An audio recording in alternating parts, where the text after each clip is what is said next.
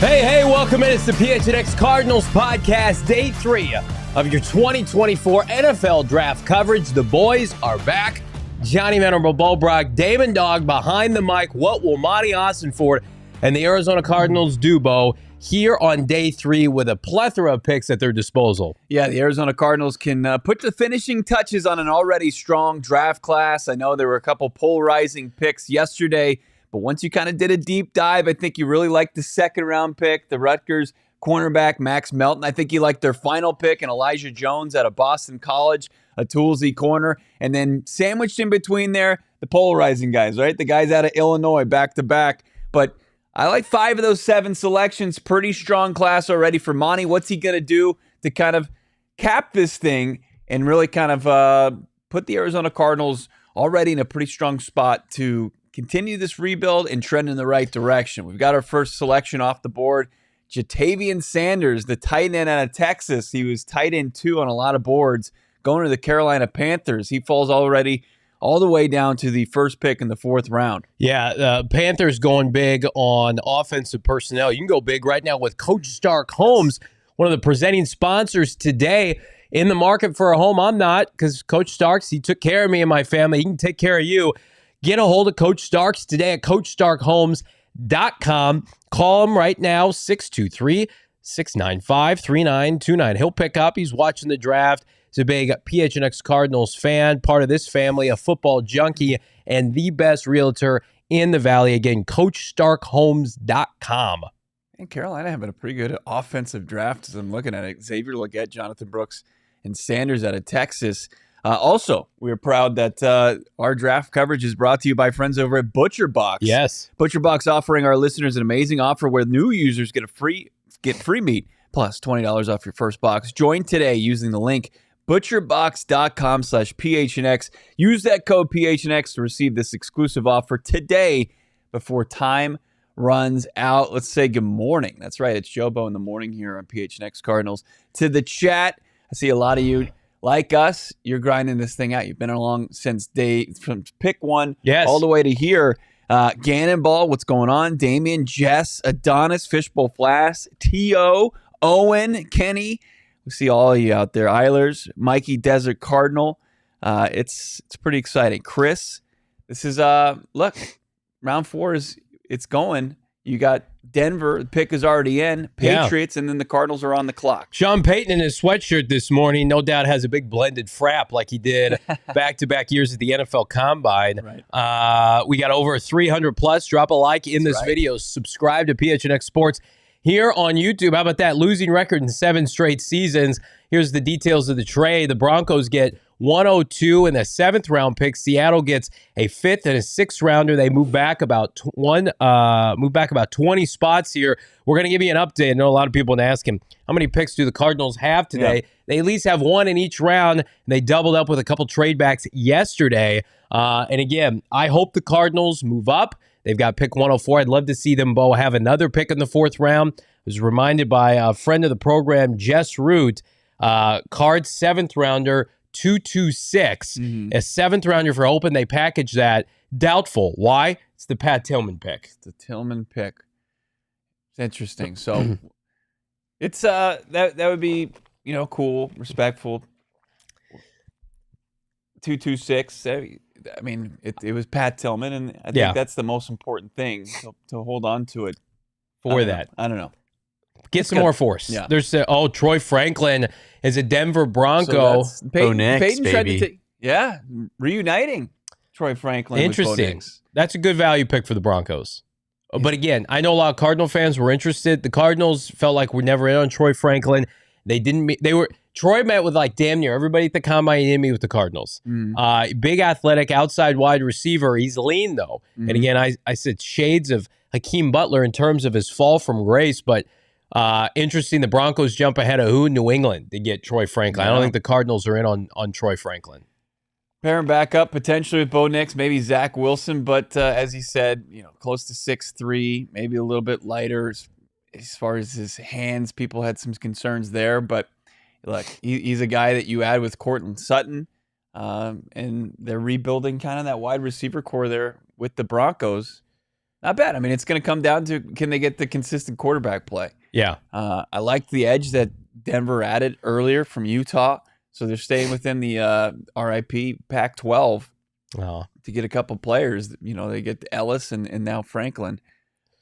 So now you've got New England on the board, one pick ahead of the Arizona Cardinals. They're showing the Broncos offense on TV. My eyes are burning. Yeah, Javonte Williams is still a thing, I guess. Bo Nix and his pop gun arm. Courtland Sutton, who is holding out, and then Troy Franklin.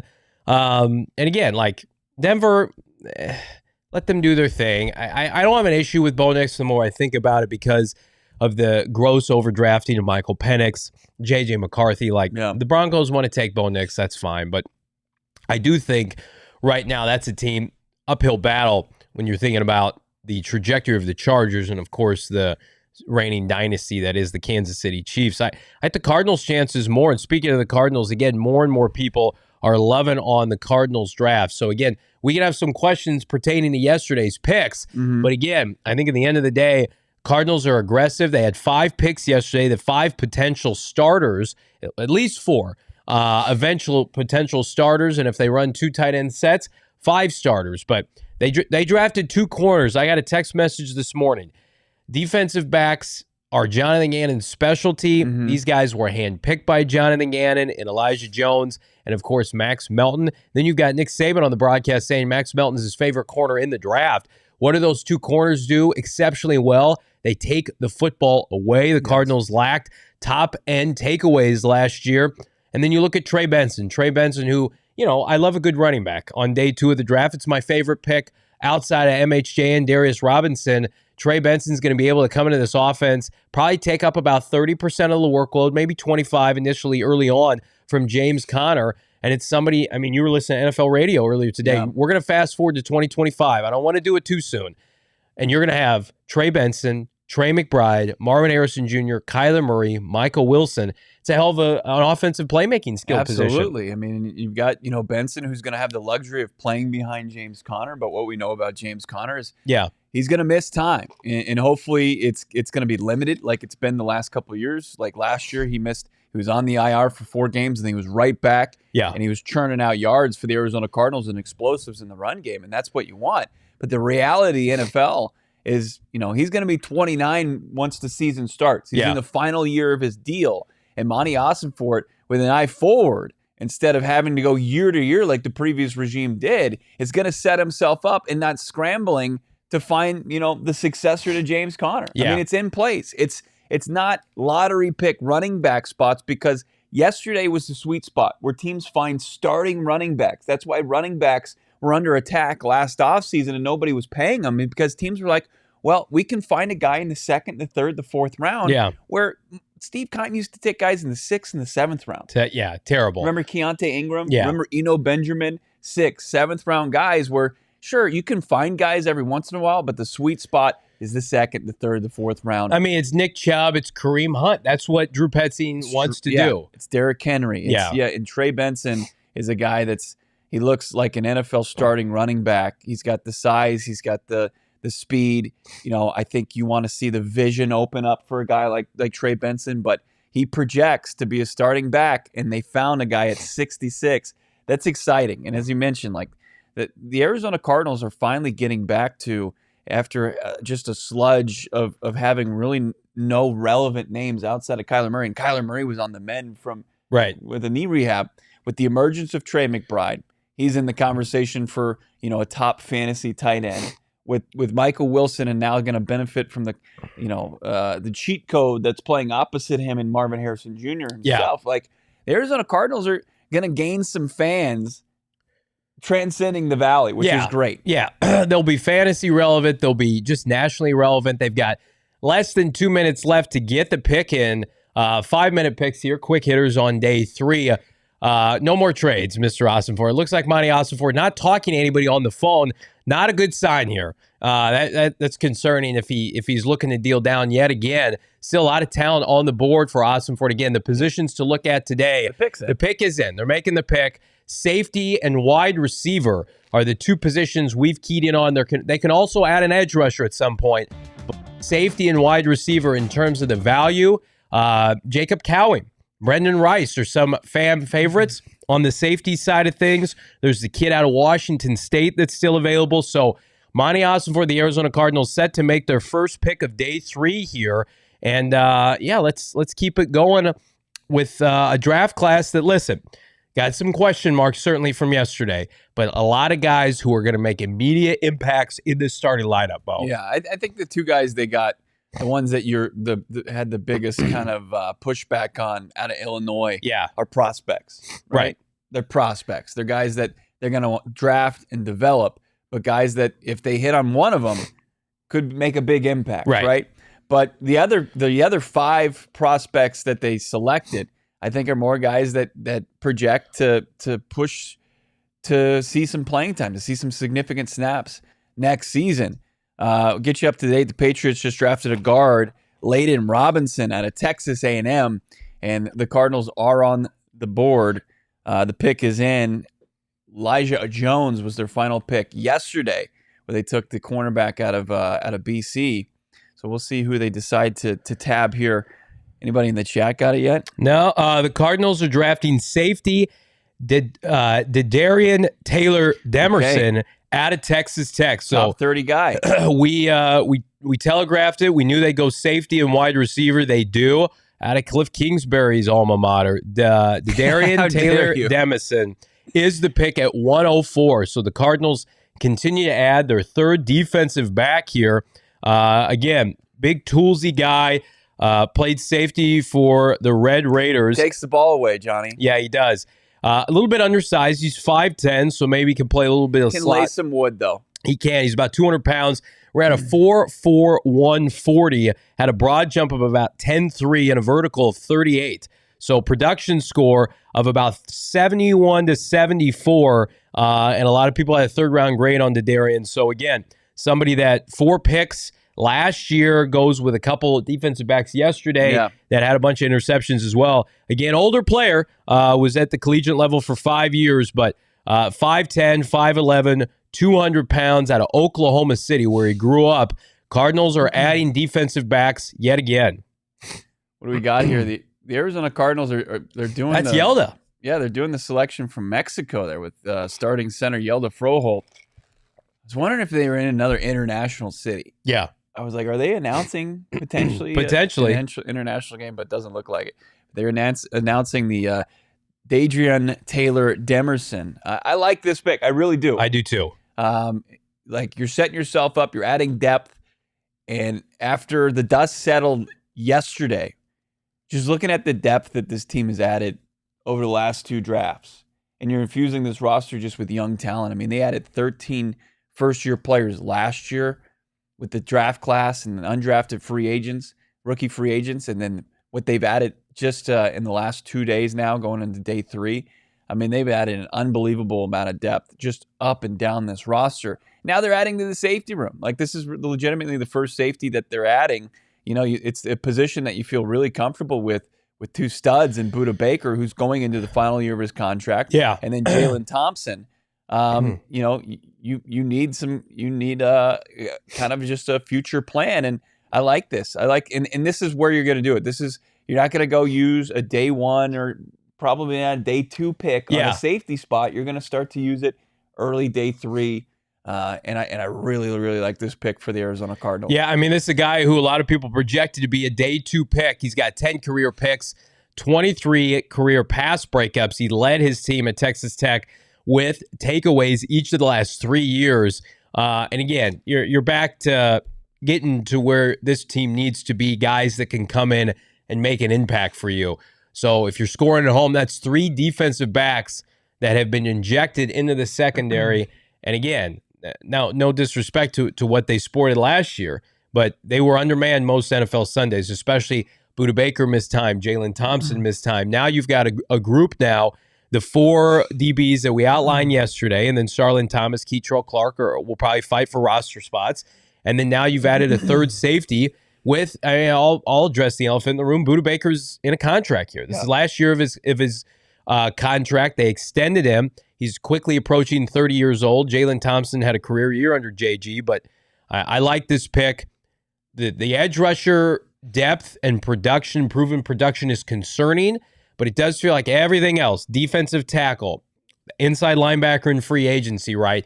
Now defensive back, starting to fortify this defense where, okay, a lot of pressure now goes on Zaven Collins and B.J. Ojulari to produce because right now, there are some flyer guys available on day 3, but like that's going to be your primary battery to rush the passer off the edge unless Darius Robinson can do it as well. Yeah.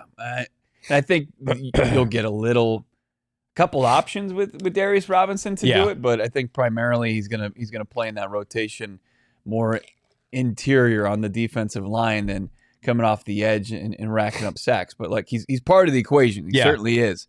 I'm seeing, in the chat saying, what are we doing? We need D-line. I disagree. I think that the D-line, that they were able to supplement it through free agency. Yeah. Add to that rotation, raise the floor on the defensive line, and didn't make it a massive need here.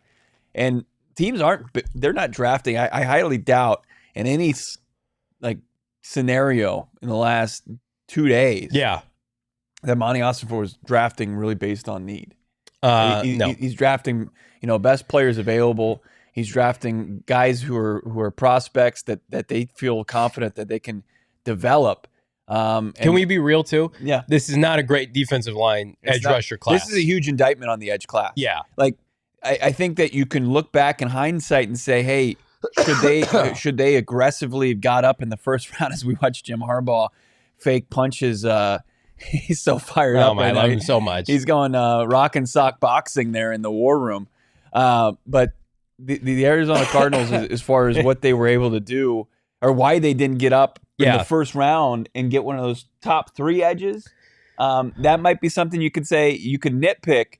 But anything beyond those 3 guys, are they an upgrade over Zaven? Are they upgrade over Gardick? Are they upgrade over B.J. Ojulari? Yeah, and here's where we can nitpick this team in this fall if they suck again at rushing the passer. Should have signed Jonathan Grenard. Should have signed Daniil Hunter. Yeah. You should have been in on some of those guys because I think Darius Robinson can rush the passer a little bit. He's a 5'3" technique. He's a big man. He's 290 pounds. I think he's mostly going to be a defensive tackle for them. So, I love that. They needed a first-round defensive tackle, and they added a bunch in free agency. That position is set now. Yeah. It's really just edge rusher. And they took B.J. Ojulari with a top 50 pick.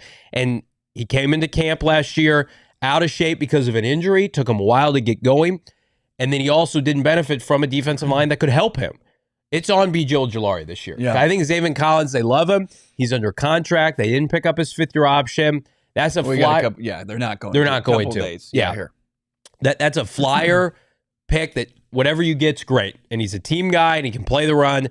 B.J. Ojulari or bust right now. Unless they go out and sign some free agent or maybe trade for somebody, that's the one position where it's like Brock Purdy, Matthew Stafford, Geno Smith.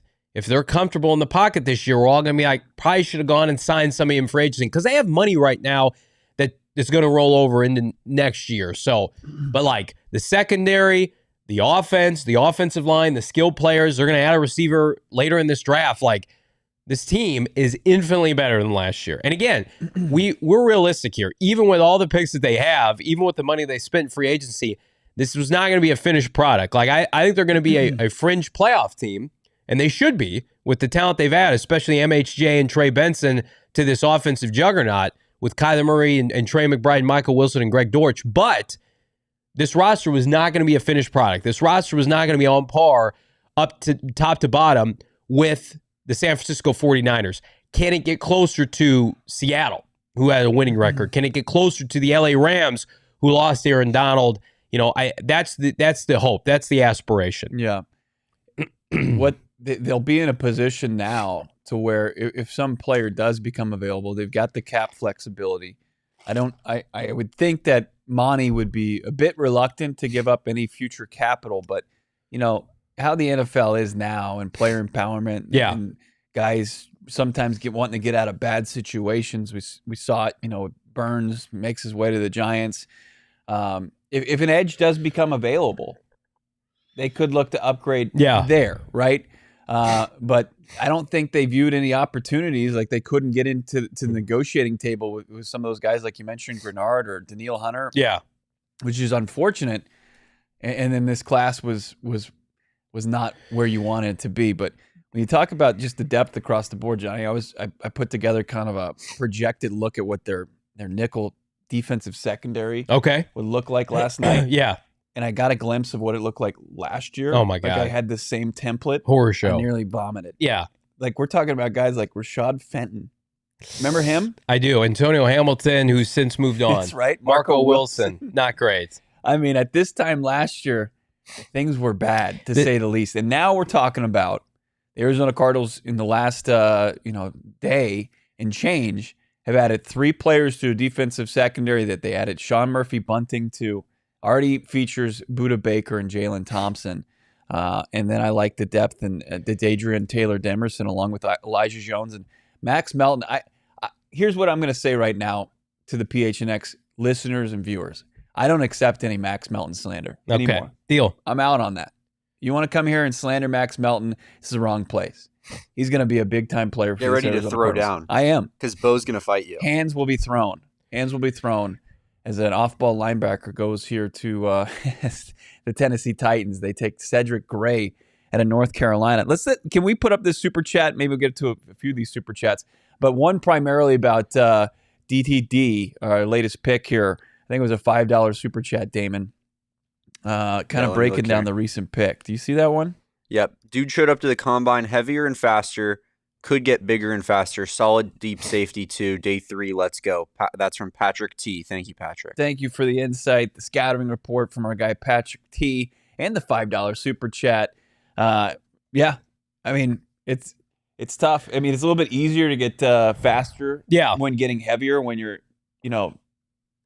his age. Yeah. I'm not getting any faster. I'm just getting heavier. Right. But look, he bulked up and he also added some speed. He was in the lab, and now he's about to get mentored by the kingmaker at that position. He is Jonathan Gannon. I'm putting out a tweet right now. The Cardinals defensive backs that they've added in this draft have had a combined, if my math is correct, 12 interceptions last year.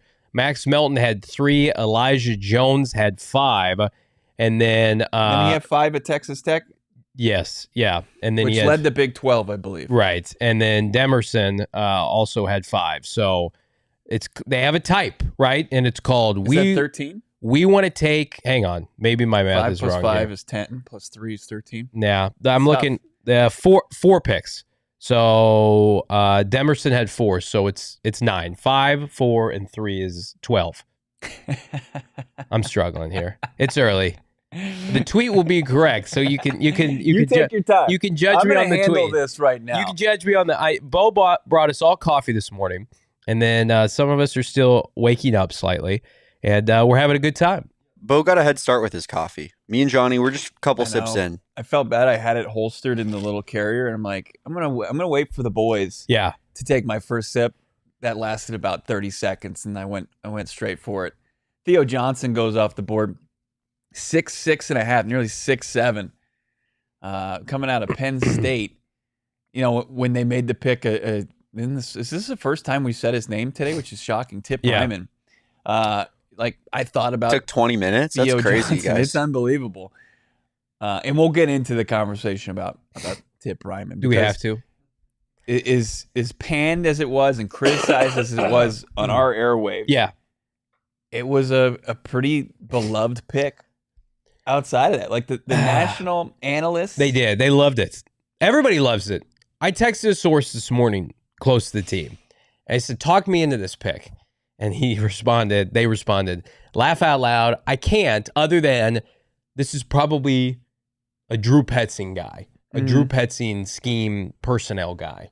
And listen, I would have loved that today in round 4, 5, or 6. But if you felt like this guy was too good to pass up at 81, 82, so be it. But listen, it's never going to be my favorite thing. Steven in the chat, Steven Valencia. Tip time, baby. Look, it goes back to the point we were just making about the defensive backs room. The Arizona Cardinals tight end room now, and the diversity that it has, right? You've got your most your best one is obviously Trey McBride, right? Like he's a guy that's going to get a contract extension. He's a top tight end in this league, and at a stacked position.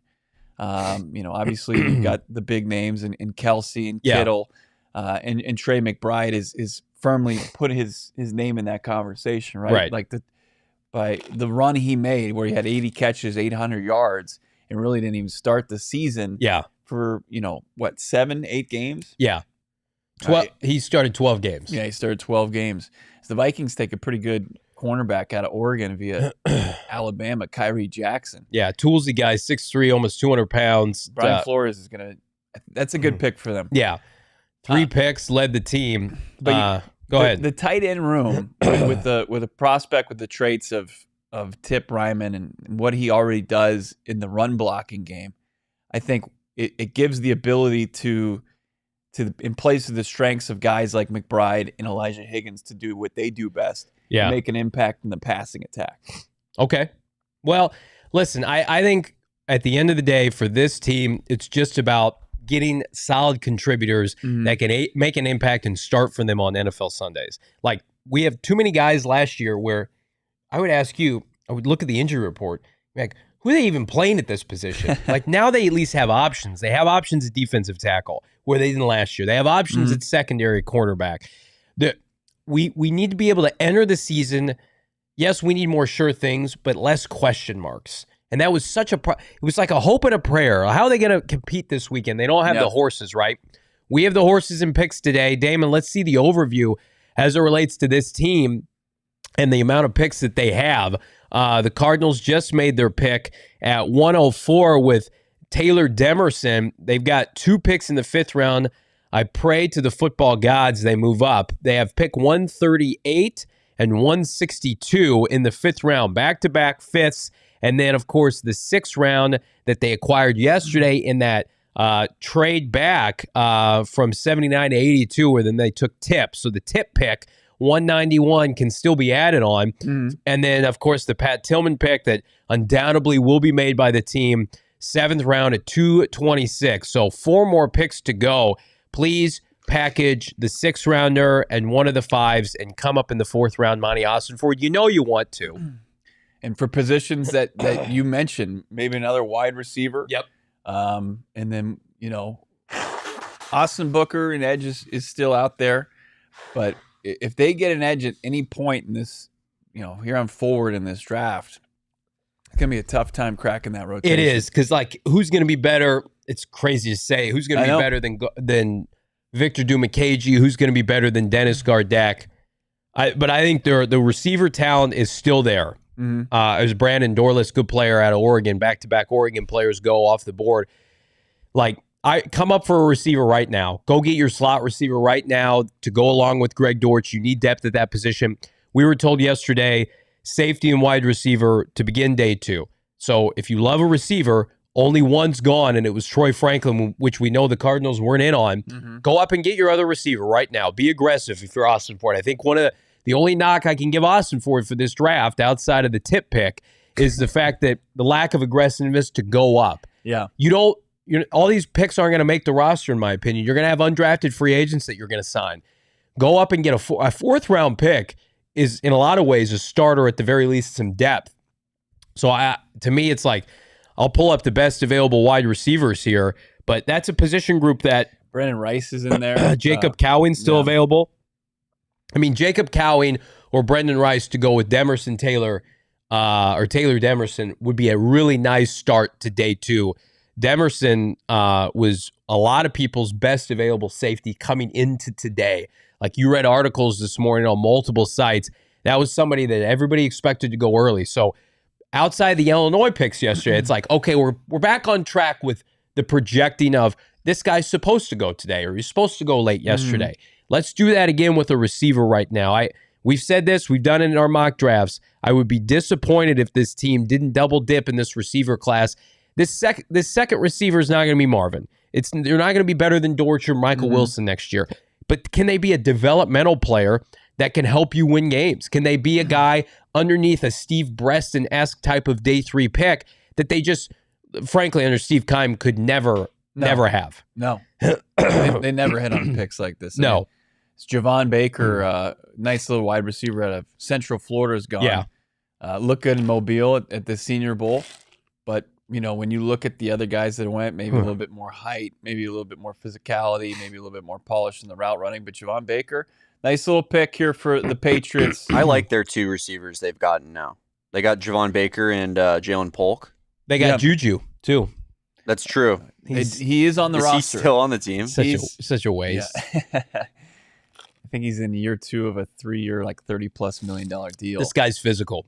Baker's real physical. Like when you, I think with Baker, and I don't want to be disrespectful to Juju, but at this stage in his career, like the 2 guys they took, like you even went Juju around Drake May. You should have the opportunity to, right? Juju's 27, dude. Didn't Juju expose himself in his car on like TikTok or something recently? I think you cut Juju. If I'm the Patriots, like, can't do that. You're gone. Yeah. What a fall off. Hey, we just drafted another wide receiver, Juju. Go ahead and hit the free agent streets, bro. What a fall off. We got any super chats we can get to as we're we got plugging along here? Let's go through those, Damon. We got Chaz, $4.99. Johnny, hats off to you for secretly toilet walking MHJ to Arizona Cardinals. You're a humble former Maricopa resident thanks to Coach Stark. A lot of people said LFG. A lot of people said that me not getting my opportunity to meet MHJ in the bathroom at the Combine allowed MHJ to feel comfortable about coming to Arizona. So indirectly, Marvin not meeting with the media was a good thing for everybody. He's got a good handshake. Yeah. Rocky you ever Jameson. shook his hand before? I have not. Oh. I was talking you knew the answer to that already before you asked that. Just hanging out. It was like Paris Johnson Jr. and Marvin Harrison Jr. And I just felt like part of the crew yesterday. That's cool. That's nice for you. Thanks for rubbing that in. Just one of the boys. Just one of the boys. Like, look at us, guys. It was like you guys when you guys were back in college. Yeah, it was like you, Paris, all in the desert. Remember when we used to sit around and play 2K, boys? You're such a dick. You're not friends with MHJ more than me. You haven't even met the guy. Yeah, we will. We will connect. He said he looked at the opportunity of meeting Johnny at the Combine. He said, pass. Get me out of here. I was up there in the front row with Greg Braggs Jr., and he got to lock eyes with Caleb Williams. I'm like, all right, Marvin time. Now's my time. And then the Drake May title card came down, and I'm like, this is the worst day of my life. Did you mention hold the line at all, Bo, by any chance? I didn't. That's kind of messed up. We all have our... But all good. You have your reason, and it's valid, and I have mine. I've actually met the guy. And then there's Johnny, who's just kind of fanboying over here about... I'm a big-time fanboy. Well, that's classic John.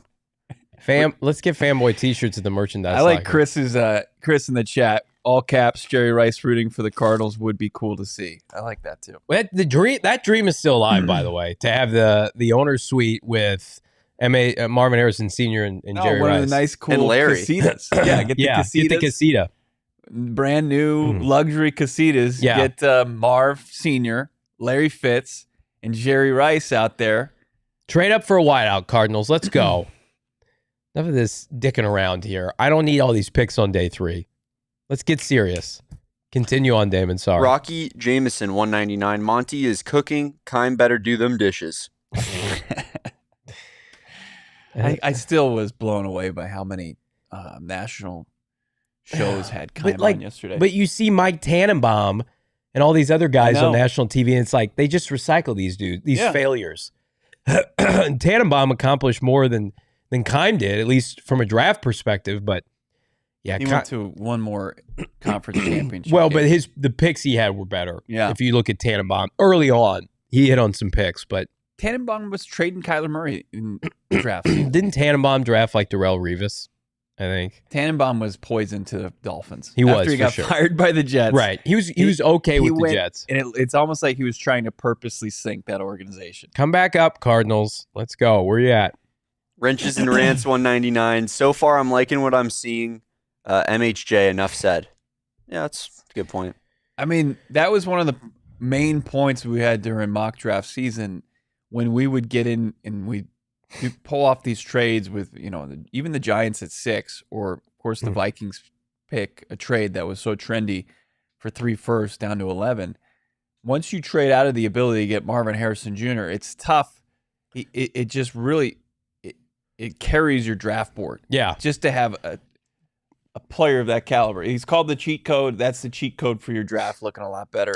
But I still think it's solid, top to bottom. It's the magic elixir. Mm-hmm. What's the pick today that they could add that would really get everybody fired up, that would bring everybody together? Is there a player left? Is it Brendan Rice, do you think? Yeah. Just Ian Rappaport tweeting out, Brendan Rice boarded a flight this morning in Dallas. He's going to be the pallbearer in giving an obituary speech. His best friend passed away. Oh, my God. But he'll be answering the call, but it's going to come from the funeral. That is brutal. Jesus. That's sad. Got some cheesehead screaming at the podium right now. They're taking Evan Williams. It's a decent bourbon. Evan Williams. I think Oregon safety. Has Jeremiah Trotter Jr. been drafted yet? I think that people would be in on either one of these receivers here, preferably Cowing or Rice, or a D tackle. I think people could get in on Christian Boyd or something like that. Yeah, the kid from Northern Iowa. Yeah. You're seeing now that all these safeties are starting to go. Ossenfort was in the mix for the corners. Yesterday, there was a little run on running backs. Although the backs, a lot of them are still available. That just shows you Trey Benson was clearly, a lot of folks' mind, RB1, RB2 with Jonathan Brooks. Yeah. Marshawn Lloyd was in that group. Of course, Baldy was a big fan. And then the kid from Tennessee, I think, is probably the next best back. Jaden. Yeah. Yeah. Yeah, we got Jalen Wright, Ray Davis, Wright, Braylon Allen, Isaac Garendo, and Bucky Irving as the top 5 available at running back. And apparently Trevor Sikkema said that he really likes the last pick. Emerson. What was the name before that? Demerson? Taylor Demerson. Nice. I think you're gonna read Trevor Sikkema's work, making a prediction next week, breaking down the Cardinals draft, and it's gonna be very complimentary. He loved Max Melton. He likes this Demerson pick. No, everybody loves the Trey Benson pick. There's not one like person about the first round picks. Nothing. And then they got. I mean, like they've just by default added so much to their team. Like you can dislike. Nobody's gonna like every pick. Mm-hmm. I'm talking about the tip pick. Nobody's gonna love every pick. But when you look at the Cardinals draft haul compared to other teams, and they have like 12 fucking picks, then you're just like, oh yeah, I really like their draft because they got 7 of my guys. Yeah. Right. So, I mean, like nobody likes an unsolicited tip pick. Can we agree on that? Jesus. Can we cut that? Can we clip that? Raiders added a pretty toolsy corner out of Mississippi State. My God, it's like ran a 4.34. He's over 6'1". Yeah. But coming out of the SEC. Van Pran, too. I think people would like that. Oh, that'd be great. Van Pran, trade up, Monty. Come on. Do you think that when we talk trenches here, because you said the spots they're going to look to address here, safety, which they just did. Yeah. Wide receiver. You think they'll always come back to the trenches when they'll look at BPA over I think what so. The wide receiver options are? Oh, Tez Walker out of North Carolina going. Good player. The Ravens they always do this, and they've continued to do it through this draft. If you look at the Ravens, they take notable players that fall down the draft board, and it seems like it's a pretty good philosophy. It's a pretty sound philosophy. I mean, look at 80 overall in terms of his grade. He was somebody I think most of us had mocked in the middle of the 3rd round. It's good value for them. I think that like the Cardinals want to be built like the Ravens. They want to be built like the Niners, like the Cleveland Browns that are run dominant. That then like Tez Walker, that kind of player is a Cardinal in future drafts on day 3. Like that's what they want to do. They don't want to take receivers early. Like, they took Michael Wilson last year because the value was there. But, like, I think moving forward, and I could be wrong about this, but certainly with the infrastructure that they have, you're not going to see receivers taken early for this team anymore. I think now you've solidified Marvin Harrison Jr. hopefully is a future Hall of Famer for the next 10 years in Arizona. Michael Wilson, I hope, gets his second contract. And now it's just, can we just add some depth every year? Can we add some guys? But I'm going to tell you who today, this weekend, has been good for. The prospect of him re-signing long-term in Arizona after the season he had is Yelda Froholt.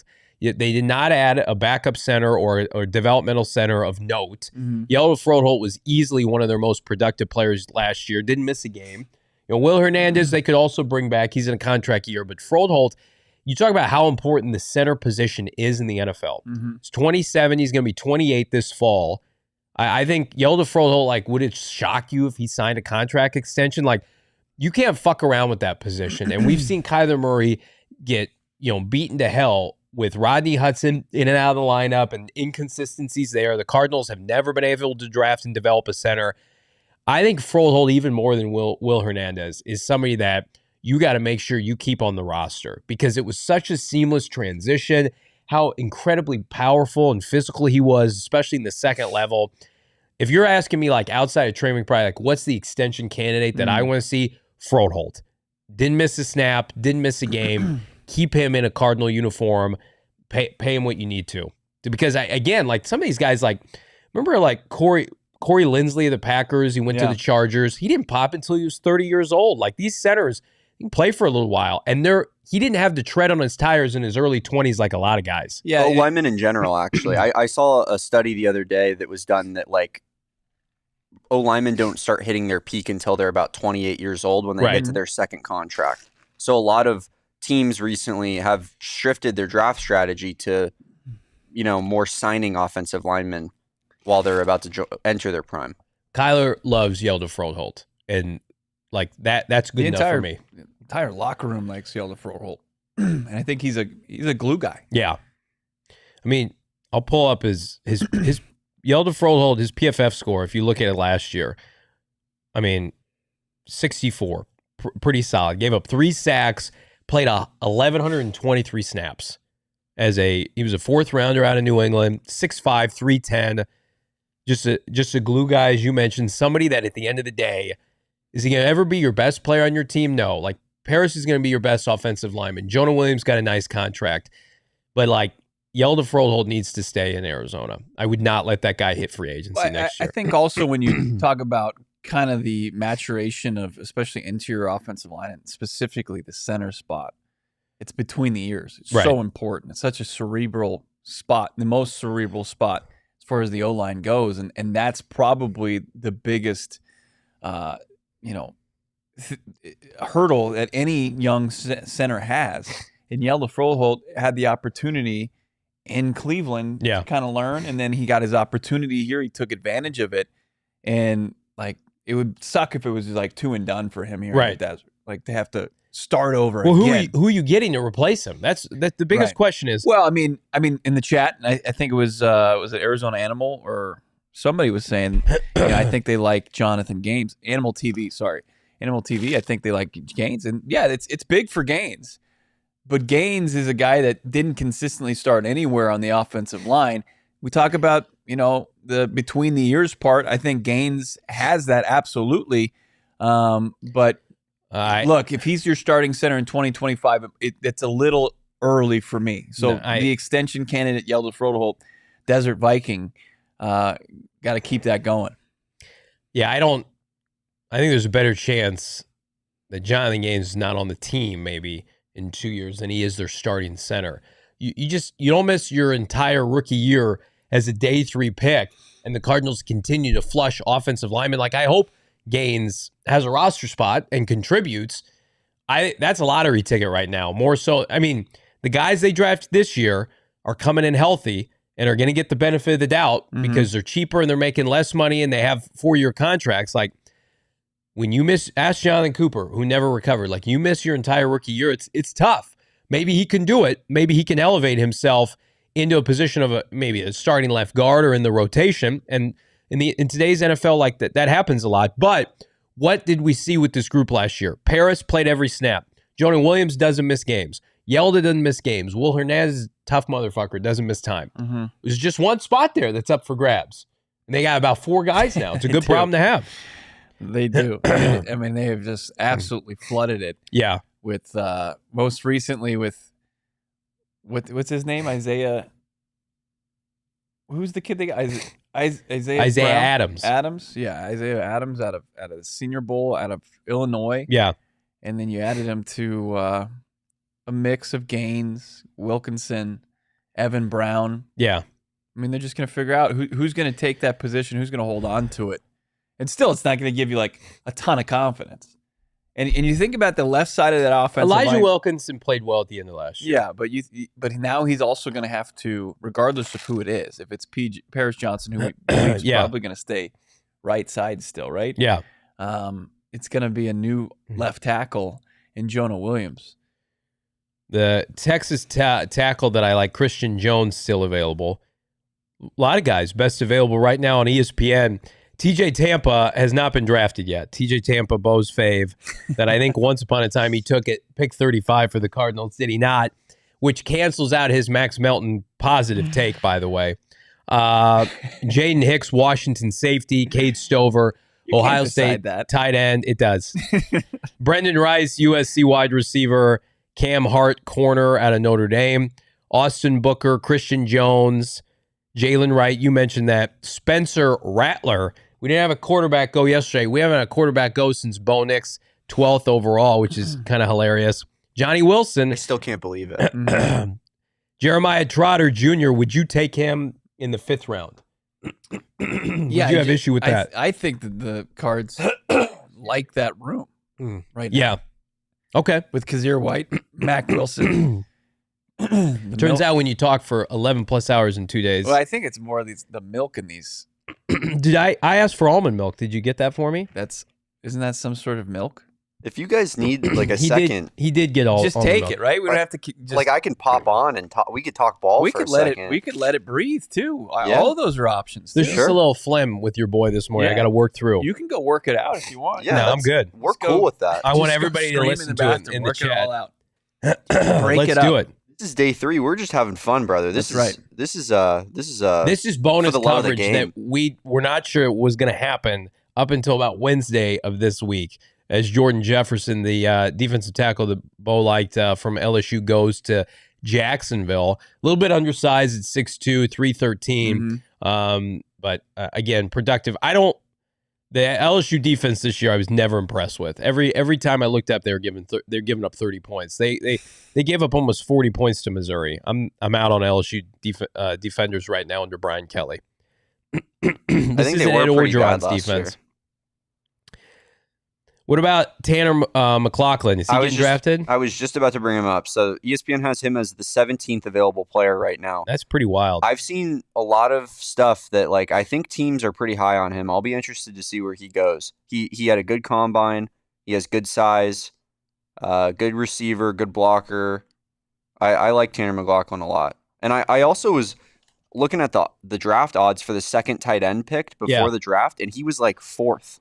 That position is so hit or miss. Like it is. It was clearly Bowers and everybody else. The year Trey McBride went. You can find studs in the 5th round. Yeah. Busts in the 1st. It's scheme fit. It's like, how much do you ask your tight end to have inline blocking skills? How much do you prioritize, somebody who can separate down the middle of the field, a tight end seam route? Like, that's why yesterday's pick, it's like, I don't love it. I will never love it until I'm proven wrong. But the Cardinals have a very clear idea of what they want from the tight end, and they believe that this kid's going to play a lot of snaps for them, and that he's got athleticism off the charts. So, I don't think he was worth a top 85 pick, but it's clear that like he fits what they want to do more than some of these guys like a Cade Stover that are still available today, which is crazy. Like if I'm Cade Stover, and I'm like, motherfucker, you took a tight end from Illinois who had 200 yards.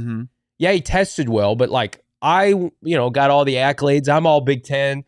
That stuff, that's where you have to separate college accolades and production from NFL prospect and how will it translate? And so much, sometimes at the collegiate level with these players is out of their control. They bloom late. They're part of bad programs. They're part of rebuilding teams. Their quarterback was inefficient. It hurt their production. So that's the ultimate. This tip pick is the ultimate. I trust Dave Sears. They watched tape all year and they said this guy is going to pop at the NFL level. And again, if he doesn't, if he's the bust that we hope he's not, but we're a little fearful right now, then we'll rip him on air because it wasn't a good pick. But when you're looking at top 100 picks, you're looking at guys. I was listening to it today. Like they said, either in the red or in the blue. Are they going to be a guy that's going to be able to help you win, play a role in you winning football games, or are they going to be a guy that isn't going to find a way to contribute to winning football? And they already see with a guy in Tip Ryman his blocking ability where he can play a role for this Cardinals team in 12 and 13 personnel. But then, like when you talk about a Cave Stover out of Ohio State that had tremendous opportunity, probably was a bigger prospect coming out of high school. No doubt.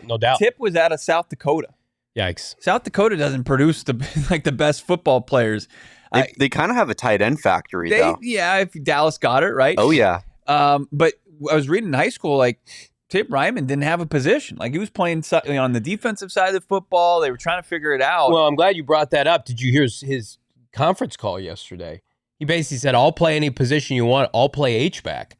And I put this out on Twitter, like, if this is the Cardinals, because the Cardinals run the Shanahan offense, if this is their version of Kyle Juszczyk, I can get on board with it. If they're going to use him, H-back, fullback, second tight end, they throw him the football. If he's that powerful of a blocker and a physical presence, that I know there's only one Kyle Juszczyk in the NFL, but this kid's athletic traits speak to like, okay, he should be able to get to that point. I'm okay with it, even at pick 82. If he's a player, and you said it, if he leaves the field and we're like, shit, Tip's leaving the field. Oh, is he hurt? This is bad news. Like that. I can get my arms around that. Imagine that's where we're at, like in week 6 of the I will season. sit there with all the crow eating it. I'll have egg on my face. I need to be proven wrong though. And again, like, do you think that's the moment you're going to realize you were wrong about Tip? It's going to be just a double dagger. Like you see him leave the field and it just guts you. Tip's entering the blue tent. I'm going to be like, shit. Sucks the air out of the building. And then you realize, oh, we got to put Higgins back in. Oh no. And you also realize, I made a grave mistake. Last year, the Cardinals in the red zone had a tough time. This year, they've added Marvin Harrison Jr. They've added the best run-blocking tight end in the draft. They've added a left guard in the draft. They added a left guard in free agency. They added Jonah Williams. Trey Benson. They added Trey Benson. The red zone, I think, is going to be less Kyler Murray dependent on him to make plays with his legs, and that's a good thing. Johnny leaving 50% tip now. Never. I went to high school with a guy, Brian in the chat, who never tipped anybody. And it's disgusting. And we had to it got to a point we couldn't go out with him anymore because it was like, this is uncomfortable. Would you let him leave and then drop a couple extra bucks? No. I mean, because I had no money as a high school kid to pay for anybody else's tip. But he would literally just sign his check and go. And I'm like, I can't be around you anymore. So no, I'm a generous tipper. I typically do at least 20%. Yeah, start at 20. And then you work your way up. You get one of the tablets spun your way and you see 22 and you realize it's not that much and you just hit it. Yeah, when I'm at Chili's with the family, spoiling the fam. Max Simpson, our ad guy, is going to be furious that you're just dropping free Chili's promotion. We do 15 hours of coverage. I can bring up Chili's. Mm-hmm. And we're finishing off, molten lava cake, or we're finishing off a skillet cookie. And I'm putting the tip down. It's called a Pizookie. I'm always going 25 to 30% at Chili's. Always. The Steelers are crushing it, man. Have you seen their draft? Troy Fontenot, Zach Frazier, Roman Wilson, Peyton Wilson. Who's their quarterback? They have 2. Dual when you QB have 2, system. that means you don't have any. It's true. Daniel Jeremiah has Tanner McLaughlin as his second best player on the board right now. I think he might be a little soft. Tanner? A little softy. But he's athletic. His game is athletic. No, I'm sorry. I'm thinking of who's the interior offensive lineman? Not McLaughlin. Did he go yet? Christian Mahoney. That's who I'm thinking of. Mahogany, yeah. Mahogany. There's a out of guard Boston from Illinois College. if you want to take him. He's a Cardinal. Julian Pearl. He's the next pick. That's what I was saying last night. Just sign him They up. have a wideout too. That's in the conversation. I yeah. hope not. Here are the best available wide receivers. Brendan Rice, Malik Washington, Johnny Wilson. How about this guy from Pittsburgh? Bub Means. I've seen Johnny Wilson in the chat. Look, He's like tight end. I'd rather have No. Tip Ryman than Johnny Wilson. I Johnny mean that. Wilson at 6'7", former Arizona State player. What's he going to do for you outside of being tall? Is he going to? Where's he going to play on teams? What's he going to be able to do? Where's he going to be able to contribute? Like guys at this point in the draft have to be able to contribute a couple different phases, and I just don't know if it's there for Johnny Wilson. We're gonna line him up over right next to the long snapper since you can't overtop, and just try to have him block field goals. You and I saw him in Mobile, and we're like, before like they're warming up, and you're like, my God, he is huge. And then you saw him get out there. It's like guys will go out there and play bigger than they are. Johnny Wilson plays smaller than he is. There's a kid out of Louisville, Jamari Thrash. And I like that. the problem He was is solid at though Senior Bowl. with Jamari, he's 6'1", 188. If he's bad, I'm gonna want to call him Jamari Trash. Unfortunately, Seems like a win-win to me. That is a That problem. is true. Take out the trash. Sorry. We I got- hope he gets to achieve his dream today, becoming an NFL player. We're bad people here on a Saturday morning. Like this video. Subscribe to PHNX Sports here on YouTube. Jacob Cowing was a top 30 pick. I know Jalen in the chat, Jalen Blairbow asked, do we have an update on the top 30 picks? Who's available left and who could they target? I know two in particular, the Northern Iowa defensive lineman and Jacob Cowing. Did they have a top 30 visit with Brendan Rice? They did. They did. So two receivers that they met with at their facility are available. So keep that in mind. The Cardinals pick in about, 19 picks away. They have pick 138. We're at 119 right now. Let me try to. I have a list here of Yeah, the, Damon's going to work on that. the visits. We have Nehemiah Pritchett, Christian Boyd, Jarvis Brownlee, Taylor Upshaw. And Okay. I think that might be all of the defenders that were brought in on top 30s that I'm aware of. Well, we're 1 for 1 on top 30 visits being drafted today. Yeah, and we've got 3 overall that have been selected by the Cardinals. The latest pick, Dadrian Taylor Demerson. Max Melton was a top 30 guy. And then Marvin Harrison Jr., of course, came in for one. And then you got those 3 U of A guys. So I don't know if they officially counted towards the top 30. We were talking about that during this draft season, or were they just local guys that you don't have to put within those top 30. They talked to Jordan Morgan, who ended up going 25th overall to Green Bay. Yeah. Opshaw, who probably projects, I wouldn't be surprised if he's an undrafted guy that they sign or if he like doesn't get selected. 7th round priority guy. Yeah. Jacob Cowing, they did bring in. The only offensive player I'm seeing that had a top 30 visit that's still on the board is Dylan Johnson. I could be wrong on that, but I think they mostly on the offensive side of the football targeted like getting first round caliber prospects in. Yeah. Jacob Cowing, to me, it feels like the play. The one edge, and somebody keep me honest, is Xavier Thomas out of Clemson gone? I'll tell you right now. They brought him in for a top 30. I keep loving to see the Christian Boyd. He's still there. Like, I think it's as far as like playing nose, being a run stuffer. Xavier Thomas has not been Xavier Thomas has not been drafted. Okay, maybe he's somebody down in 5th round, 6th round they could tab. Do you feel like any edge player at this point that's a waste? It's just Give me Gabe competition. Murphy. Gabriel Murphy, yeah. Injecting it into my veins, Bo. He was a TFL machine behind Latu. I Oh, also man. I think Braden McGregor from Michigan. I think he has some juice to him. I've seen him mostly as like a 7th round type of guy. But do you remember when we talked to Jordan Morgan at the Senior Bowl, Bo? Mhm. And he said that was his toughest matchup that he got the entire time.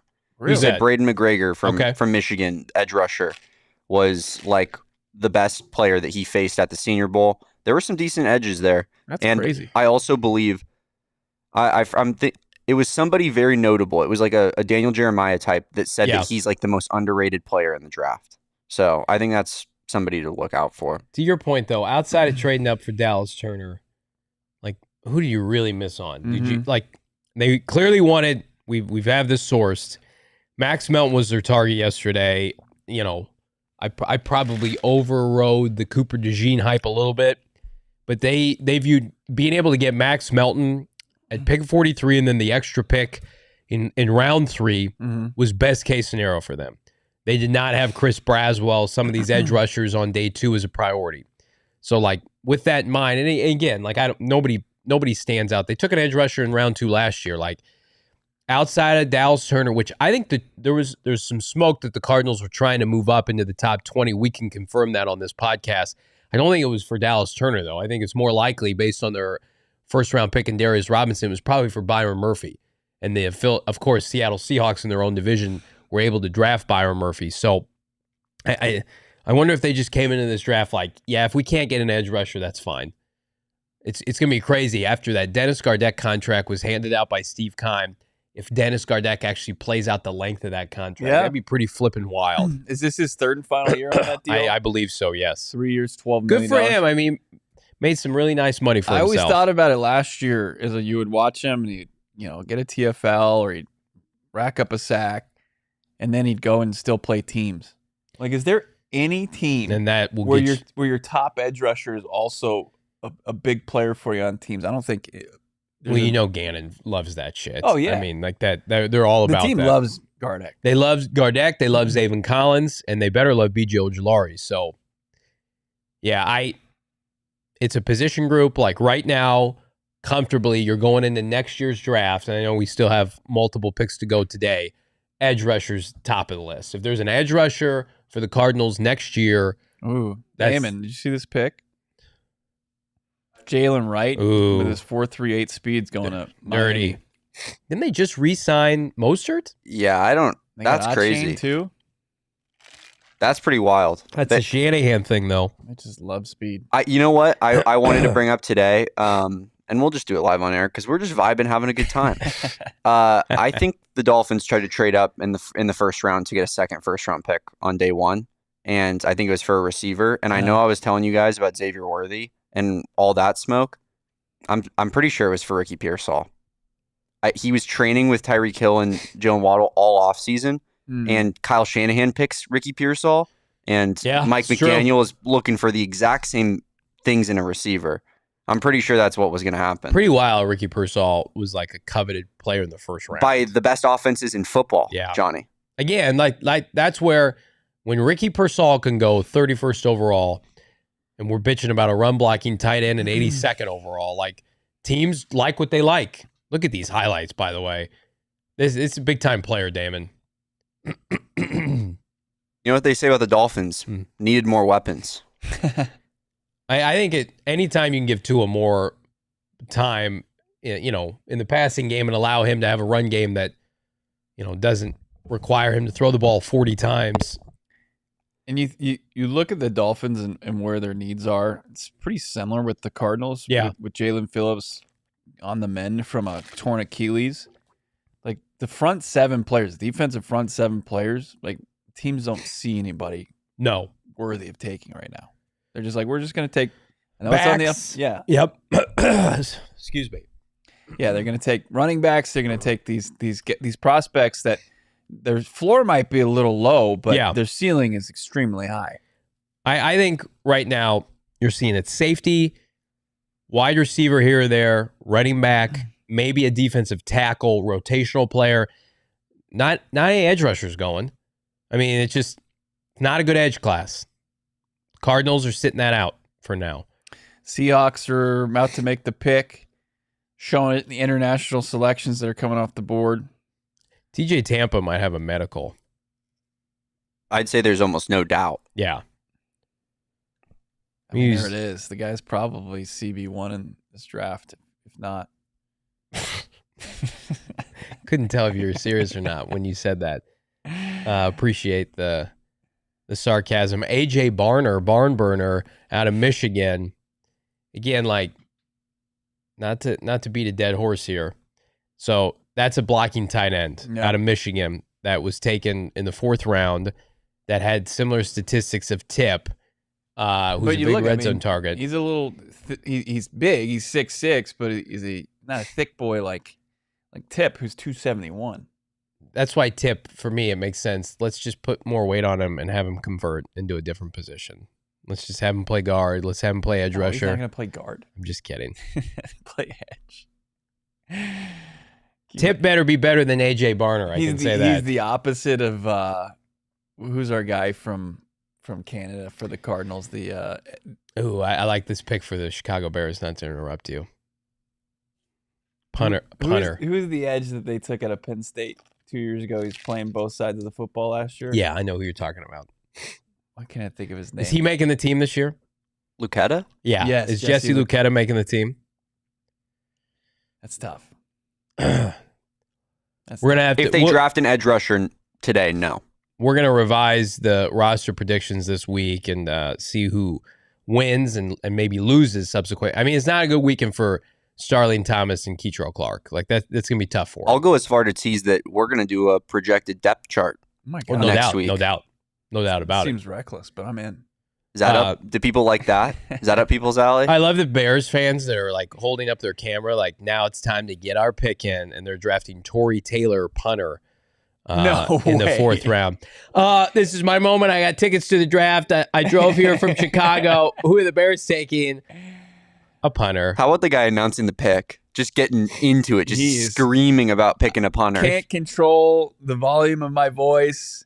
Tory Taylor out of Iowa. Nobody punted more. Nobody punted more than the Iowa Hawkeyes. Tory Taylor has leg fatigue. He does. He was he was out there probably punting on like 2nd and 3rd down. They're just like, you know what? Let's just. He and Cooper DeJean are best friends because they constantly were working special teams together at practice. Cooper DeJean. There's Cooper DeJean downing punts after he also returns punts. They play him a little bit of receiver and also, of course, play defensive back. Cooper DeJean in this punter. Every punt. I wanted Cooper DeJean. Those are the two best players Iowa have. Trade? Mm-hmm. Cardinals need to come up. Can we trade up, please? Use all of your back-end picks. He's not going to. Ossenfort's such a dirty dog. Don't show me the Bears war room clapping a punter. We got a punter. It's disgusting. You know what I'm a little grossed out by, and I like Ryan Poles and the job punters? he did. The Ryan Poles love fest. Can we just have a beat for a second? Sure. Chase Clay, you traded a pick for Chase Claypool. You were bad last year. I think Ryan Poles pulled off one of the greatest trades in NFL history, but like everybody acting like Ryan Poles is some like top 5 GM right now. Let's just hang on a sec. Let's just wait. Okay. Let's just take a second. Ryan Poles is getting so much airtime on all these draft shows and on social media. Like, the Bears, I think are going to be pretty good, but we got to wait and see here. You got to like their first 3 picks, though. Caleb, Rome, the kid out of Yale. You don't like the kid out of Yale. I do not, no. But look, a project tackle.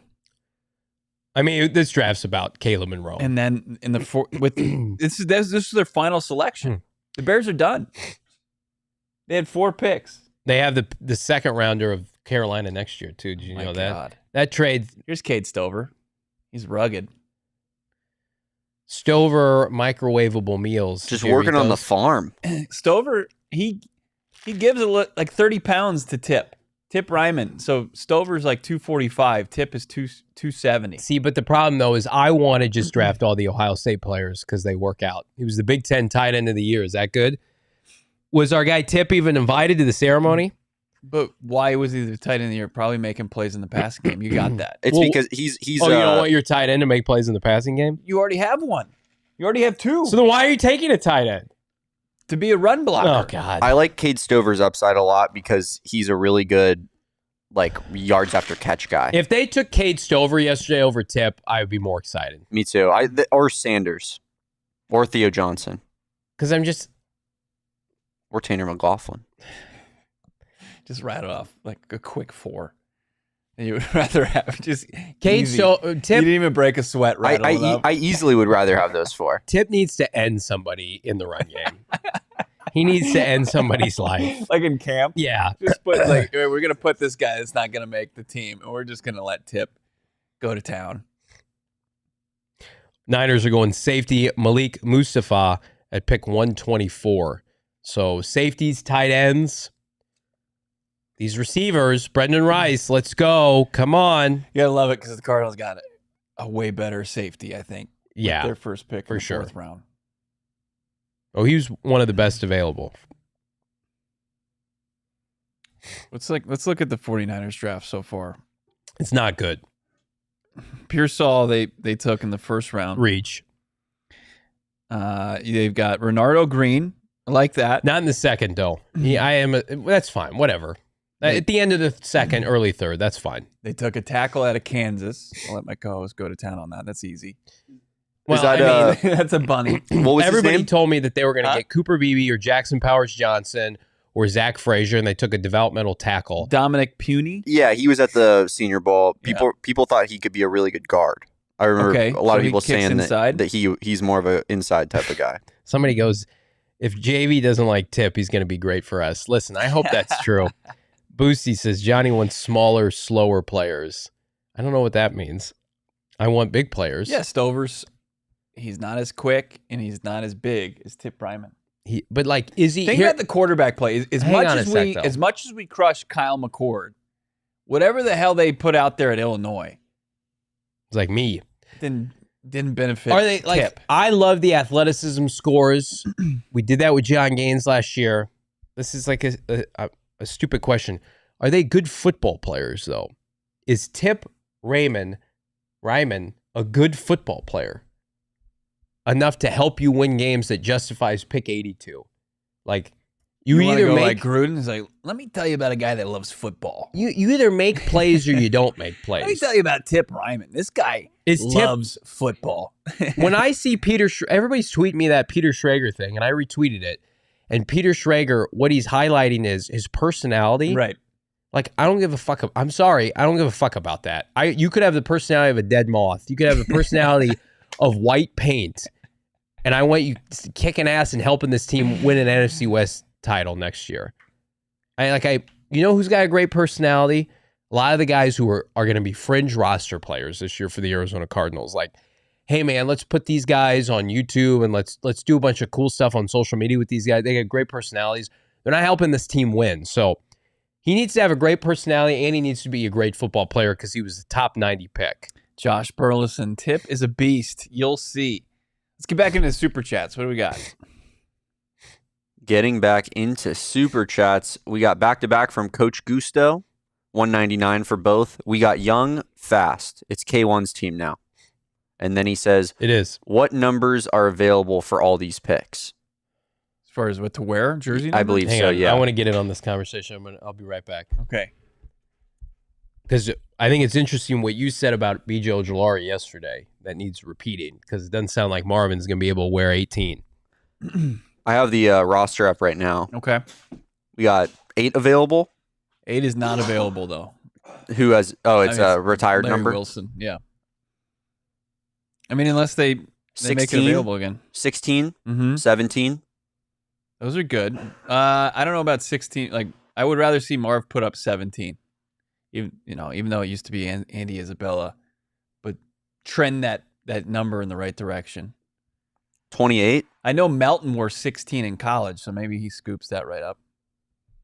28 feels like if anybody's going to get that, it's Trey Benson or the safety they just took, or Elijah Jones. Yeah, obviously there's some players that will get cut too that will open up numbers. Yeah. 87, 88. Any in the 40s? In the 40s available. Tip was 87 in college. A lot of 40s. 40, 41, 42. Tip's lucky to even have a number. 47, 48, 49. Johnny yells off air. Tip's lucky to even have a number. He can't help himself. No, he can't. He had to exit stage right just to and then just continuing his slander even off air of the Cardinals' 3rd round pick. But yeah, I think that with the 40s is a good number for a tight end. What else we have for Super Chats? Chris Wallace, $4.99. Could Tip be someone they are thinking for the next kickoff role? Bigger, faster, good blocker. Yeah, no doubt about it. Look, Tim Ryman's he's going to have to be big on teams. He'll be on kickoff. Yeah. 1,000%, I'd say. Mm-hmm. Kick return, I guess. Yep. Jalen Blair, $2. You guys still have the top 30 visit list. I think that was prior to us talking about it. We went through a lot of it. There's still, quite a bit of players like Brendan Rice, somebody that's not expected to go until late. Charlie Turner III, interior offensive lineman at LSU. Got a couple backs that remain, both Dylan Johnson and Ray Davis. Ray Davis was probably supposed to go earlier than Johnson, but remains available. Xavier Thomas, the edge out of Clemson. Christian Boyd, the interior defensive lineman out of Northern Iowa. Jarvis Brownlee, defensive back from Louisville. Nehemiah Pritchett, as Damon outlined, out of Auburn. And Quantez Stiggers, who is a DB out of Canada, CFL, who's eligible to be drafted. I think it's only happened like 3 or 4 times before that any team in the NFL has dipped into the CFL in the draft. A lot of people saying 88 is a retired number, so just want to throw that out there. Topic 64, 199. Will Darius Robinson be a edge or a tackle? I'd say both. He's going to be both, yeah. They're going to lean on his versatility.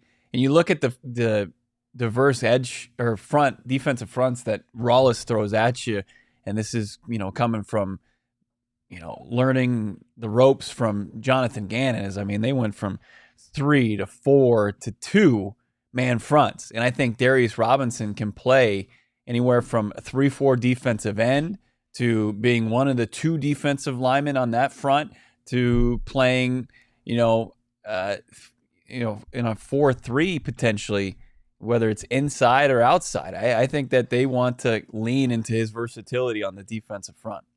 But it's a great question. True friend of the program. Another guy, topic 64. Another retired number. I said 40 was available. That's Pat's number. So I apologize. You don't get to participate when they select 226. Sounds good. Show some respect for the service, Damon. Yeah. Diego I can't believe they're going to make all these picks today. Yeah, it's pretty wild.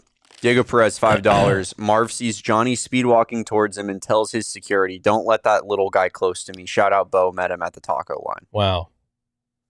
Somebody came to our draft party and they're throwing shade at me like that? How dare they?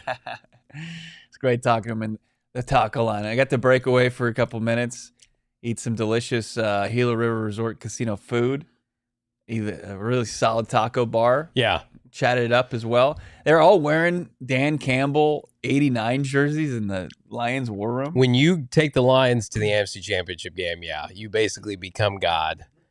Diego, come on, man. What's up? You're still yeah. I'm looking at that super chat. Come on, bro. Patrick T, $5. People think we're on a Super Bowl or bust season. We are still rebuilding. This is the floor raiser draft. 2025 is the ceiling draft, especially at D-line. I like that. That's a great point.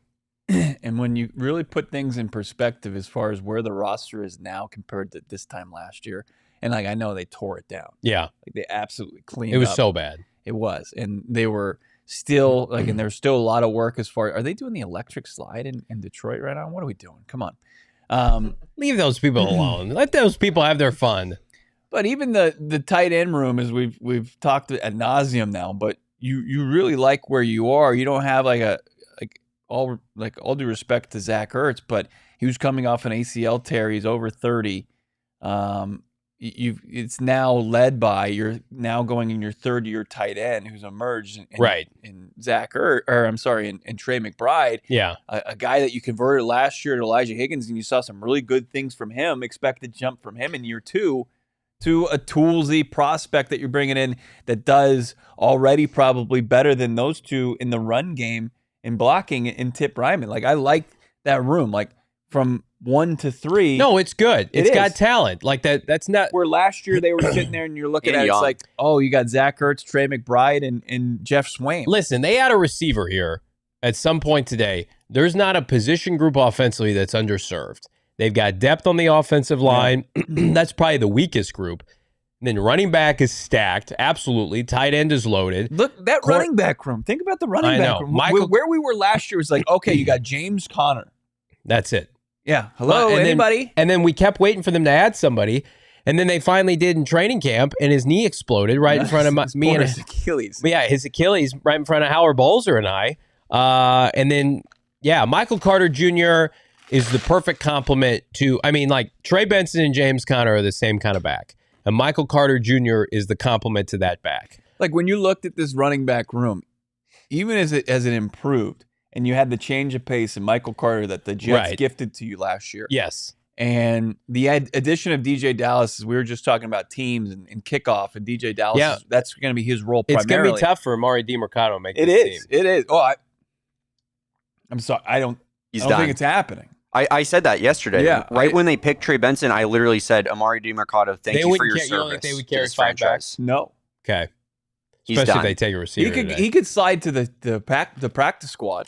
Yeah, but DJ Dallas is the special teams. I mean, Amari DiMercado, so. if he's not on the Cardinals, is going to be on an NFL roster. Like he showed enough last year. I think he'll bounce around the NFL. I don't know. Yeah, I could see him being a practice squad guy. I come back off air and no one wants to agree with me. Look, he started games for the Cardinals. A solid take, and I'll agree with We're it. Sorry, John. You're right. Look, sweet Johnny, you're right. There's two things can be true at the same time, right? Amari DiMercado was a great story last year. He's a great kid. He averaged 5 yards a carry last year on 58 carries. Solid. It's really rock solid. Yeah. But is he didn't start at TCU. Trey Benson was the over. lead back in Florida State. Well, yeah, Trey Benson's RB2. Getting to my point here, as I keep getting derailed, is Trey Benson is. What is your you point? didn't have a backup. You didn't have when James Conner inevitably goes down or is not available. Trey Benson is that guy. Right. He now is on your roster. Your running back room, like pitted against any in the league. Yeah. It's solid from top to bottom. Running back starting to go now. Will Shipley's going to the Eagles. And how about this? Former Cardinal top 30 running back prospect Ray Davis goes to Buffalo. I'm going to tell you right now, like the Ray Davis pick I could have talked myself into. He's 5'9". He got a lot of carries at Kentucky. Trey Benson is best case scenario for this team in terms of what was available. I love the team's mindset of not being able to be fearful of taking a back in the top 70. And then you also look, Trey Benson didn't carry the football that much at Florida State, like about 150 carries each of the last 2 years. Like that projects well into the NFL. Like I want my running backs to have less carries at the collegiate level. So I see some of the backs that are going today, and some of these guys might pop, but I really do think like the more we look at it, the main three of this running back class, Jonathan Brooks, Marshawn Lloyd, and Trey Benson, they went yesterday. Those are the guys that are going to lead their backfields, you would assume eventually. Marshawn Lloyd's got to wait behind Josh Jacobs. These guys today feel like complimentary runners. They don't feel like guys, in my opinion, that can be every down, 20-plus carry, 20-plus touch kind of guys. So, I just... The Cardinals were ahead of the curve on running back. I think they were ahead of the curve on defensive line and wide receiver, and then maybe a little bit behind as it relates to the cornerback and certainly the backup tight end group. But, yeah, a lot of good stuff here. I saw this in the chat. Have you seen it? So Benson never fumbled? Never. No. Seems good. He is not. That seems like it's good ball security. He is not. And I don't know what kind of receiver James Conner was coming out of Pittsburgh, but he's not Trey Benson, the receiver James Conner is right now. But Benson, I think, made strides last year. Yeah. He had, 200 yards receiving last year? I mean, James makes one-handed catches. James, I don't remember last time James dropped a pass. Like, that's one of the most underrated aspects of his game and why he's such a stud. Hopefully Trey picks that up because you do need to be able to catch the football. But, I mean, in terms of, like, north and south running, Trey Benson's speed is deceptively fast where, like, I don't think we've ever looked at James Conner as like a burner. I think that's an underappreciated aspect of Trey Benson's game. Like the Breece Hall comp, like I was watching videos last night of Trey in the open field. If there's one defender to beat, like he will beat them one-on-one. He will beat corners and safeties in the open field. The Cardinals last year, how many times did we say it? Outside of, plays from Trey McBride, they had no big playability. And now it's like Trey Benson, big plays, right? I think another year of Michael Wilson, big plays, and certainly Marv. That's where the Cardinals, especially without Kyler Murray last year, the margin for error offensively was so small. Mm-hmm. They didn't have an opportunity. Like even with those Cliff teams that were so poorly coached and the scheme was shit, you had Kyler cooking and DeAndre Hopkins and AJ Green at one point and Christian Kirk. Like they could mask a lot of flaws because of their athleticism. The Cardinals now are going to mirror a scheme that we believe in with talent. And that's when you get the best of both worlds. That's when you look at the San Franciscos of the world where they have a great scheme and they've got elite playmakers. That's why they can erase a 20-point deficit in the NFC Championship game against Detroit. Like, the Cardinals are going to get back to that, where like 2 or 3 plays, there's a touchdown on the board with some of the offensive personnel they brought in. Ray Davis, as you mentioned, officially goes off the board to Buffalo. He'll be backing up James Cook. Yeah. There with the Bills. 5'8", a little bit smaller than probably you want. I don't think this is a guy that projects as a 3-down back. No. That's why I didn't want he's undersized, and he in my opinion, he could never have been the heir apparent to James. Right. Is he just kind of on Michael Carter's level? Mm-hmm. He reminds me a little bit. I'm watching him run right now. So he's really productive though, but then like who else did they have at Kentucky? You know what I mean? Let's take a look at the overview of picks right now. Okay. 10 picks out from the Cardinals. Oh, we're back. We're back. Pick. And then a couple. How many do they have? 2 in the 5th round? Yeah. 138 and 162. And then they got 191 in the 6th round and 226 in the 7th. 191. Can we scrap that pick, Monty? Can we get up a little bit, please? Niners are trading up now. 129. So let's look at this overview real quick. Yeah, let's do it. Walk me through it, Damon. Okay, we got pick 4, Marvin Harrison Jr. Ever heard of him? Pick 27, Darius Robinson. Pick 43, Max Milton. Pick 66, Trey Benson. This is the most Niners pick ever. Pick 71, Isaiah Adams. Pick 82, Tip Ryman. GOAT. Pick 90, Elijah Jones. And pick 104, the sole pick today at the moment, Dadrion Taylor Demerson. What are the Niners doing? San Francisco 49ers are trading up to take Louisville running back Isaac Guerendo. I think he was the fastest runner. He didn't start the full year at Louisville, right? You know who hasn't been drafted, by the way? Everybody, Brandon Allen hasn't been drafted. Brandon Allen, everybody's favorite. The kid from Notre Dame also hasn't been drafted. Guerendo played for Wisconsin before he went to Louisville last year. Sorry, Louisville.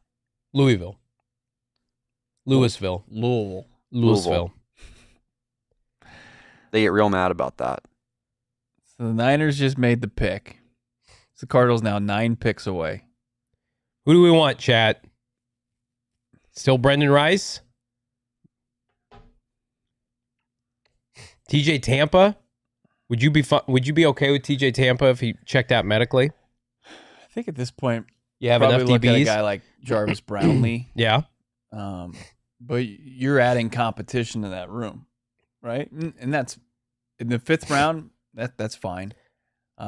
Take some flyers here on some guys. Get me Austin Booker, Muhammad Kamara, or Cedric Von Prawn. Those are the 3 I'm gonna go or for Austin here. Booker stats. Gabe last Murphy, year. Braden McGregor, Xavier Thomas, or Gabe Murphy. Yeah.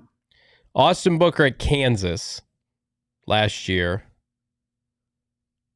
Let's see. Let's just say in the Big 12. Austin Booker in the Big 12. Austin Booker, when he played college football, Division I college football. Kansas was really good last year. They are on the rise. He's 6'6". He had 12 sacks last year. No, hang on. He had 8 sacks, 12 tackles for loss. Productive. He transferred from Minnesota to Kansas. So that was his first year at Kansas. So he did play Big Ten football before that. Didn't want to row the boat with DJ Fleck any longer. He wanted to get to Lawrence. How classic 6'6", is this? 240. Austin Booker is 240. Yeah, he's lean, but he's got some height on him where you could a little toolsy. You can put some weight on him. Anybody fit the description as lean as far as the edge room for the Cardinals? Ojulari's pretty lean. Is he? He's heavier than 240, isn't he?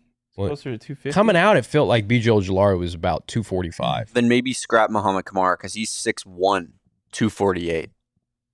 At least Booker could put some weight on that frame for sure. Austin Booker's draft profile, according to Lance Zierlein, will eventually be a plus starter. His NFL comp is this good. Max Crosby. What? He's a projected 3rd rounder. If I can go get What's this guy. Lance Zierlein doing? Come on. He's giving this guy Austin Booker way too much. I mean, how classic is this, guys? The Baltimore Ravens, TJ Tampa. No way. Yep. They just do it. Every year. Consensus Eric BPA. DaCosta. Yeah. He's like, what's Twitter saying? Yeah. What's Twitter saying? Literally. They took a corner in the 1st round. The Grizzlies. Nate Wiggins in the 1st round. The Grizzlies in the NBA are the exact same way. everybody's like, who should we take? Like Twitter streets will just be talking about who's good, and then the Grizzlies are like, cool, we'll take them. What about the Phoenix Suns? We don't talk about them too soon, dude. Okay. Wiggins. Sergio Dip on the broadcast. Dipset. Vance Joseph is having the time of his life. Guy's a legend, man. Is that Sergio right Yeah. there? Where's he been? This is NFL Network's He's coverage. ESPN said you'll never grace our airwaves No, again. I think he still works for ESPN potentially. Okay. I think he still has the same job. Well, I think he's bilingual. Certainly he's big name. bilingual. So, like, He's a well, I big just name. mean, like, his second language was probably English when he did that. Yeah. No doubt he's Mexican. So, like, yeah, he's probably an excellent broadcaster in Spanish, speaking Spanish. So the Ravens go Wiggins, Rosengarter, Isaac out of Penn State, Tez Walker, and then you just mentioned they take TJ Tampa. That's better than Atlanta and Tennessee's draft, who have top 10 picks in every round. That's I look at that and I'm just like, there is a reason why the Ravens are so elite. Damn, look at that. Isaac Guerrero and his athleticism score. 99? Who's number 3 on that list? Sweet Baby Trey. Jalen Wright, baby. We have too many Sweet Baby Treys now. Here's what I'll do. When I look at this and it's like Guerrero and Jalen Wright, who both went after Trey Benson, it's like, okay, when you mix athleticism score with production, I can't. that's where I can get behind it and say, okay. I can't. If there are people hating on the Trey Benson pick, No, there I don't want shouldn't to. be. I don't want to hear from you. I'll put him in the camp, firmly in the camp of no slander is allowed. Sergio Dip has been at ESPN Deportes since 2013 as an anchor for the network's flagship program, SportsCenter. Nice. You would never know He's it. a big deal, man. Here in the States, He is a joke. he's known as, there was one moment Vance Joseph is having the time of his life. That those sentences he was putting together that night were just fucking Twitter comedy gold. I'll never forget like where I was when that happened. That's one of those things where like I was watching the game with my dad and we were just sitting there just like, this is unbelievable right now. What a legend. Drop a like on this video. Again, the goal every single day of our broadcast, get to 1,000 likes here on the my Twitter God. streets. Is that TJ Tampa? TJ Tampa just full cockback, two-handed slam. They're showing his hoops highlights. Holy hell. Brendan Rice with this pick would be really dirty, wouldn't it? Oh, man, that would be dirty. Maylene Chiefs. giving up for the Chiefs here. How about this disgusting little run right here? Niners, Seahawks. Oh, I thought that said LAR, and I thought it was Rams and then Cardinals. I thought it was all 4 teams in a row. It's the NFC West. We're like the NFC best. A lot of tight ends today. Jared Wiley. How much you want to bet they're going to say he's a run blocker? High school quarterback, long athletic seam stretcher from TCU. He's going to. Are they going to try to make him the next Travis Kelce? Good thing the Cardinals got TE2 in this draft, tight end 2 yesterday in Tip. Good thing we got to the well early before the run on tight ends today, folks. Let me ask you an honest question. Tips off the board already, right? If they don't make the selection in the 3rd round, like he goes I don't. elsewhere? I'm not confident in saying that at all. No, why? No. I am, Bo. I'll be the guy to say it. I mean, first pick of the day, right? Yeah. You remember who it was? Jatavian Sanders, Yeah. tight end Texas. I'm telling you, the Panthers are taking Tip right there. No, they're not. They want pass catching tight ends, not somebody who's a certified guard playing tight end. They want somebody who can catch the football, not somebody who had 200 yards in Illinois. Yeah. If Tib Ryman's family ever stumbles upon this program, we apologize. No, I don't apologize for anything. Like, it's not his fault. I'm happy he's going to make generational money in the NFL. I hope he has a 20-year NFL career. Yeah. But, like, Cardinals need other shit, man. It's just not a good pick. If you're just breaking it down to, do you like the pick or do you not like the pick? I don't like the pick. There it is. You don't like it either, though. I agree. Yeah, I'm with you. If the Cardinals had taken TJ Tampa at that pick, we'd be like, hell yeah. If the Cardinals had taken, I don't know, who went today who's popular? Dorless. If the Cardinals had taken any of these other players, we'd be like, nice, nice, nice. They took a run blocking number 2 tight end at the 82nd pick. He's raw. Toolsy. Speaking of Tip, someone says, Zachary Brady here, $2 super chat says, give Tip a PHNX podcast called Just the Tip. Maybe the Cardinals will lean into that. I'm sure they will on social media. Ben Cork, $2, says tip will be the start of a dynasty juggernaut. Johnny said yesterday when he's fired up. This was pre-third round. Well, no, this is when they housed the Falcons in that trade down, which was the highlight yesterday outside of Trey Benson for me. Give me a little juice. Yeah. I'm gonna let you wax poetic on this dynasty juggernaut. I'll be right back. Bo Brock leaving the set, which means you just get my broadcast here for the next couple minutes as we anxiously await the Arizona Cardinals' next pick. Damon, let's remind everybody, if we could, let's get that draft graphic up with the remaining picks today for the Arizona Cardinals. The Cardinals now pick 138 upcoming here, under 10 selections coming up. Then we also have 162. I would love Monti Ossenfort. Let's do 191 and 162 together. Let's have some fun at the top of the 5th round. Can we not? And then, of course, the Pat Tillman pick 226 in the 7th round. You know they're making that pick. It's going to be shocking. I'm going to count these picks out loud. 1, 2, 3, 4, 5, 6, 7, 8, 9, 10, 11, 12. You're going to have 12 draft picks. That would shock me. But, again, this roster, maybe they feel like the players on the team last year, they got a nice evaluation in 2023. Maybe if they make 12 draft picks, that's not good news for a lot of the holdovers from this regime. The Keim era, that I should say. But Damon Dog, Bo Brock taking a couple potty breaks here as we keep things going. The Arizona Cardinals about to be on the clock here, and in just a couple selections. Let's get to some of these comments here. This is my show, absolutely. I like this new mad Johnny. I'm mad a lot. I'm positive about this team, though. It's funny. I was really fired up about the Darius Robinson pick on Twitter, and somebody came at me saying, I didn't know this was the new team site. And it's just like, have you watched their defensive line play? You got what is unequivocally, Darius Robinson was DT2 in this class, by the way, when there was such a big gap in quality defensive linemen. He was one of only 2 defensive tackles taken in the 1st round. The funniest thing is how, you just can't win, Johnny. You in particular. I can love a player and then I'm a shill, and then I can hate a player and I'm not, and then we get downgraded on YouTube. People giving us thumbs down for this video. You say Darius Robinson, a guy we talked about for 2 months, was a good pick. Yeah. And people are like, oh, why don't I just, are you employed by the team? Oh, man, you work for the Cardinals? Is Monty telling you to say this? And then you say, hey, I don't like Tip Ryman in the 3rd round. And people are like, maybe I'll just go listen to a 49ers podcast. Oh, you're too negative. No, we're just keeping it real here.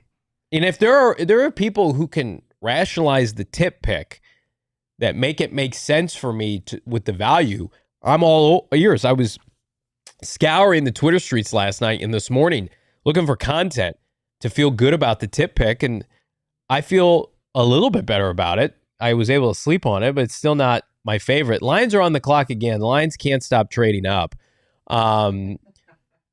This team is a freight train from hell. They're giving their fans, the fans are dancing for Mary Owens here as she is going to announce pick 132 Detroit. I'd dance for Mary Owens. Listen, what's up?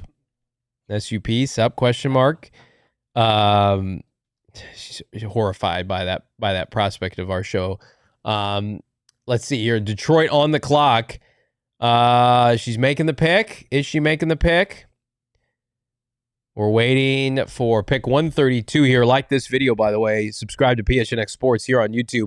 Another safety. So again, Cardinals get a safety atop the 4th, and then subsequently about 13 safeties go after the fact. Sion Vaki. He plays 2 ways. He plays offense too? Yeah, he's a running back, fullback on offense. They traded up for a 2-way player here. Yep. So he's a box safety, first team All Pac-12 for one of the best defenses in the country, and then also can play a little bit of offense. Mr. Bo Brock returns to the set here. Lions have traded up, Bo, for pick 132. It took a 2-way player out of Utah. Watching his highlights now. Yeah, he's in Mobile, and it was interesting to see him play on both sides of the football. Howie Roseman must have plans Saturday afternoon because the Eagles are basically punting on day 3 with all these moves. They don't have any picks left? I don't think so. I mean, if anything, they've shed most of their selections today for future capital. Yeah. Isn't the worst move. No. I mean, they're as much as we rip, I like this pick out of Washington State. as much as we rip on the Eagles, like the roster's still really good. Yeah. Like they added two, top 20, 25 defensive backs yesterday. Cooper DeJean in that Avonte Maddox role is pretty nasty. Cooper DeJean with Quinyon Mitchell. Yeah. That's probably best case scenario for and them. then you just figure out, you kick the tires on, Darius Slay and Bradbury and say who's got any football left. You got a decent vet. If one of those guys can kind of turn it around, and then you got some really exciting rookies. It pains me to say that. People are wanting Johnny Wilson. They're wanting Jacob Cowing in the chat. A Fishbowl Flash, Tommy Eichenberg from Ohio State. Would you guys be surprised? There's no disrespect to Tommy if Tommy went undrafted. I think Tommy will go undrafted. Yeah, I think that's probably closer to the truth. If he's undrafted, do you think the Cardinals are the favorite to sign him? He went to Gannon's high school. He went to Ohio State. The Cardinals have a bunch of Ohio State players, and they could sell like, we're not solidified inside linebacker. Come here. I think that would not be a bad move. I'd like that. How about Tommy Eichenberg with the Pat Tillman pick? I think I'd be all over that. Dude, Tommy Eichenberg might quit the NFL to join the Army too. Yeah, right? I could see that. He was the scariest dude at the combine. Who was the kid last year that played at ASU that was their linebacker that they had as an off-ball linebacker? Kyle Soley? Yes. It'd be very similar. Like, okay, cool, come to camp, compete. Rude. That's rude. What are you talking about? Tommy's better than Kyle Soley. They're the same guy. Different university. Bo hates Tommy Eichenberg, and I can't wait. I don't hate him. Until you have to interview him in the locker room. He at the combine. You see this Jets pick? Yeah. It's on the screen. The Jets suck. That's such a waste. Braylon Allen from Wisconsin. Breece Hall's a little bit injury prone. He is, and they got rid of Michael Carter. He's in Arizona now. They took the kid out of Pittsburgh last year, too. How about who's still left? The kid from Notre Dame. I like him a lot. Audric Estime. His arms are huge. Let's see here. We got Audric Estime, number 1 running back. Running backs have been flying. Big run on running backs in the 4th round here.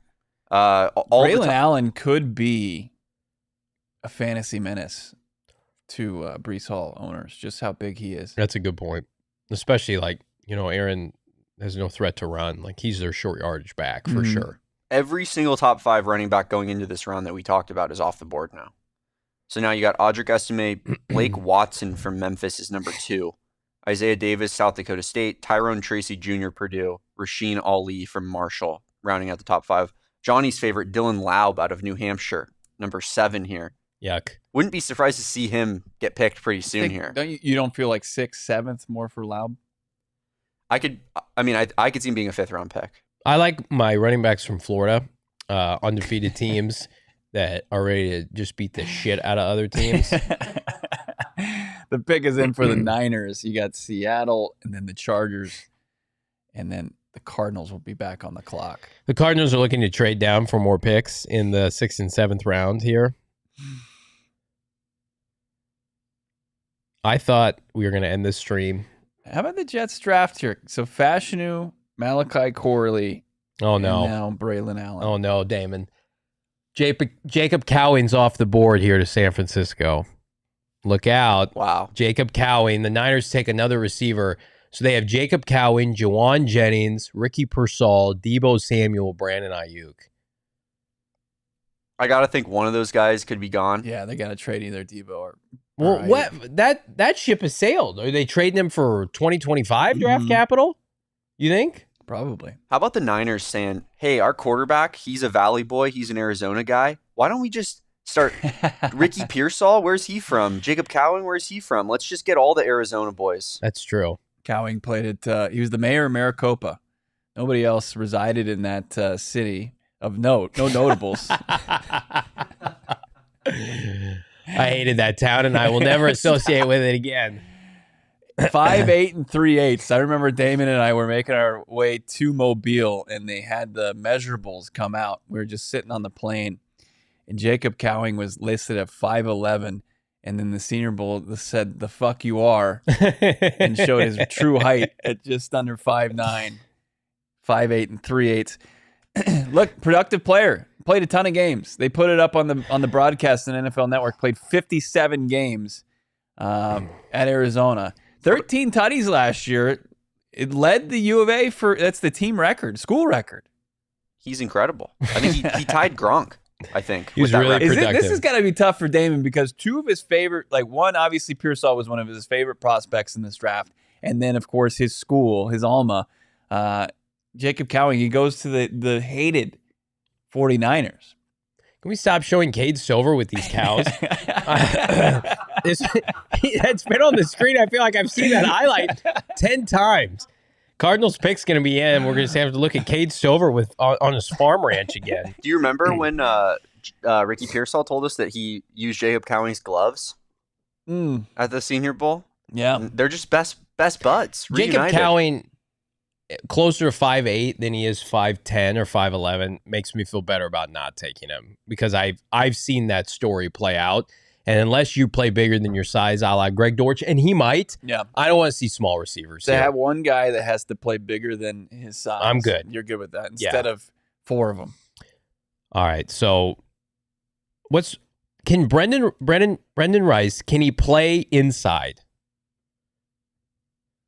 He's 6'3", 209. So he's pretty solid. He himself was also born in depth. He would be a depth piece. He was born in Chandler, Arizona. He played at Hamilton High School. Yeah. Brendan Rice, you thought he went to Mobile and answered a lot of questions as far as his ability to transition from the collegiate level to the NFL level, and you thought you saw some physicality, but then Damon, we're watching him go up against Quinyon Mitchell, and Quinyon Mitchell's winning those battles one-on-one. A guy who's an NFL caliber But corner. he wouldn't be going against first corners. He'd be going against third and fourth corners. But here's the point we're making about bringing back Tip Ryman, but what he's going to be able to do and where he has to be versatile. He's going to have to contribute anywhere he's asked to. Is Brendan Rice going to be able to start for you on teams? Is he going to be able to contribute on teams? Yeah, I think so. Is he going to be willing to as the son of Jerry Rice? Yeah, I don't think that's fair. I think that's very fair. I think with his stats at the collegiate level being as modest as they were. Brendan Rice is a Z receiver, and I feel like that's all he is. I think you could just go down there and play kick coverage. I think he would. He did not light the world on fire at Colorado or USC enough to say, I'm... Sons of former pros, including and especially the greatest receiver of all time. Like, can they have the special? Can they develop the special teams mentality? I don't. If I'm being unfair, fine, but I think it's a little far fetched. Wow, Bo is out on Brendan Rice to the Arizona Cardinals. I'm not completely out on it. I'm just saying I'm trying to. Well, Greg Dortch plays teams. Michael Wilson, he excels on teams. He does. Marvin would play teams if they made him, because he's just a junkyard dog. If I ever see he's Marvin, ball player. Remember when Michael Wilson had to play special teams for like a day in training camp, and I'm like, what are fielding punts? And I said, get that. What are we doing, guys? Nehemiah Pritchett to the Seahawks here. Hate it. In front of the Cardinals. Austin Booker, Jeremiah Trotter in the chat, Brendan Rice. Those are the three names. Give me one of those three. Kind of a slap in the face, right, from the Niners to take Jacob Cowing instead of Brendan Rice there. You know what? Great point. We don't want Damon. you. Great point. That would be too much for him to live up to. And you got Johnny making the case for him. And his dad's team said, we'll take the 5'8" guy. No, you just, come on. We'll take the 5'8" guy. Niners are loaded at receiver. Cardinals are Cowing trying. have more degrees from U of A than Damon? How many degrees do you have? From U of A, one. Yeah. Okay. From ASU, another. College, yeah, you've got 2 degrees in college. Does he have as many college degrees as you if he played 57 games? Did you guys know Puka Nacua went in the 5th round? I just want to say that Jacob Cowing, while he's very short, he's an elite separator, which you have to be when you're that size. So I think he has some potential at this level because of that separation ability. Everybody wanted to make the easy comp for him and call him Tank Dell, where I say, hey, let's pump the brakes on that. He's not Tank Dell. Yeah, Cowing, his best case scenario, absolutely, he can get in to be a really solid slot receiver, make some plays, complement that receiving core, which will probably be Ayuk and Pearsall, and then Cowing can kind of pick up the leftovers in the slot. Debo being Carolina. Deebo Samuel will be buried at the noon kickoff time in Carolina. Deebo is inactive today. The owner for Carolina is pissed off. He's like, he's in some Deebo, restaurant. what are you doing? That? Yeah. That Just South unhinged? Carolina boys? You know who loves that? Michael Bidwell. Michael Bidwell loves seeing that. Michael Bidwell's like, there's your worst owner in the NFL. Leggett and Deebo going back to the Carolinas. Yeah, let's creating do a duo. Carolina is about to be bad for a long time. Can you hand me my laptop, please? No, So the you're not allowed to Chargers follow the on pick. the board. I don't want We're you on to the know clock pick. here. The pick is in. The Cardinals officially on the clock. Doing my best. 137. Chargers have had a pretty Jim Harbaugh draft. Who's their running back did they take? Did they take it back, Damon? They have not. Who's carrying the football for them? They signed D.K. Dobbins and Gus Edwards from his brother's team. Oh, from so the Ravens. just running that back. They huh? could take the They got Notre J.K. Dame Dobbins. back. Yeah, they did. Yeah. Wow. They take a Maryland corner here. Tarheeb Still. So somebody Harbaugh liked when he was coaching in the Big Saw Ten. him playing the Big Ten. Yeah. I think J.K. Dobbins is the most injury-prone player I've ever witnessed in my entire life. Yeah, especially remember how good he was as a rookie, and then at the end of the year just got hurt. All right, so the Cardinals, they're set. You would assume in the secondary, they're set at running back. So they're not going to take a quarterback. So again, we assume. Could they go into your defensive lineman? Can they take a top 30 guy I think so. Sure. out of Northern Iowa? If the and it's not good for like a Roy Lopez, but Gabe Murphy, as we mentioned, some of those edge guys. Austin Booker. Braden McGregor, Xavier Thomas. We know they want to take a receiver today, though. We were told that specifically. So safety's already checked off. Which receiver do they want? Again, Cowing and Brendan Rice were the two they used the top 30 visit on. Mm-hmm. So if it's Brendan Rice, we can't be surprised. I have not seen them tied to any of these defensive players outside of the kid from Northern Iowa, though. So, Well, Thomas came in for a top 30 at Clemson. Is it too early here in the 5th round? yes. Jeremiah Trotter Jr., though, wouldn't be a bad pick. Let's get Brendan Rice. Let's make the people happy. We need some juice. Let somebody trade We up. had juice with the last pick. I don't know if we're lucky enough to get juice back to back with this draft. We usually do pretty well with a little bit of juice in our cup, and then we go back and it's a glass half empty kind of scenario. You think that Dadrian Taylor Demerson is juice? Yeah, he was one of the best available players today. Yeah, but I don't know. Brendan Rice, that's juice, yeah, though, but like Johnny. they needed a safety. We knew they were going to take a safety, and they took the best available safety to start today. Or a lot of people's mind, he was one of the best safeties that could have had a 3rd round grade. So they did not overdraft him. If anything, they got him where he was supposed to be picked. All right, pick is in. Cardinals wasting no time. Have you seen the pick? Looking for it. Refreshing my guy Jordan Schultz's Twitter here. Is Jordan still on top of it? Yeah, he's been crushing it. Cardinals. Let's see here. Should we wait for the broadcast to say it? We got it. We got an edge, and it's somebody we've talked about. It was a top 30 visit from Clemson. Wow, they took him. Xavier Thomas. Not a bad call, Bo. The long We just said probably too early for him. nightmare. Not too early. 24 though. Taking a couple 24-year-old defenders in this draft. So we knew they were going to go edge rusher at some point. 6'2", 245. Is that too small for you?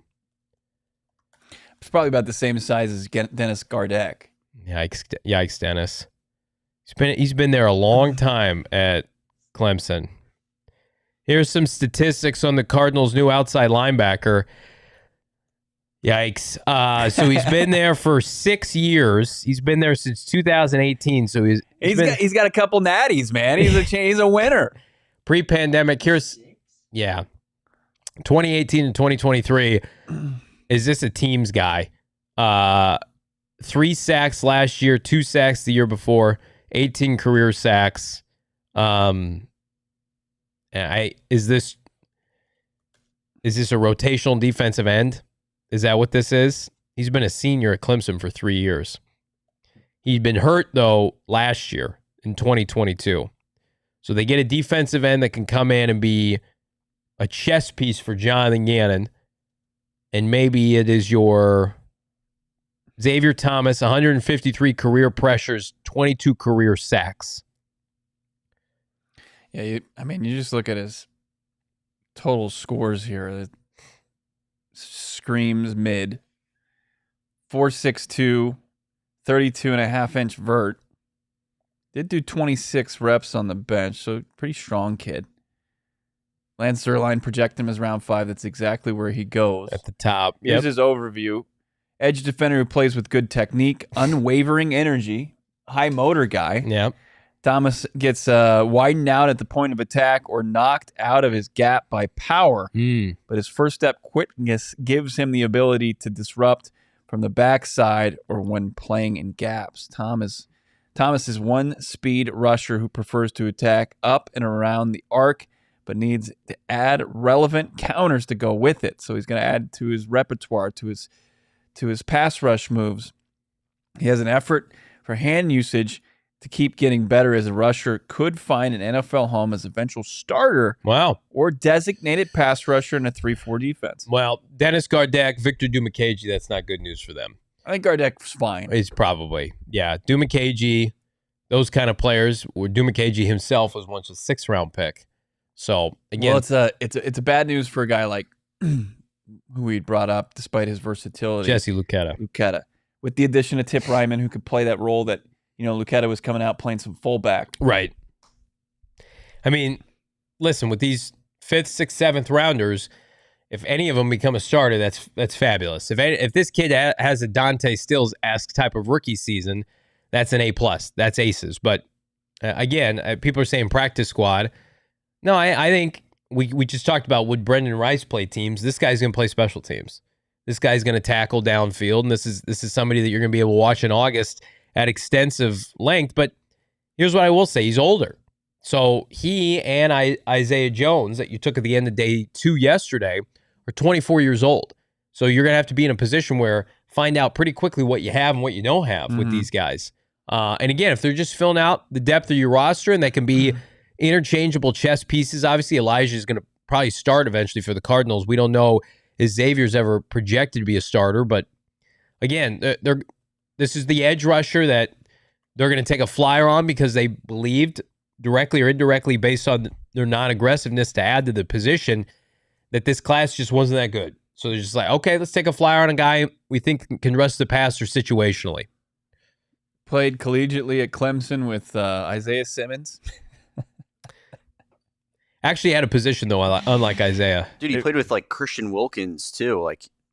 He played with that loaded Clemson Hunter defensive Renfro. line. Probably played with Deshaun Watson. Was 2018 this season? They were so good? No, 2019 they won. 2019? Well, look. 2018 his most productive seasons were with those teams. Obviously, a stacked defense. He had 8.5. Oh, I'm sorry, those were sacks for loss or tackles for loss. He had 8.5 TFLs and 8 TFLs. I'm guessing he was a captain at one point. I would hope. As a grad student, 6-year senior, he's been a senior for the last 3 seasons. Dude, he was there before Trevor. That's unbelievable. One of the oldest players in college football. Now, he turned 24 in December, so he'll be 24 all of next year. And again, 5th round, 4.56 40-yard dash at 6'2", 245. Pretty solid. Again, from a winning program. Was a graduate student majoring in criminal justice. And hopefully he'll bring some justice to the Cardinals pass rush. Am I right, fellas? Stop. Do it justice. Darren Lewis, Xavier Thomas' depth in special teams if he can make the cut. I mean, look, fifth round picks, we need to make the team. Yeah. At a camp. I think he'll make the team. Who do the Cardinals have at if you can pay Xavier Thomas to do what some of these guys are doing under contract in their 3rd or 4th year in the NFL and they're not giving you the upside. Here's the thing that Xavier Thomas has that those guys, the Dumukagey's and the Luketas don't have. They weren't drafted by Monti Ossenfort. They're making more money, and we probably know what they are in the NFL. We don't know what Xavier Thomas is. So, if I go to overthecap.com, and again, we're nickel and diamond at this point with this team with Lucchetta and Victor Dumakaji. But hang on, I'll pull up what some of these guys are projected to make. So right now in 2024, Dennis Gardeck's making $3.7 million. They probably pay him that, as you mentioned. But then if I go down a little bit further, let's find our guy, Jesse. Jesse Lucchetta's making $1 million this year. And then Victor Dumakaji is making about $1.1 million. So does this individual player make both of those guys expendable? How about another one? Does he make Cameron Thomas expendable, who did not look like a good fit? Is Cameron Thomas poised to be cut or released or traded before the start of the season? Anytime you're adding, I think, outside of probably rounds 6 and 7 to a room like that or any position group, and you look at guys who have been with the organization or at the tail end of their contract. And I know Cameron Thomas is going into year 3, same draft class as Trey McBride, but they already cut bait on Myjai Sanders. I think there was a difference between Cameron Thomas's buy-in, even though he wasn't necessarily a scheme fit. Yeah.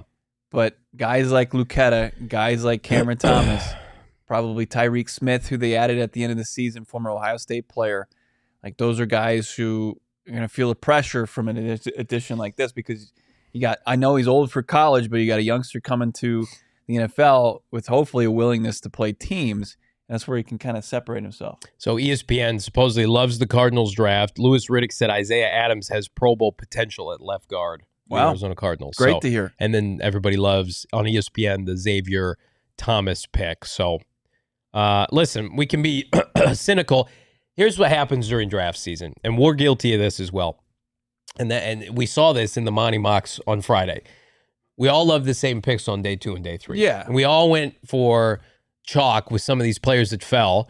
And in all actuality, like some of those guys like a TJ Tampa were undervalued by the league. Brendan Rice, undervalued by the league. Austin Booker, undervalued by the league. So as Cam Hart goes off the board, I like that pick for the Chargers there. Like this is who the NFL is telling you right now, directly or indirectly, was worth a top 150 pick. And so Cardinals are adding here 5-star recruit, tenacious effort, limited production for Xavier Thomas.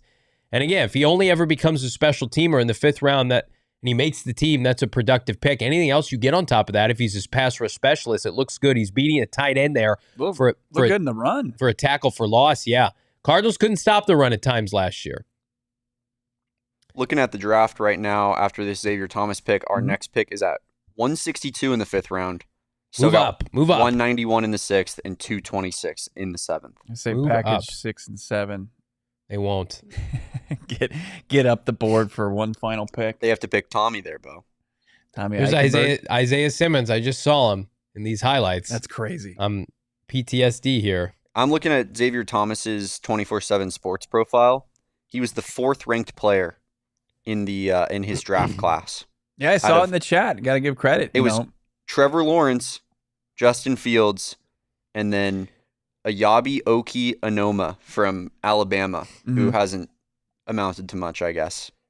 Micah Parsons 5th. Behind Xavier? Xavier Thomas rated 1 spot ahead of Micah Parsons. So he just hasn't been able to put it all together. Well, he also went into a stacked defense. Yeah. But then when you've seen it play out, he kind of plateaued. ESPN saying Raymond was the only tight end at the combine that could move the sled, and he drove it 10 yards at the combine. He's the sled is Thor's hammer. He's the only one that could pick it up. That's. I'm proud of you. That's excellent. That is excellent, Bo.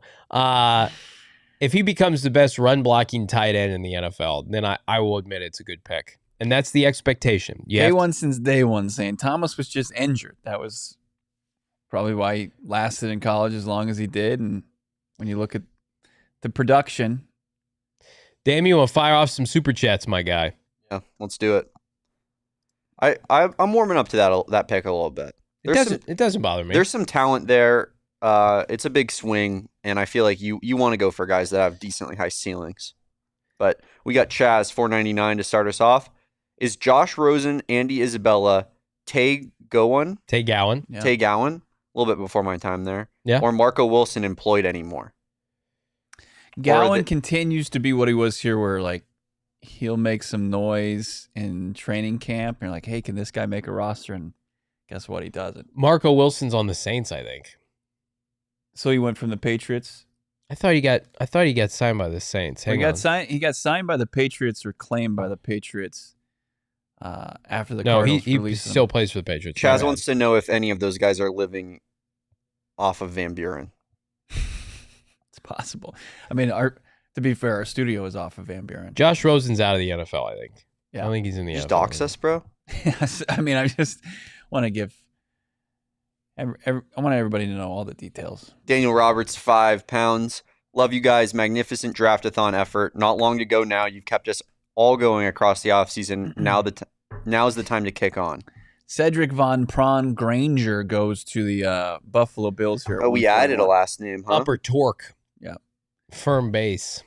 Only plays center. Center only. I won't play anything else. I'm Cedric. That's what it says on the screen. He's only a center. SVPG. They need a center there. Didn't they just get rid of everybody in Buffalo? Buffalo sucks. Their offense is pathetic. Their draft is bad. This is not a good draft. I don't like what they've done. Somebody was talking today, is like the biggest rise, especially when you're talking about fantasy, Keon Coleman got. Oh. Because like you would have never said like, hey, Keon Coleman's somebody to look for in fantasy, but now it goes to Buffalo. Dude, I've been hearing a lot of people say that that's Devontae Parker 2.0 that they just drafted. Is it good or bad? Early Devontae was pretty good. He had one good season. Early Devontae actually was not. It was like middle of like the Devontae popped like later. 3 or 4 years in, right? And they need to trade for Deebo Samuel. Like they need to give up 2025 draft capital and trade for Deebo. How do they think they're going to compete this year? If I'm a Dolphins fan, Damon, I feel really good about how inept Buffalo appears to be. I think the Jets had a good draft, though. Yeah, but that team, you can't take that team seriously. I don't. Ozzy's saying Xavier Thomas, low risk, high reward pick for Monty. Here's what I'll say. I think it's a low risk, medium reward, and that's fine. The 5th round. I don't see. I'm looking at Xavier Thomas. He had 6 seasons at Clemson to pop, and it was fine production. Not a ton. He can be a good rotational player. If he's a good rotational player, this is a win. Here's my take on it. Respectfully, I am sick of the old Keim regime outside linebackers. In my opinion, they offer nothing to this roster. Like, I like Dennis Gardeck as a person. I am done with these fringe pass rushers. I want all new pass rushers. And if this kid's new blood, put him in there. Let him see what we can do in the preseason. This was not an opportunity to go at Dennis Gardeck. No, I'm over that group. Can I just say that? I just don't want to. That group has been around. Buckle up, because that group is pretty much the status quo outside of Xavier Thomas. Yeah, I think they missed. Did they sign someone? No. Not a single edge rusher? No. All interior guys. That's crazy. I think for next me, year. I think for me, it just Jonathan Grenard. They were sniffing around Jonathan Grenard. I would have paid Jonathan Grenard. If you pit a guy like Xavier Thomas, who played for like a better program, and obviously was a bigger prospect versus like a Gabriel Murphy, that's interesting to me. It's like you don't care about the production in the Pac-12 versus somebody who is they're kind role player at Clemson. They're certain guys they feel like are toolsy. They don't care about the production, but then you look at the corners and the DBs that they drafted. All production. Yeah. But then they drafted a number 2 tight end, no production. This edge rusher, but at least this kid from Clemson, you can see what the hope is, the hope of what he can become. And you're just adding a high energy guy to your defense. That's somebody who can come in and hopefully give you a couple spot sacks. But it is a little concerning, and I'm sure the rationale is, well, our defensive line from a defensive tackle standpoint has improved. 1 sack in 7 games, and they didn't do anything. But I trust Nick Riles and Jonathan Gannon. They love Zaven Collins. Listen, I'm not banging on all the Keim guys. I think Zaven deserves another year to be able to come out and see if he can produce for them. But like, I know what Dennis Gardeck is. I know what Jesse Luketa is, and Victor Dumakaji. Like, I've seen that all before. If Dennis Gardeck is the same guy he was last year, next year, it's good. For $3 million, yeah, that's fine. If you get a little extra juice from Zaven Collins, who there's big time expectations that this guy is second year in the system, playing a new position, is going. Let's say he doubles his production. Let's say he goes from 3.5 to 7 sacks. Yeah, it's good. It's good. You Is it take enough though? I don't think it's enough. Well, enough for what? You need Darius Robinson to. I mean, you're going to get more sacks from your defensive tackle group easily. Justin Jones is going to help you there, and Darius Robinson. But I'd say we have an early candidate for front runner for what's going to be picked first round next year. Edge for sure. Well, I think that's the front runner. Or another tackle. After last year cleaning up the mess left by the previous regime, and then really kind of starting to set the foundation this year, and have to maybe go out of your comfort zone for some positions. Like next year is going to be the first Monti draft where he's going to lean into the positions he likes to take in the first round. It's going to be in the trenches. People are really going after Zaven in the chat. Zaven is buns. I don't know what that does. That mean he's like, people say something is butt cheeks. Is that what that means? Yeah, that's similar. Yeah. I like Zaven. Jonathan Gannon loves Zaven Collins. And I will give Zaven had so long to go, and his development got screwed up by Steve Keim and Vance Joseph and Cliff Kingsbury. Let's give Zaven's got under contract. Let's let him try to eat a little bit. Look at this Falcons draft. Oh my God. Trayson Dorless though. Not bad. Let's look what they're doing at pick 143. Spencer Rattler makes some sense here for what they want to do. There was talk like, if you're the Falcons, can you trade Kirk Cousins, or is there too much dead money involved? Like if the Raiders wanted Kirk Cousins, could you trade him there? No, not right now. Michael Penix, 24 years old. I'm complaining about 24-year-old rotational outside linebacker in the 5th round. Michael Penix is... Yes, people were saying that Bo Nix and Michael Penix are older than Xavier Thomas. That's unbelievable. That's nuts. I see this Zach Bacon FV scouting on Twitter. He's tagging me like Xavier Thomas and his number 4 over high school prospect. Like, come on, man, it's 2024. We're 6 years later. Hang on. John Leonard, who has been around the draft game for a while, posted on March 16th. I retweeted it. We need to be talking a lot more about Xavier Thomas. I know he's 24, and the profile isn't impressive, but it's hard to deny how many good rushes he puts on tape. Dude knows how to win the edge. Big Marcus Golden vibes. Long arms to the chest. Okay. You can get me back on board with Marcus Golden, but it's like, hey, we have to ignore all the data we usually use to make a Austin Booker had 8 sacks last year and is healthier and has played less football, and he's more productive. So, like, you just got to trust the scouts there. Yeah, Dave Sears and Monti Ossenfort. As a freshman, near unanimous freshman All-American while playing with Cleveland Farrell. How long has Cleveland Farrell been in the NFL? A long time. Hasn't he busted already for the most part? This puts it in perspective. Yeah. I am the same age as Xavier Thomas. Yeah. I graduated high school 7 years ago. This is from Jess Root, texted me. Xavier Thomas has had quite a journey, was expected to be a 3-and-done guy, first-round pick. He got COVID, gained a bunch of weight, and was up to 300 pounds at one point. So COVID really screwed up his trajectory. Because you assume, as a high recruit on those natty teams, he was going to get to the NFL and really pop, and then got derailed a little bit. So trying to get his professional career back on track, like, I can root for a guy like that. Absolutely. I'm not saying I'm not rooting for him. You basically said you hated him and his family. You might have said that explicitly about Tip. Bo, everybody clipped that already. It's on Twitter. But Johnny, like, you actually might have said those exact words about Tip, right? That you hate him and you hate his family. Tip the backup tight end over an edge rusher that was a 5-star recruit. Yeah. JD Bertrand from Notre Dame goes to the Falcons. Doc's cards. COVID made me fat too.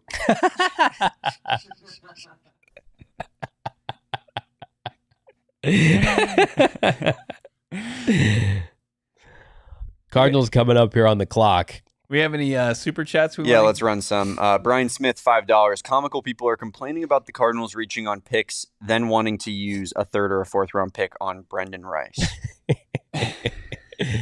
The Candle 34, $199. Keep up the good work. Thank you. Garrett, $4.99. We should get Johnny a shirt with Tip's face on it that says just the tip. Yes, I would wear it. He would. Another one from Brian Smith here. $2. People didn't think McBride was a pick of need. It's true. Well, they had Zach Ertz, who was 100, but Trey McBride was also one of the best pass-catching tight ends and yak tight ends that had come out of the draft in half a decade. I mean, his tape was unbelievable for a bad Colorado team. Where's the tip tape? We got like 4 clips of tip at University of Illinois. You know what I would have preferred to tip would be the other Colorado State tight end. Yes. In like the 7th round, 6th round. Yes, Damon. Just understudy. We got Adam C, $199. Can't wait for Thomas to get cut in August. I don't think they're cutting a 5th round pick. Well, we shouldn't want him. Is he talking about Cameron Thomas or Xavier? Thomas? Okay. Maybe Cameron Thomas. Yeah, maybe. Maybe Cameron Thomas. Woof. Tweak, $199. So much for Mike Tannenbaum's mock draft, huh? You know, poor Tony Pauline. We might not have to credit him for anything next draft season. He's missed on a lot with the Cardinals. You want to run down a couple? Cooper DeJean, Jackson Powers Johnson, Luke Whippler last year. I mean, not only, he didn't say the Cardinals are interested. He was like, if they're available, they're going to take them. When Sean Payton arrogantly gets up in the podium and is gloating about how he baited Tony Pauline, the teams into taking quarterbacks ahead of Bo Nix, which is hilarious. Yeah. He did at least, like, as untrue as that is, he got Tony. He did. Hook, line, and sinker. Just cast out there and got from Sportskeeda draft analyst Tony Pauline. At least Tony, the only thing he was right about was the most important thing is that was New England was going to take a quarterback, and then Jaden Daniels had entered the equation. That he should have just quit draft season in February when he reported that.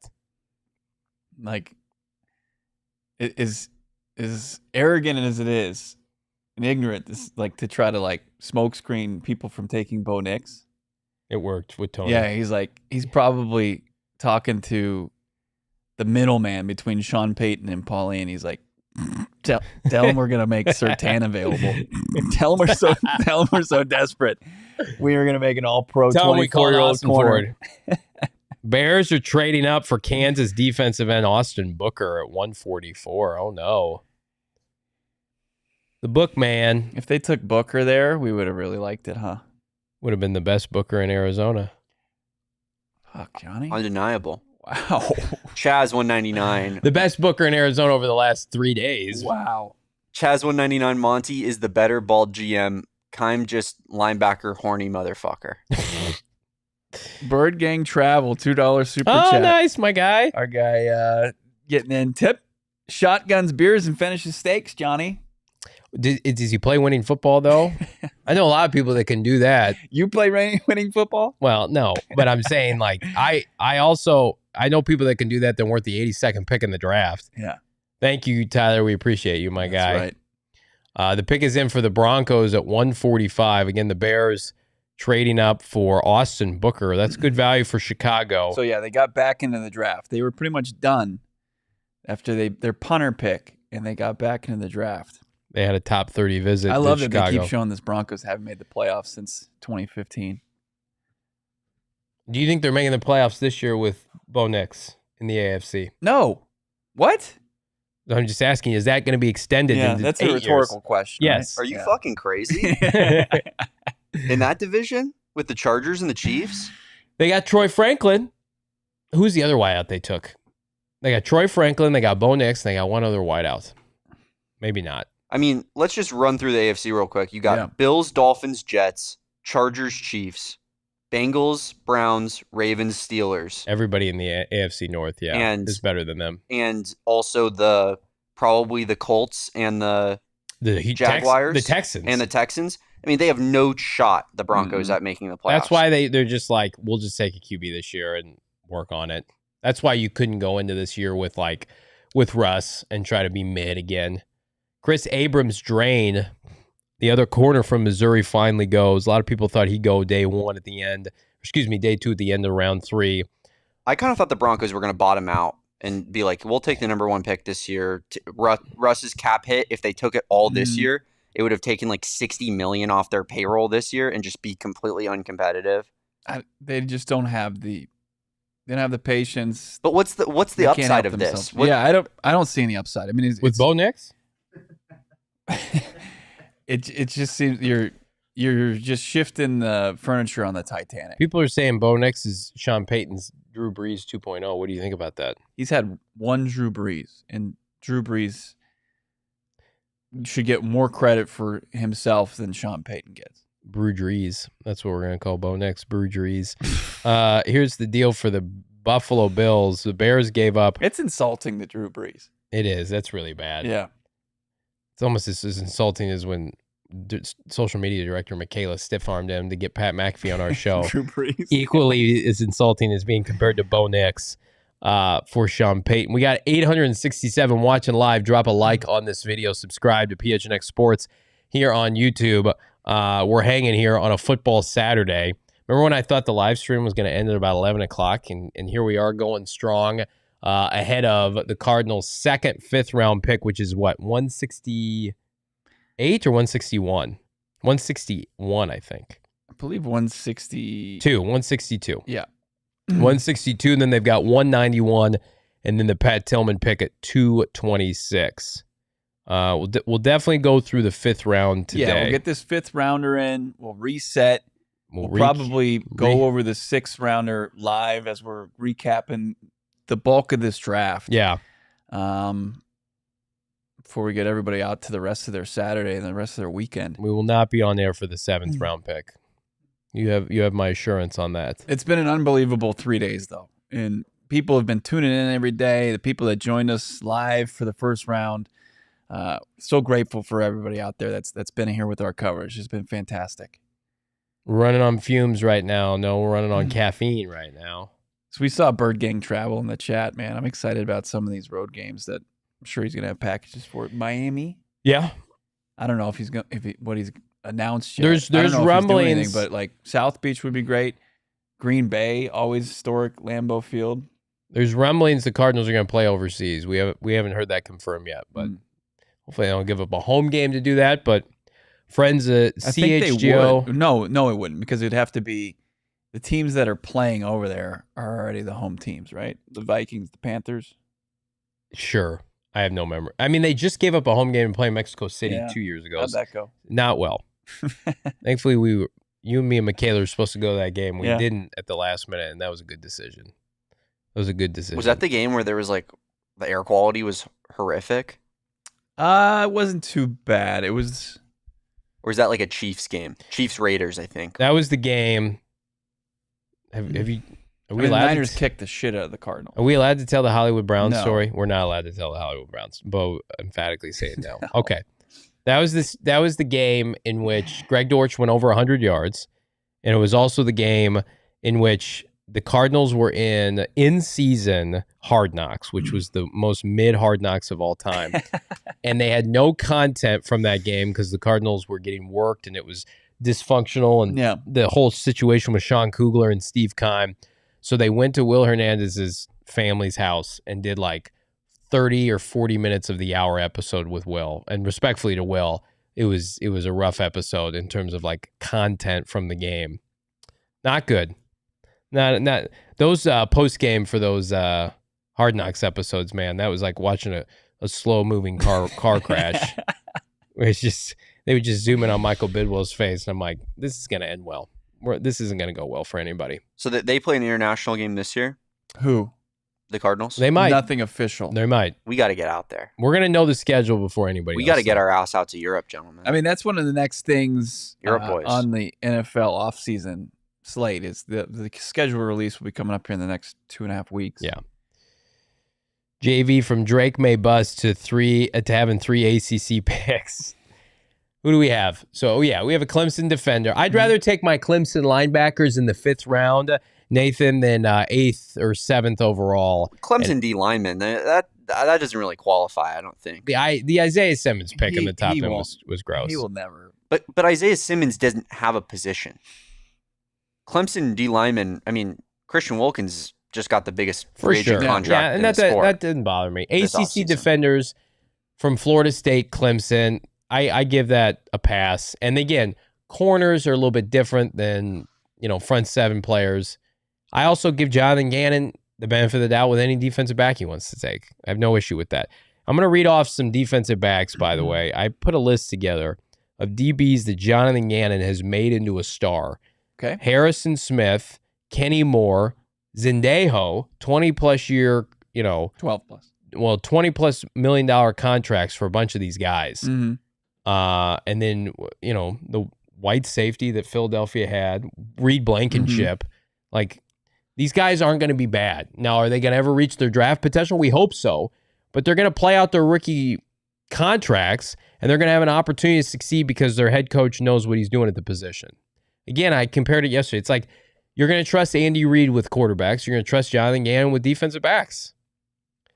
Absolutely. And you're giving them some... Let's go to ESPN. Yeah, really good options, especially yesterday with Max Milton and Elijah Jones. Yeah. From Boston College, and then also adding the safety in the mix, their first pick today, coming out of the Big 12 at Texas Tech that they had in a top 30 visit, Adrian Taylor Demerson. Cardinals are committed to making all these picks, mercifully. Brian Abdallah wants to know if the Hollywood Brown story could be shared in the Discord Probably amongst not. the diehards. Probably not. Probably not. Who told you that story? Oh, I'm going to just tell you that. Oh, yeah. I forgot we were on air. Johnny, start fishing. Give me your source live on Who air. told you that story? Where were Who they tells at? you all the shit you get for the Cardinals? Yeah, let me just read their contact information on air. Like this video, by the way. You having fun on a Saturday morning watching pick 147 go to the Denver Broncos here? Pick is in. Broncos are back on the clock. Broncos finished with a losing record in each of the last 7 seasons. Unbelievable. They won the Super Bowl and have become inept since then. Look at this Titans draft board. Latham Sweat, Oh my- Cedric Gray. I've never all-pro seen a linebacker, more mid-draft. and Jarvis Brown. I mean, that it's all been underwhelming to mid since And then they fired their coach, who's the best. Yeah. Let's high five each other. We're having the we did we're it. having the time of our lives. Next year we'll have a top 5 pick. Half of us won't be here. Guys, we did it. Brian Callahan. That was the hire. That's who they replaced Mike Vrabel with. That was a shocking hire. Yeah. You guys see Calvin Ridley walking the hallways? Yeah, check his sports books. Check his apps on his phone. Well, at least he's only the 8th highest paid receiver in the sport. I like this guy right here. Is he going to Vegas? I hope so. Or are they just showing the best? Or is best available? this kid going to the Broncos? He's a Bronco. Oh, I like that pick for the Broncos. I'm not gonna lie. it ain't Shanahan running the offense any longer though. No, it's not. Look at it. He's got some moves, man. I think They the do. Raiders have had a pretty good draft as well. It's not going to matter if Gardner Minshew can't perform, but you're right, Damon. Brock Bowers, Jackson Powers, Johnson, where they got him, good value, both those picks. For sure. Very good value. I just think their team, they fed off that mojo of Antonio Pierce because they all collectively hated Josh McDaniels. I don't know if you can ride that for an entire season the following year. You know what I mean? I feel like I think the play actually, and correct, I mean, you guys can get in on this if you want. I'm out offering this to you. You can steal this take. oh my God, Tommy Eichenberg goes to the Raiders. Wow. Sorry, Damon. At No, pick you're good. 148. Shocking development. Gannon is furious, no doubt. That's crazy. All right, go ahead, Damon. I was Do you gonna think say- Gannon even knows he went to his high school? Yes, he does. Of course he does. You think that little of Tommy Do you know? Eichenberg? Do you keep track of who went to your high school? And No, who- I think they have a very special relationship with that high school. It means a lot to them. I think you definitely keep track of NFL football That's players so from dis- your high school. That is so disrespectful. Eichenberg said he met with the Cardinals. You think that? he did. Yes, I asked him at the combine. He said, I'm meeting with the Cardinals. Okay.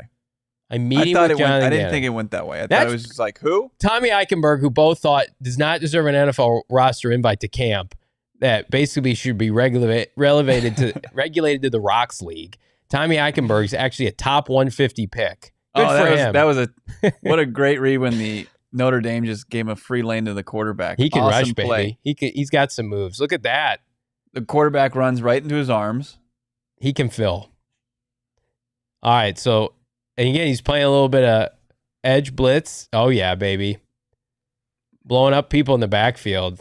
This is a mistake. Cardinals should have made him their pick. He's in coverage here. Oh, man. Pick 6 here? That quarterback throwing right into his arms. Oh, my God. Which quarterback? Iowa's, of course. Iowa's throwing pick 6s to Tommy Eichenberg. The least surprising thing I've ever seen in my life. Let's take a look at Damon. Tommy Eichenberg, 68 athleticism score.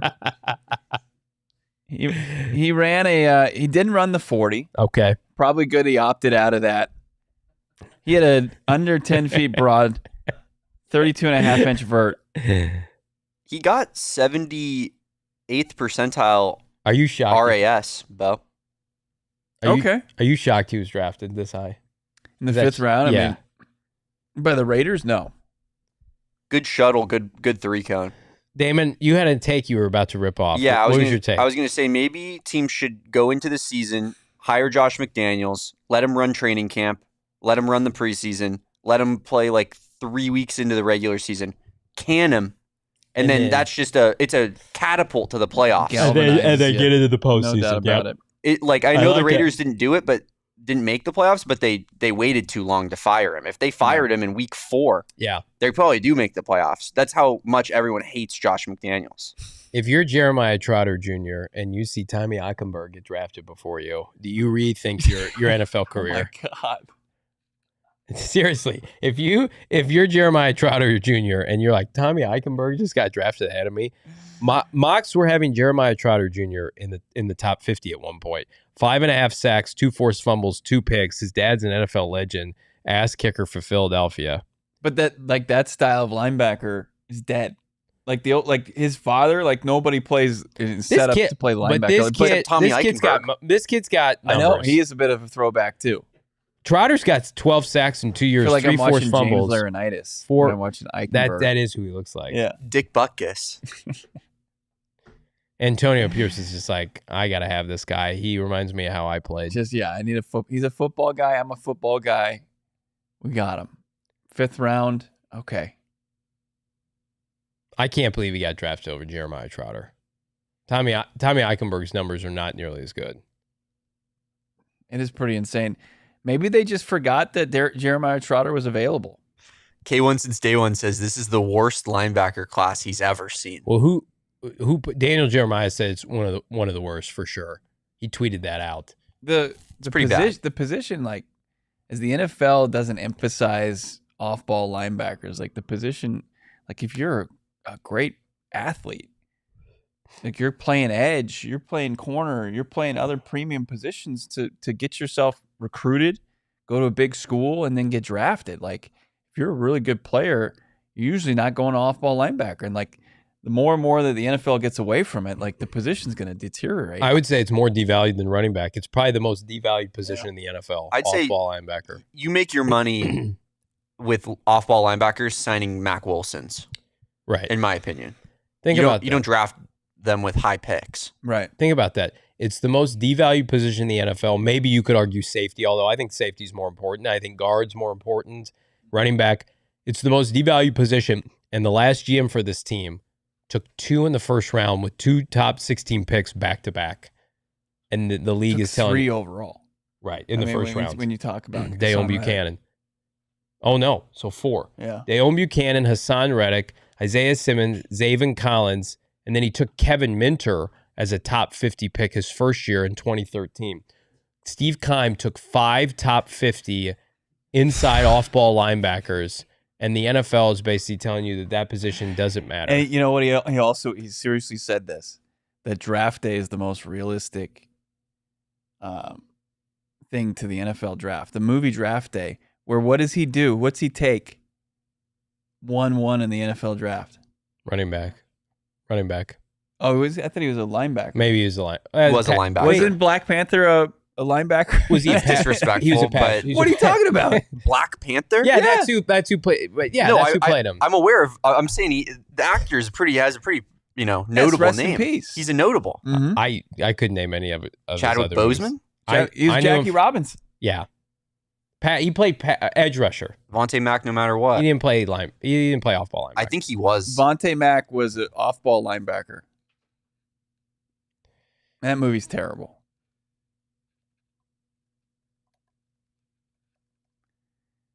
Mel Kiper's best available. Jeremiah Trotter down there at 9 still. Jamari Thrash. How are we feeling about that? I would love it.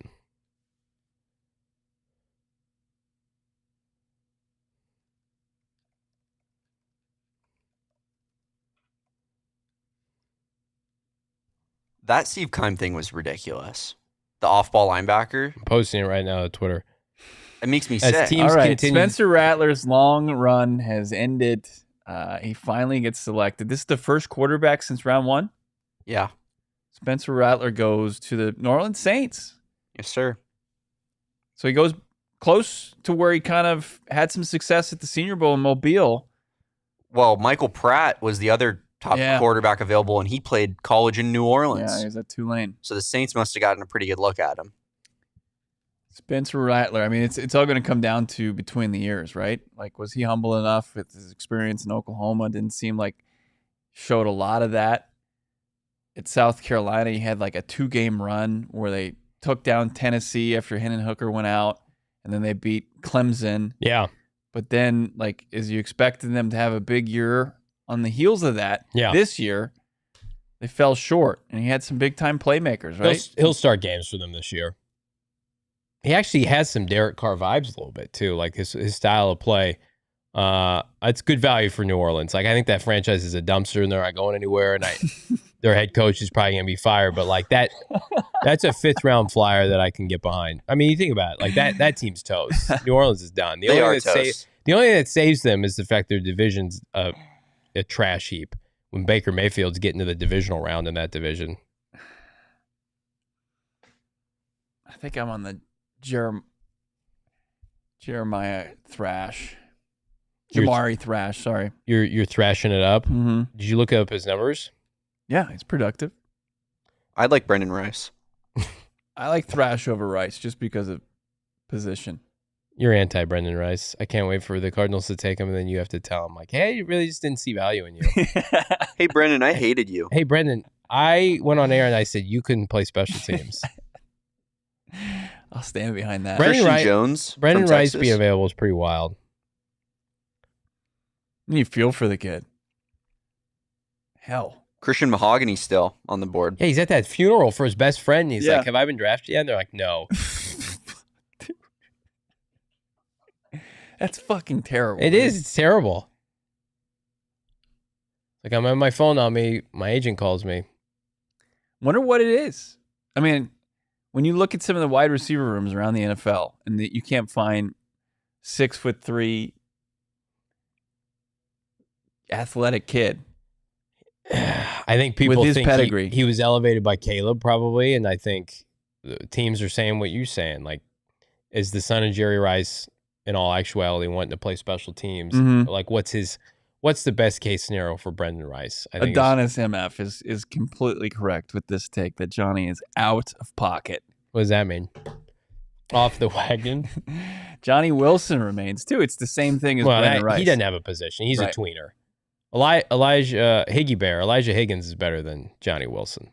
Has anyone fallen off this draft season quite like Kalen King? No, that's Kalen King was a guy that was in conversation for fringe first rounder. You want to know what ESPN has him at best available right now? 13th best available corner. Oof. In the 5th round, middle of the 5th round. That's pretty bad. Googsy, Johnny, just ruthless.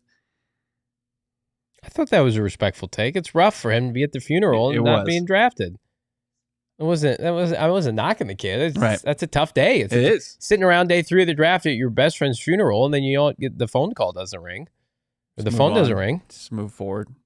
No, I won't. Also, let's just have Damon wipe this from This entire YouTube. stream was a big question mark whether or not this was going to continue. I'm having fun. Just sitting around with a chat with my bros. The stream was supposed to end 45 minutes ago, and here we are. We're going to continue through the Cardinals second, 5th round pick here, and then we're going to recap and likely be on air for their 6th rounder. But Arizona Cardinals coming up here, 162. We are officially 10 picks away.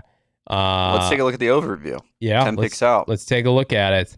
Got Marvin Harrison Jr. at receiver. Is that good? Darius Robinson at defensive line. Coupling him with Xavier Thomas with the most recent pick with D lineman there. Got 2 cornerbacks in Max Melton and Elijah Jones. 2 Illinois products in Isaiah Adams and Tip Ryman in the 3rd round. Yeah, let's move forward from that. Trey Benson with pick 66.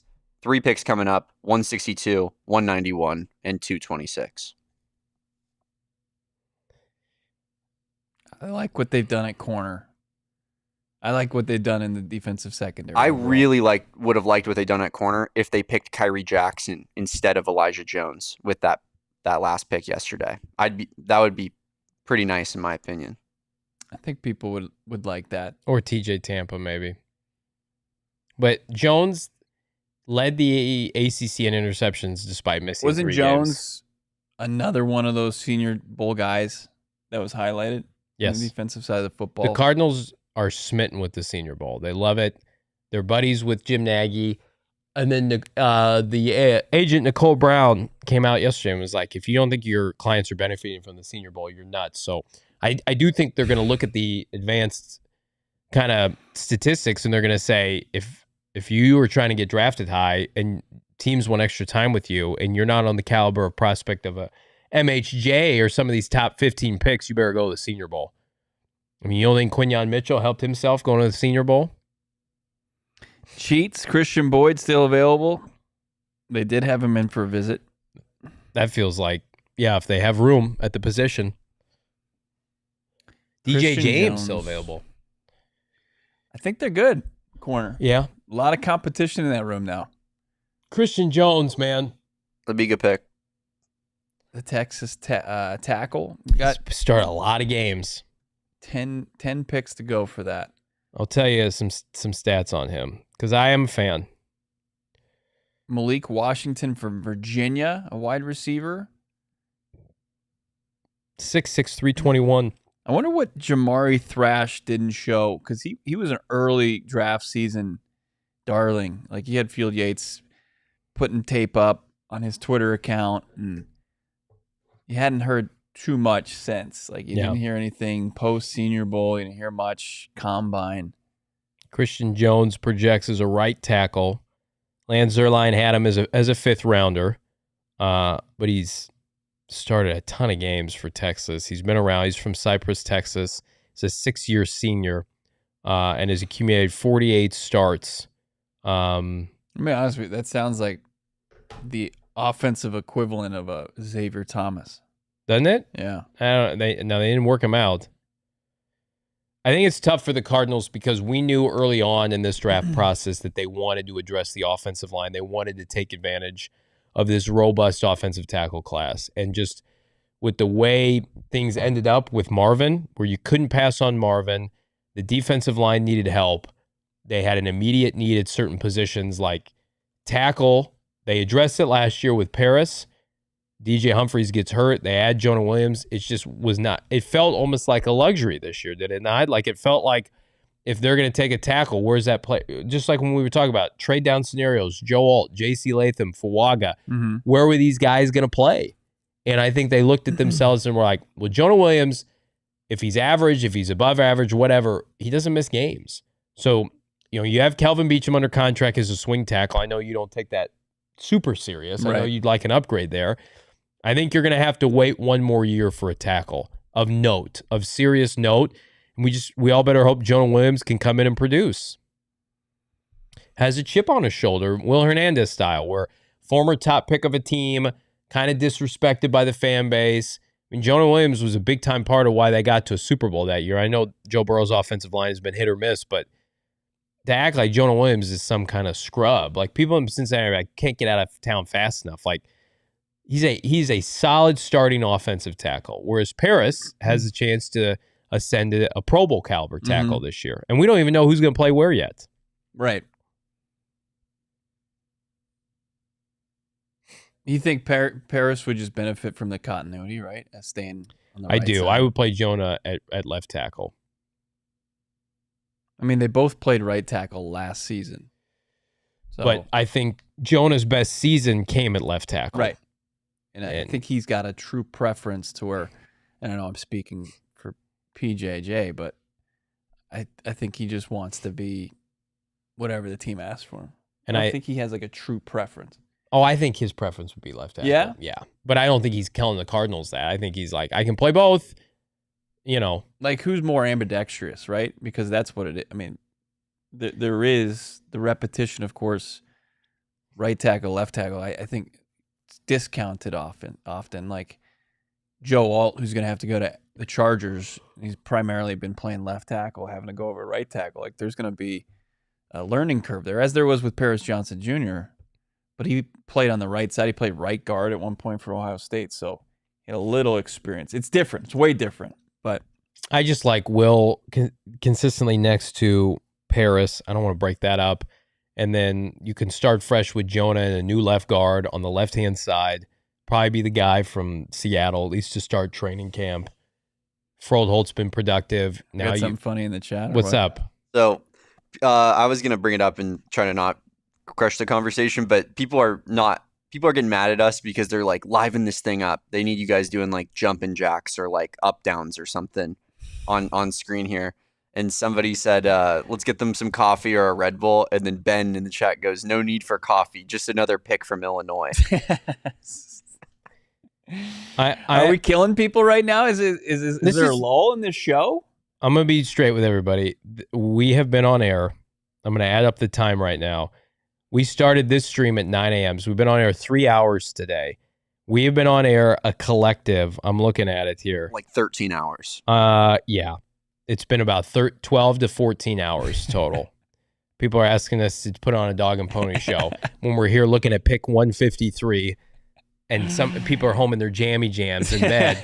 It's like, come on, guys. Cut us some slack here. Johnny, Drop a like. We need you up and moving. Everybody, if you want us to dance around and need put on a segments. performance, I need diehard memberships now. I need those. That's what I need for At that. least some damn super chats coming in. Yeah. Do we have any super chats that we haven't hit yet? Yeah, we could hit a couple. Let's do it. Let's see what you guys liven up the That's damn right. broadcast. Fucking right. Chaz again, $1.99. Tip is there to do the physical dirty work. #grit. Okay. Minsky, our friend from Dubai, I believe, $4.99. Only just woken up after passing out in shock from seeing Johnny being able to finish that pizza yesterday. Rice with the next pick. Johnny finishes his meals when he hasn't eaten. He's malnourished for 2 days. Thank you, Derek, by the way, for hooking that up yesterday. Because I had forgotten to eat by that point. In the We would program. not have eaten food. Yeah. No doubt. Yep. I was in there after the show like a wild jackrabbit, just eating like leftover M&Ms that were on the counter. We're just getting You didn't whatever get we could. some fast food on the way home? I did. I did not. I got a no. little Cane's. Oh, Oh, you've that just been sounds you've been tremendous. gross, Bo. I You've just know. been so gross. I told Yeah. my wife that, and she's like, "Well, Haley won't let him eat fast food when they're together, so no doubt Bo's going through the fast What do you food mean on the she way doesn't home." let me eat fast You've food? You've told me before, like you got like We're the relatively ultimate, healthy. like, we should eat healthy, and the next thing you know, We're at some burrows. I thought don't you dare say some Burrows is unhealthy. I thought because you it did is. that, not Haley does that. We say it. We know what to Gotcha. say, but as far as our actions, Maybe I it's- just hold Haley in a horrendous. higher regard than you, probably. yes, you should. Absolutely.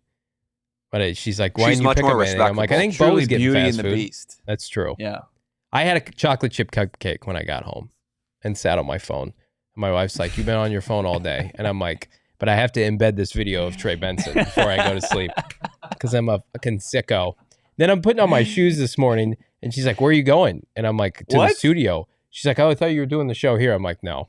And then I'm supposed to take my daughter to a birthday party at 1 o'clock. I guess that's not happening either because I need to be abused by the chat. I need to be cyberbullied by the chat. Johnny, and to you're not liven this lively up. enough. Let me do that so I can watch the Cardinals take a fucking backup receiver. You're choosing the lovely 800 folks in this chat right now over your own daughter's party you got to go to, and people are not happy with you. Look, It's you want sad. to go to a kid's birthday party? You want to talk football with everybody in the chat, with the fellas, the ladies. Peter Piper's The is pretty lit PHNX on a Sports. Saturday. I don't know if you guys knew that or not. What else we got in the chat, in the super chats? This isn't a super chat, but Eilers wants to know if Johnny, if your wife gives you piggyback rides. She can pick me up for sure. We got Bird Gang Travel Club going Miami, Buffalo, Green Bay, and Guten Tag. I love it. I mean, boys, if I'm not in Germany watching Cardinals football next year, I'm going to be sick to my stomach. I'll be that clear about it. You want to see the Bird Gang go to Germany and take on Bryce Young and the Carolina Panthers? I need Britton Golden, Johnny Venerable, Bo Brock, Damon Farrell, Shane Diefenbach in Lederhosen. Yeah. What is Germany? We're just hitting all the terrible Germany stereotypes right now. In a beer hall No. in Munich, Germany. Believe me, there's worse stereotypes. There are. Yes. Yes. Killer Rex 199. Tell Hollywood's story, but just use different names. Yeah, that'll definitely won't be obvious. Jeremiah Trotter. This is good.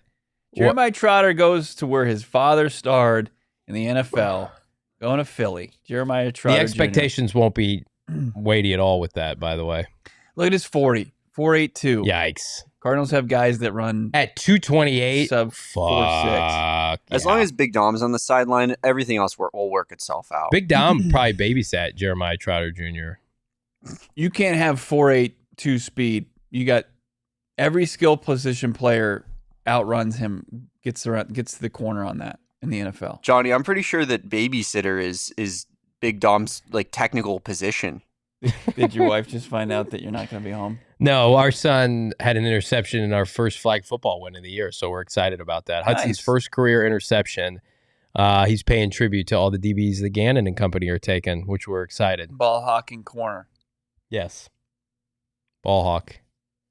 You should be happy. You should be excited about that. I was the head coach the last 2 weeks, and we got smoked. My wife took over today, and they won. He's the Josh McDaniels. My wife's Antonio Johnny Pierce. back in, and it gets the team fired up, and they're playing hard for the interim coach. Hudson, your dad's not here? Hell yeah, let's go. No more pressure. They could just play loose, fast and loose. The 9-year-olds that hate me. You're the coach from Varsity Blues. They've run them out. Bud Tilmer, let's go now. Let's get that title now. That's me, Bud Kilmer. We got Dean W. Thank you, PHNX, for all the great draft coverage and analysis. Starting last Sunday, you have all put in quite a few hours. Also, thank the great producer, too. Thanks, Dean. Not only did we do what'd you say, 13 hours? The day before the draft, we did a 2-hour show, like a bunch of madmen. Everybody we work with, they're like, that was wild. You guys did 2 hours before your draft coverage? Just wait, guys. Here's the thing, we can't help ourselves. Last Sunday we went live. This is our seventh straight day. Here, I'm going to say something real though for a second. Yeah. This is my third draft show with you. Mm-hmm. We've had great producers. We've had great people behind the scenes. The implementation of Damon Dog to this show makes things so much easier for Bo and I, especially on air. And that's no disrespect to producer Leah and producer Emma, who are tremendous. They are not football junkies like our boy Damon Dog. So the inclusion of Damon, I'm so gross. The inclusion of Damon on this broadcast allows us to do a Saturday show like this because Bo and I legitimately cannot talk to you uninterrupted for 3 straight days for 15 hours without Damon being here. Even Shane, remember Shane was there with you, me, and Frank. But then he was like, I need to get out of here. He told us, this is disgusting. Johnny's takes are toxic. Well, we were in a room that had no air conditioning, and we were trying to loop in people from Colorado State to talk Trey McBride, and I looked at Shane, and he had dead in his eyes. He wasn't going to make it. Johnny's toxic takes give me life. Yeah, they do. They it's like a giving They're not nothing steroids. Toxic about it. They took a backup tight end in the 3rd round. I want to get super toxic. I love the picks today. I think nice picks so far. And Brendan Rice is about to join the desert. Thank you, Johnny Jackpot. Best cards talk. We appreciate it. We love you all. This is the best. This is legitimately the highlight of our year. When this team is not good, this is what we look for. Eris says our next pick should be Brendan Rice. Yes. Victor is correct here. Damon Dog created the hold the line movement. He did. Doesn't get enough credit for it. Obviously, PHNX listeners, viewers understand that, but you saw that across the fan base. In social posts from the team, anybody that wanted to talk draft before Marvin was picked, and you would see HTL, HTFML. I I mean, it was all over the place.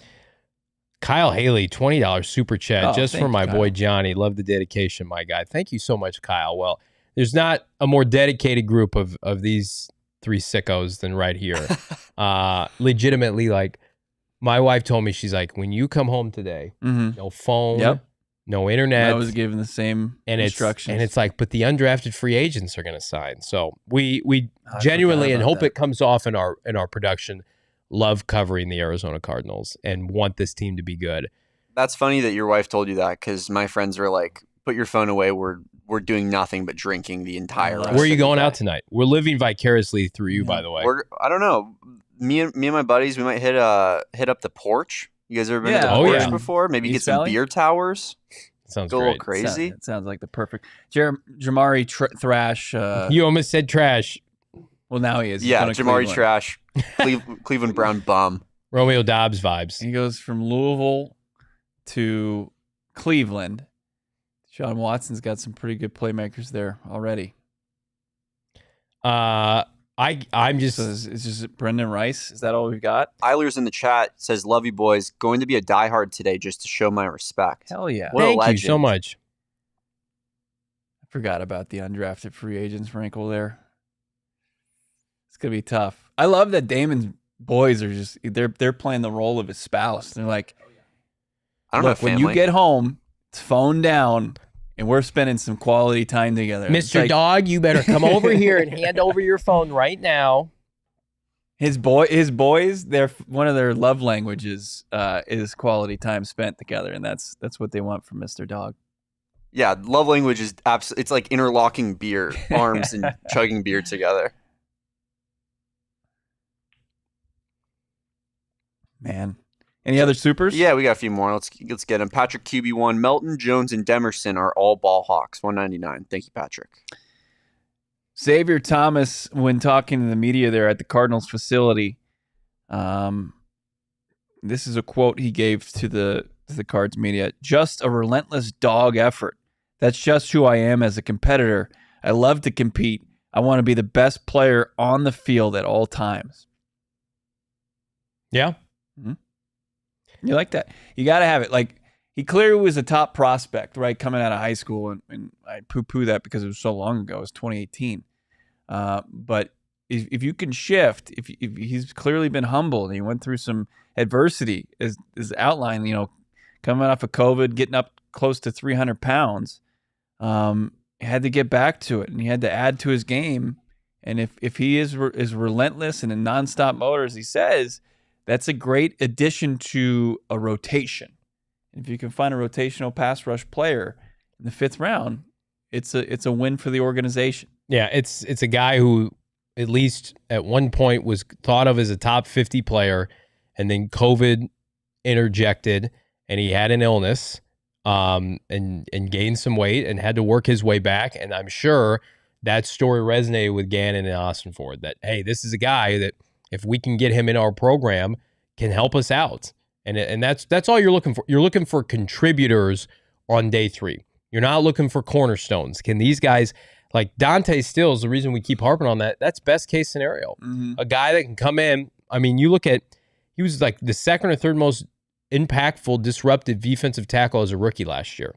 Like that, those are best case scenarios. But it's hard for some of these defensive players to do that. Whereas, like, I think this offensive class and these receivers in particular, there are guys that are going to be able to come in and have a role right away. So I also just, right now, Zach Pascal is your 4th wide receiver. I don't love that, at least this year. So let's get somebody with some upside here. This guy announcing the pick right now, it's a live look at me in a Cardinals jersey in Munich, Germany at a beer hall next year. This is the most German stereotype move. They're in a beer hall. They have a pretzel with the card that he's reading off of. This is Chandler Zavala, 2nd-year player, as they take Smith Wade out of Washington State, the corner. He's got lederhosen on. He's got a hat. That looks like the sweatiest place I've ever been to. Yeah. I wish I was there. I know. I'm uncomfortable They're looking at crushing the that. Heffenweisens there. I was wondering if they were going to announce their opponent there. I don't know. They did not. So Carolina obviously set to play in Germany, and something to keep an open mind to if you're a Cardinals fan. I wanted to shout out somebody else in the chat here. There it is. Victor Felix Barba just became a diehard. You guys are fucking awesome. Let's Thank go. you, Victor. Appreciate you. Victor, As if you always, have a guys. Twitter Yeah. account, post that on Twitter. We'll give that a retweet. Yeah, tag all of us. Tag PHNX Cardinals. We'll retweet that, Victor. Thank you so much. Hey, I hope you picked a new T-shirt. By the way, great time to plug it. The new Phoenix Cardinal T-shirt right now at the merchandise locker. Fired up about that. Available right now to be purchased. Yeah. I Thank love you so much, anything with Victor. the state of Arizona flag in it. PHNXlocker.com will get you going. Or, as Johnny said, you become a diehard. Go PHNX.com. You get that free T-shirt, hat for the year. I mean, if you're a diehard this year, free hat or T-shirt. You continue on as a diehard, free hat, free T-shirt the upcoming year. It's a great deal for it. Basically cuts the price to become a diehard in half. Yep. It's a nice little deal there. Couple picks away. Cardinals on the clock at 162. Jets, how about this? Are trading starting defensive end Jonathan Franklin Myers to the Broncos for 2026 sixth-rounder per Adam Schefter. He had 19 and a half sacks in 5 seasons in the league. The Dolphins going edge here out of Colorado State. They're taking Mo Kamara, 13 sacks last year for CSU. Damn. It's a nice pick there. Mo Kamara, Baldy loved him. yeah, and again, Colorado State was barely ahead in any game. So most of those sacks are effort sacks on early downs. So the height-weight ratio is not great. He's undersized at under 6'2", but the production for a Power 5 school is too hard to ignore. I think that's a really good pick for your Dolphins, Damon. Yeah, they're showing production 79, the athleticism under 70 at 66, but 17 tackles for a loss and 13 sacks in the Mountain West. He's the Mountain West Defensive Player of the Year. I think Chris Greer just is obsessed with defensive ends. I think It's a good he obsession can't get to have. enough. I mean, you draft, you develop them, you get guys like Van Ginkel, and it's nice to have players like that, but when they go get the bag, and it's like you can't afford to pay those guys, you just go find the next one.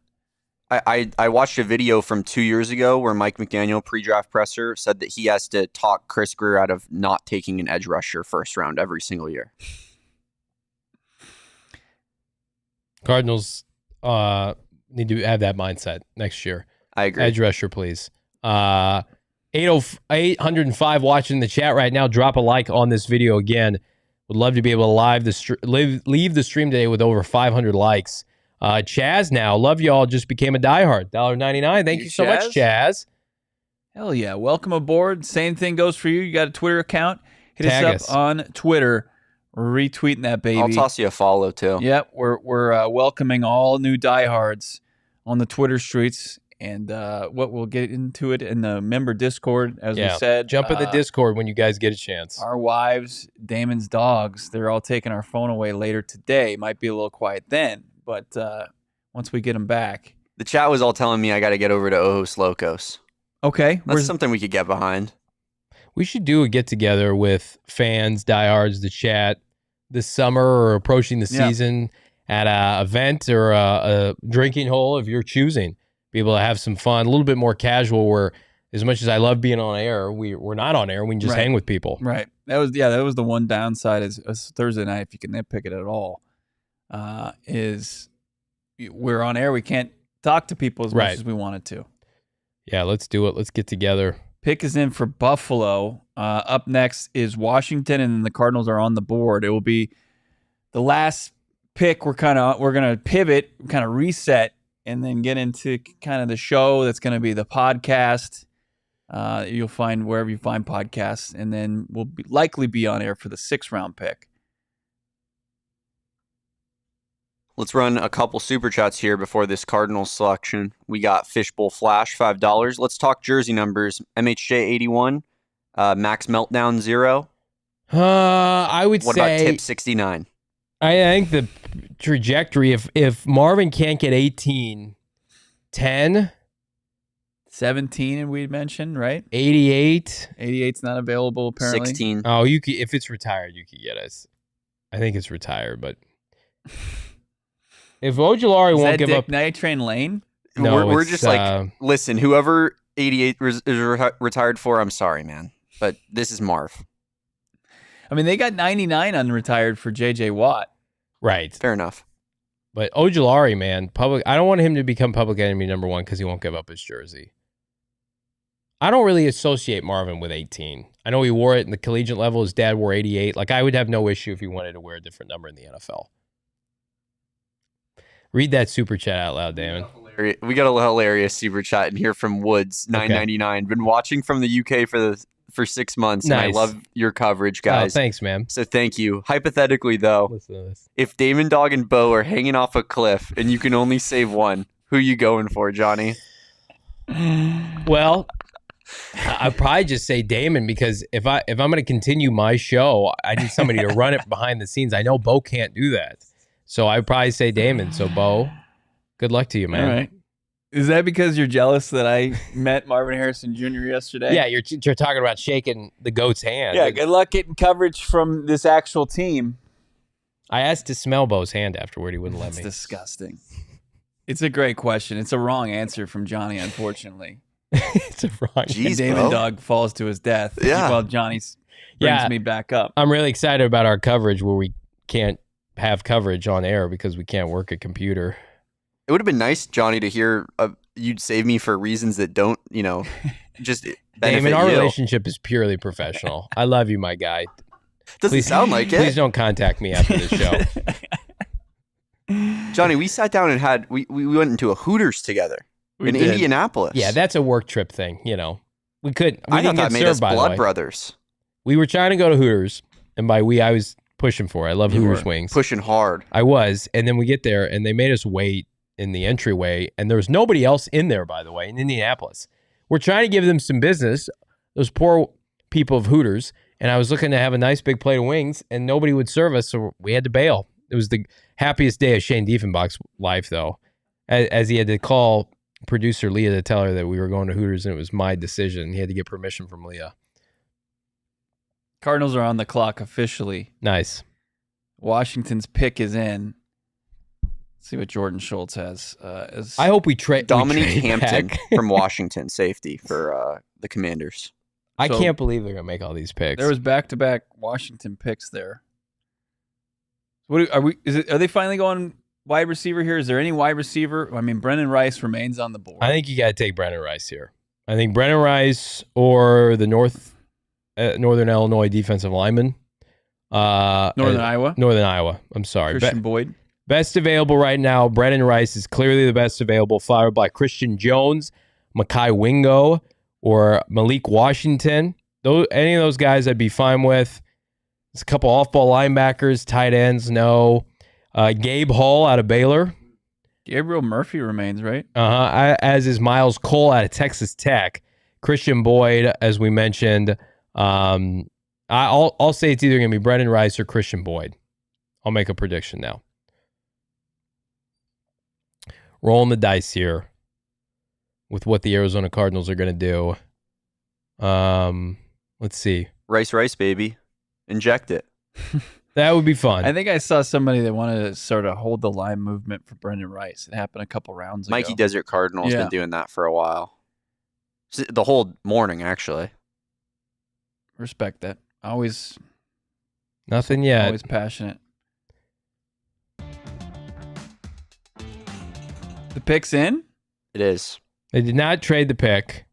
The pick is in. They made the pick relatively quickly here. Christian Jones, Brendan Rice, give me one of them. Looking to Jordan Schultz to drop it for us. One of the insiders. I feel like it's got to be offense again. They've gone defense a lot. Cardinals making the pick day 3 of the draft. Nothing yet. This is the extra 5th rounder that they picked up. I couldn't tell you where they got it from because they've made so many trades. They've offloaded so much. I got Tankathon saying, is this the Vikings pick, 186? Yeah, 162. 162. 162. So this is one from Wheeling and Dealings. Was this the trade down for Tip? Yes, this is the Tip. No, yes, this is the. Tip. They got a 6. It's the 6th rounder. Christian Jones. Nice, excellent job, Monti Ossenfort. Christian Jones, developmental right tackle, 24 years old, 48 career starts. Excellent, excellent pick. High value, okay? Somebody's going to be able to come in. If I'm Kelvin Beachum now, depending on what kind of camp Christian Jones has, I know it's a late 5th-round pick. Listen, if he only ever develops into a swing tackle, I can get on board with that. Christian Jones, excellent pick. You know the Cardinals wanted to take advantage of this offensive line class. They had to wait to later rounds because of Marvin and Darius. That's a nice pick for Ossenfort. By the way, when you watch Texas play football, one of the best rushing attacks in college football, one of the best combinations. It wasn't just their defensive line of line of scrimmage play. So I like that pick. He was the second best available player according to ESPN. He had an 84 grade, or excuse me, he had a 75 grade, the 84th player ranked, the 13th best tackle, started 48 games, and lined up at multiple tackle spots. He's got a good pop when he finishes and can generate, we know we love this, a push in the run game. And he's best featured in a power scheme like the Cardinals run, but moves well enough to cover up linebackers at the second level and could develop into an effective zone blocker with improved footwork. Jones is quick enough to handle speed off the edge and has the strength to anchor in pass protection. Love that pick. Good job, Monti Ossenfort. Daniel Jeremiah is pretty high in Christian Jones. You look at this start at 48 at 61 career games. It fits the theme of this entire offseason as far as players the Cardinals have added to the roster that have been available, right? It's a big thing for them as far as guys being able to stay healthy, get out there and not miss snaps. And they've done everything they can to boost the interior of the offensive line, and you see the depth there. And then as Johnny was pointing out, like you got your 2 starting tackles between Paris Johnson Jr. and Jonah Williams, and then the swing and Kelvin Beachum, and now you add a guy who could potentially be the depth at the tackle spot. Bad news for a Jackson Barton as far as the offensive line goes at the tackle position.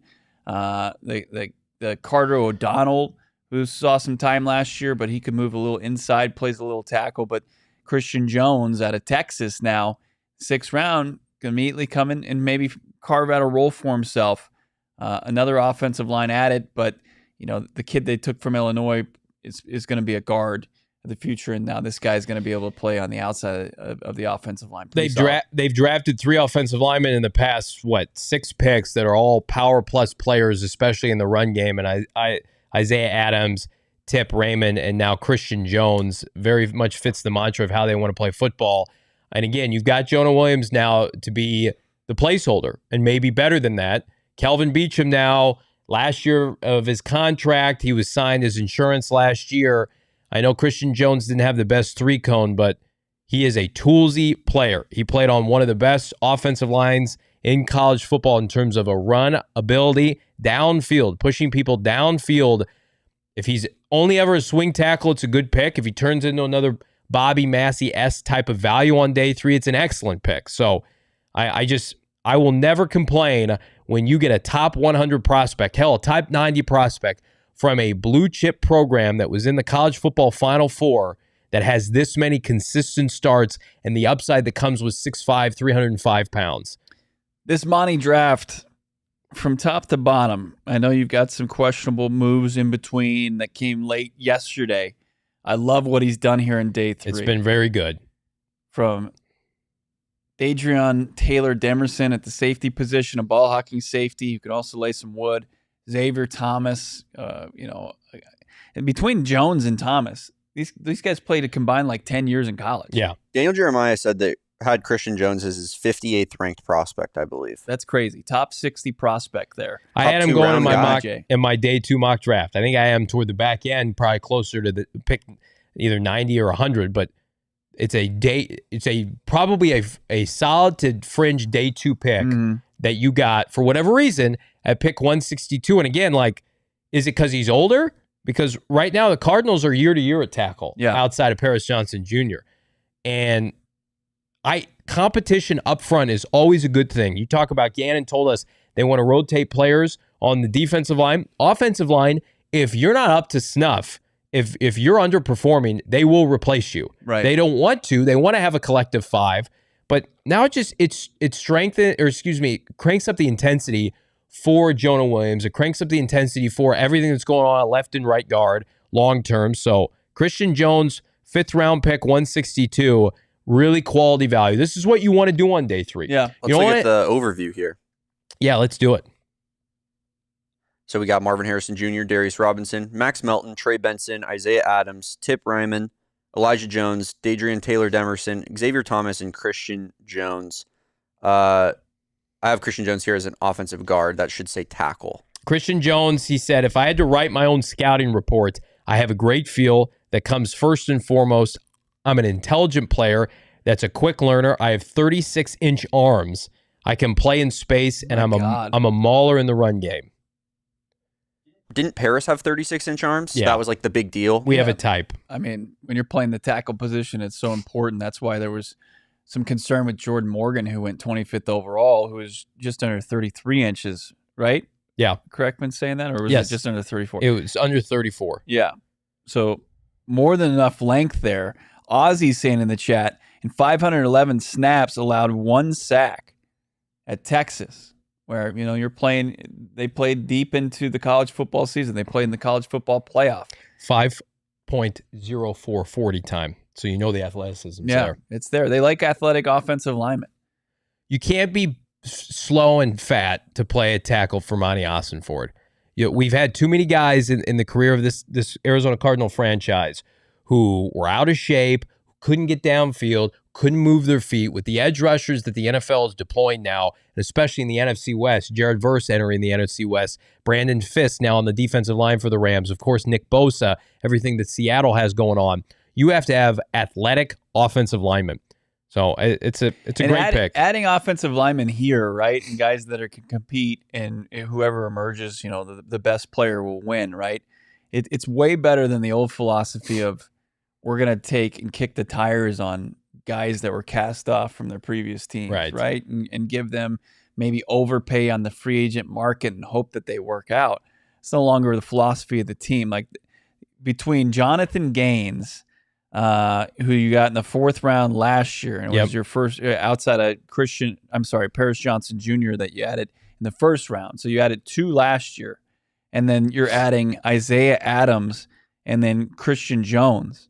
I mean, you've added 4 offensive linemen. If 2 of them are starters, you're in a really good spot. Yeah, the only 2 non-premium positions, 3, were Taylor Demerson, Tip Raymond, and then, of course, Trey Benson. But again, the need was there, I would argue, certainly a running back, and then with Taylor Demerson, Budda Baker, 1 year left on his contract. The Tip, to me, again, second tight end, you understand what their role, they understand the role that they envision for him. And the role, I think, for Christian Jones is coming in and being their swing tackles.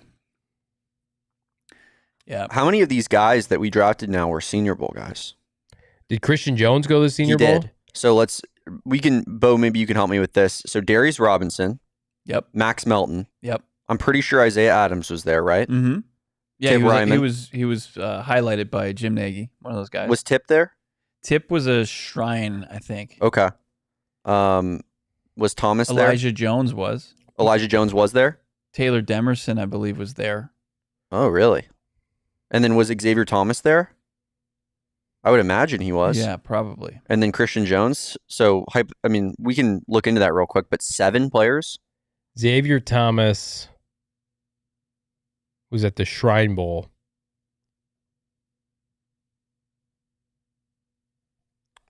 Pretty crazy stuff. Yeah, I mean, Dave Sears is made a career going in Mobile, finding guys. And again, he's assistant general manager, and he's going to be a general manager one day. Yeah. Cardinals are doing some work up front on the line of scrimmage. And maybe people were like, when Johnny came out and tweeted that Dave Sears was a rising star, he was going to immediately help the Cardinals revamp this and expedite this rebuild. And they're like, what's weight on that? What they do in Detroit? Oh, maybe the best draft classes each of the last 3 years. You think they know what they're doing in Detroit?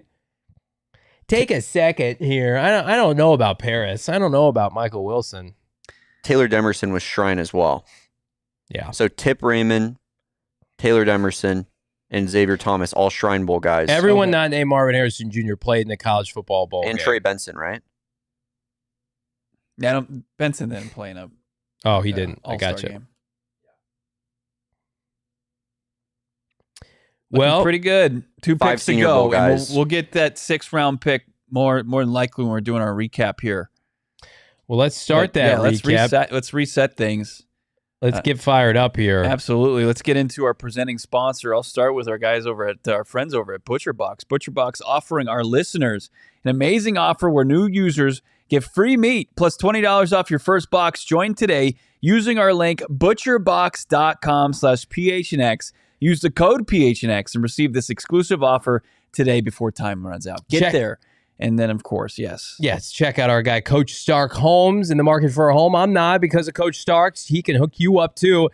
Get a hold of Coach Starks today at CoachStarksHomes.com or at 623-695-3929, Arizona's premier realtor here in the Valley. Check him out. He can hook you up with a home or help you sell your current home. Cardinals selling off some old for some new here in the 2024 NFL Draft. Out with the likes of Isaiah Simmons, Rondell Moore, among others.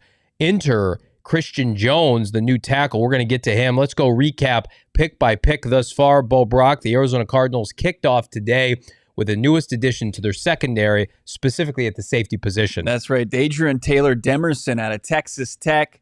One of the more productive safeties in this class. You like what he brings as far as his athleticism, over 6 feet. He's a thumper. He's a guy that I think is a good, future starter potentially for the Arizona Cardinals, but fits the 2 secondary members that they selected in day 2 of the draft, where they take Max Melton and they take Elijah Jones. Yeah. Ball hawks, guys that get their hands on the football. What is Jonathan Gannon and Nick Rawls? What do they want to do on the defensive side? They want to be disruptive up front, and they want everybody behind that to take the football away. Yeah. Get the ball into the offense's hands, the offense that you bolstered through this draft, in their hands to put points on the board. And their first pick today in day 3, 104 in the 4th round, Adrian Taylor Demerson at safety from Texas Tech certainly matches up with the other prospects and players that they've added to the secondary since Monti and JG took over. Yeah, he has the same body type as Budda Baker, and he will be their presumably 3rd safety to begin this year, and hopefully has a chance to stick in the secondary long term. And he's somebody that, listen, at the end of the day, Jonathan Gannon specializes in defensive back play. So I like the pick. I also like this next pick, Xavier Thomas, the outside linebacker edge rusher out of Clemson, 6th-year senior. He's 24 years old, never really developed as a pass rusher, but a former top recruit, 4 or 5-star recruit on those elite Clemson teams back in 2018, 2019. Had a couple hiccups, though. COVID affected him. Gained weight over 300 pounds, so he's been on a journey, but this year went to the Shrine Bowl, put himself in a position to be drafted. He is somebody that projects as a rotational pass rusher, maybe the next Dennis Gardeck, certainly making the likelihood Victor Dumakagi, Jesse Luketa, etc. The roster spot's a little bit more shaky as a result, but you get Xavier to come in on this team that needs energy, that needs people that are going to play on special teams, and certainly has the pedigree. He gets a lot of pressures. It's been outlined on Twitter. So look past the sack numbers and say, okay, with an improved defensive line, with the tutelage of Jonathan Gannon and Nick Rawls, is this somebody that can come in and carve out their niche on a 4-year rookie contract? Bro? Yeah, be annoying to guys like Dennis Gardeck, Victor Dumakagi, Jesse Luketa even. Be their shadow, right? Figure out, how they operate as a pro. That's how you're going to make and stick as far as this league, because of your lack of production, which drop you down from top high school prospect to 5th round pick. Xavier Thomas talking to the Cards media today after being selected, saying, I'm just a relentless dog effort, just who I am as a competitor. I love to compete. I want to be the best player on the field at all times. You like the mentality. It's right. And now you just got to figure out, what's your process look like at the pro level. And that's why I'm saying be the shadow to Dennis Gardeck as far as just the size and the physicality, athleticism, maybe sometimes lack thereof. You can find out, how Gardeck is just that nonstop motor, that ace on special teams, that you can carve out your own spot here for the Arizona Cardinals and kind of be maybe his successor as he's in the final year of his contract. Like, they were looking for the edge in this draft. There weren't a whole lot of options. Xavier Thomas in the 5th round, I think it's a decent pick for the Cardinals. We know the Cardinals had interest in trading up in the 1st round, more likely than not to take a defensive tackle. So they basically punted edge rusher, maybe Xavier Xavier can surprise them. I'm surprised by this next pick here. At the end of the 5th round, the Cardinals get probably their best value pick of the day, unequivocally. It's Christian Jones, the tackle out of Texas, a top 100 pick by most people. Daniel Jeremiah had him as a top 60 pick, 6'6", maybe 6'5.5", over 300 pounds, 48 starts in the burnt orange at Texas, who had one of the best run blocking games in college football, led the way for a 2nd-round pick in Jonathan Brooks, and now somebody he can get pop in the 2nd level. He's somebody that best fits in a power scheme, and that's what the Arizona Cardinals want to run. They added Trey Benson yesterday. They added a guard. They added a rotational blocking tight end. Now they add a right tackle. Listen, if Christian Jones had been the pick yesterday at pick 82, we would have lost our minds. Now the Cardinals get Flip him. Tip and Christian Jones. Just If in your mind. switch spots, I mean, listen, you get a value pick, it makes the tip pick a little bit easier to stomach. I love Christian Jones. I think, again, if he can become a swing tackle, great. But if he can become the heir apparent to Jonah Williams, a long-term option at either left or probably right tackle, he's got an ability. He's not just a run blocker. He's given up, one career sack and over 100 pass blocking snaps over the last season at Texas. 511. I'm sorry. Yeah. It's an exciting pick for the Cardinals and Monti Ossenfort when you consider that the knock on this team under Cliff Kingsbury and Steve Keim was finesse football. Clearly, they are going in a different direction, a power run game emphasized by these picks. And I think cherry on top, Christian Jones has a chance to be the best value offensive lineman this team has taken since Paris. Man, well, yeah.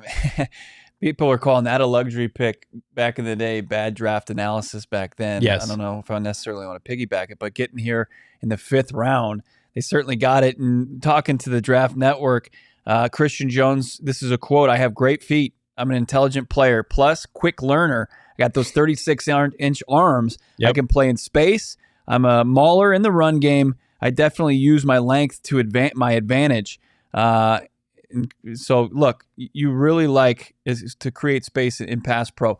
Like he sees himself and views himself as a complete tackle, and it's a successor plan to Calvin Beachum. Yes. I mean, Calvin Beachum is one of the few players remaining on this roster that's over 30 that's a position player. Yeah. And you needed to get younger. And I think you've got a great option to fall back on in Christian Jones, who can immediately push Calvin, who, you wish that he was a little bit more comfortable at this stage in his career. Great guy, great locker room guy, great mentor. But you got to have an eye forward. And Monti Ossenfort certainly does, and took a guy that Mel Kiper had in his top 100. And as you mentioned, Daniel Jeremiah had him in his top 50, and Monti Ossenfort gets him at pick 162. Who was the guy that from Houston that the Cardinals traded away? I'm blanking on his name. Josh Jones. Josh Jones. You think he could be kind of a like-for-like replacement for him? I mean, I think he's got similar, and not similar, because Josh Jones was a plus pass protector, whereas this mammoth beast is a run blocking downfield mauler. I think the Cardinals, respectfully, have not had anything like this. I think that Christian Jones fits the mindset of a Yelda and a Will Hernandez of what the Cardinals want to do downfield. And it's going to be hard for him to get caught up to handle some of these edge rushers in the NFL. And so that's why he's not going to be thrusted into the starting lineup. But watch his development this year. You know he was a top pick coming out of high school for Sark and company at the University of Texas. He had this many starts. He's an older player. He's been refined. His technique should be pretty fucking good at this point after being at the collegiate level for this long. So you think he has to beat out Calvin Beachum to remain a Cardinal? I think you will beat out Calvin Beachum. Because when you look at the odds that he's going up against as a 5th round pick, with the Cardinals and their coaching staff, and Jonathan Gannon always says, if you're active on game day, you've got to roll, right? So you can't have 4 tackles usually. Like you had Jackson Barton, but he was usually on the practice squad, and they would elevate him if they needed him. So, I don't know if Christian Jones, if you try to sneak him down to the practice squad, if he lasts that long throughout an NFL season. He won't. I think they're going to be more inclined. I think Calvin Beachum, they made a point to say, we have to get an upgrade. Now that Humphreys is gone, they get Jonah Williams. Anytime you're a Monty pick, you are ingratiated now, and you get the benefit of the doubt. And I think they would rather say, we'd rather pay, because I'm guessing there's minimal guarantees left on Kelvin Beacham's deal. I'd have to look that up. Christian Jones making no money as your swing tackle. I think they'd rather do that. They take great pride in developing offensive linemen, unlike the prior regime. So Kelvin, you just don't have a future with Kelvin Beacham past this year. You might not have a future with him, respectfully. And I know we interviewed him at Super Bowl week entering this season. Oh, he's a great guy that you always root for. It was a great signing when they signed him back in the day. Yep. I mean, he was one of those guys that it was like post free agency sign.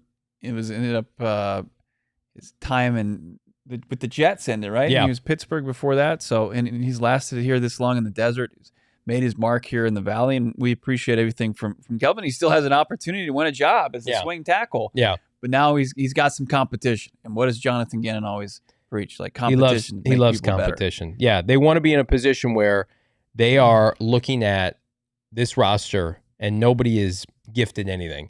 Nobody is grandfathered in. Like Marco Wilson, they just felt like, well, he's the most athletic corner we have. He's our CB1. Those are bad problems that the team doesn't have anymore. I don't have problems looking for a home anymore because I've gone with our guy, Coach Starks. He's the president of Coach Stark Homes, is Chris Starks with West USA Realty, and is a high school basketball coach and educator here in the Valley for over 20 years. Plus, before real estate, 12 years as a head varsity coach. So he values relationships. He's taking care of my family. Nobody works harder. This is a guy that's going to come out before sundown or after sundown and show you a home on the opposite side of town. This is somebody that's always going to be grinding. We grind the tape here at PHNX Cardinals. He grinds the tape online realty. Make sure that you're the first person to see a home that just landed on the market.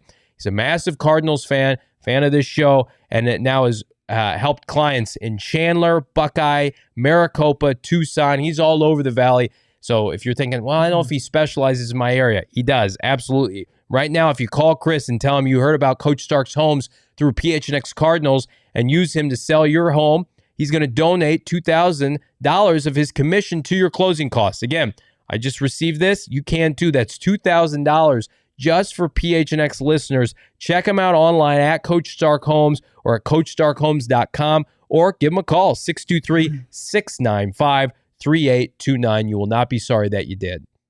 Love Coach Stark. Great stuff there. Great stuff in the chat, and also great stuff that you can have sent to your doorstep that makes your life simple. It's meat, it's seafood, and it's unbelievable quality from our friends over at Butcher Box. To simplify your life, we obsess about the quality and standards where you don't have to do that any longer with our friends over at Butcher Box. Get in now and save big due to an exclusive offer to all of our listeners. Amazing offer where new users get free meat plus $20 off your first box. Join today by using our link, butcherbox.com/PHNX, and use the code PHNX to receive this exclusive offer today before time runs out. The convenience, it's unmatched. It lessens your trips to the grocery store, and you don't know what kind of beef, poultry, seafood you're really going to get from their respective sections there, whatever supermarket you go or frequent. And also you've got just unbelievable 100% grass-fed beef, free-range organic chicken, pork-raised, crate-free, and wild-caught seafood.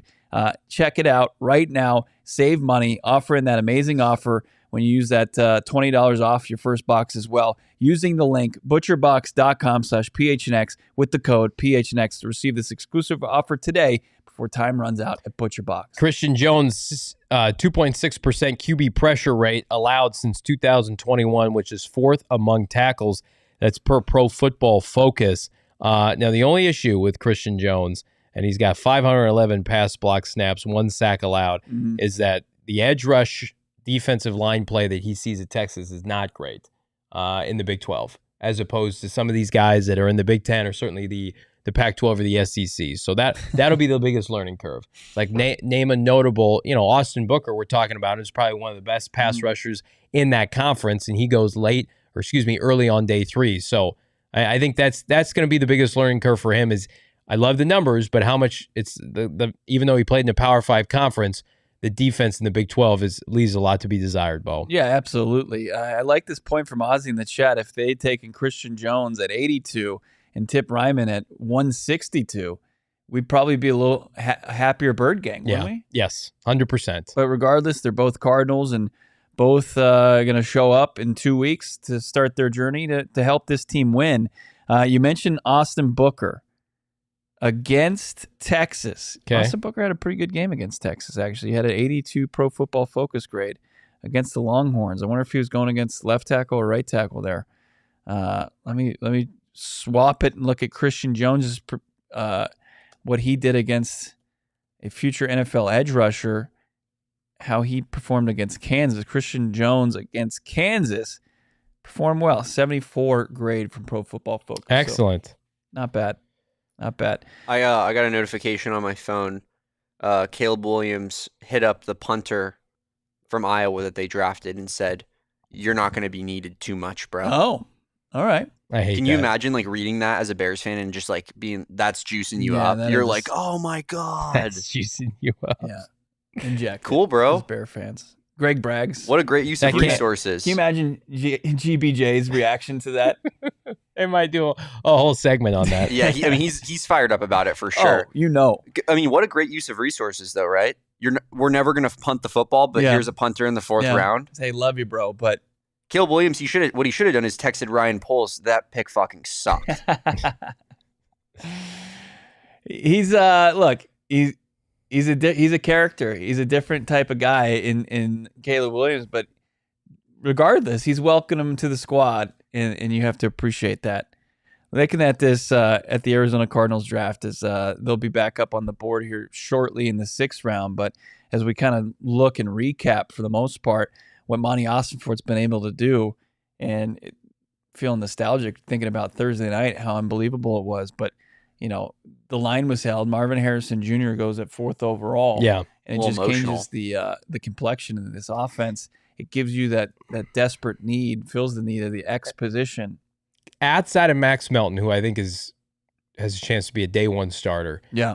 I think the value, and we knew this coming into this draft, so that we're not surprised. When you get Christian Jones at 162, it's not a surprise. The value in this draft was on offense. We saw it with the first how many picks in this draft. Receiver, tackle, QB at least early. Now certainly tight ends on day 2, running back on late day 2, early day 3. The value of the story of the 2024 class, I believe, is going to be offense. And so it's not a surprise where Christian Jones is a great value. You have a future starting running back, a Hall of Fame prospect receiver. And then they took a guard, they took a tight end. They feel in the top 100. They love the offensive depth in this class. I think whatever you can get from this defensive group, Max Melton, we have high expectations for. When you're a top 50 pick, your floor is hopefully CB2. Everything else, though, it's just like, hopefully those guys can stick. Because it is an indictment a little bit. And then Darius Robinson, of course. It is an indictment a little bit of the rest of this defensive class. We've been talking about it for 3 days now. Yeah. You're looking for somebody that can play a role potentially at an edge spot that was not addressed. They were moving forward with the status quo before the drafting of Xavier Thomas, 138th overall out of Clemson. But yeah, you lean into the strength of this draft, and they do in the tackle position way down the board. Yeah.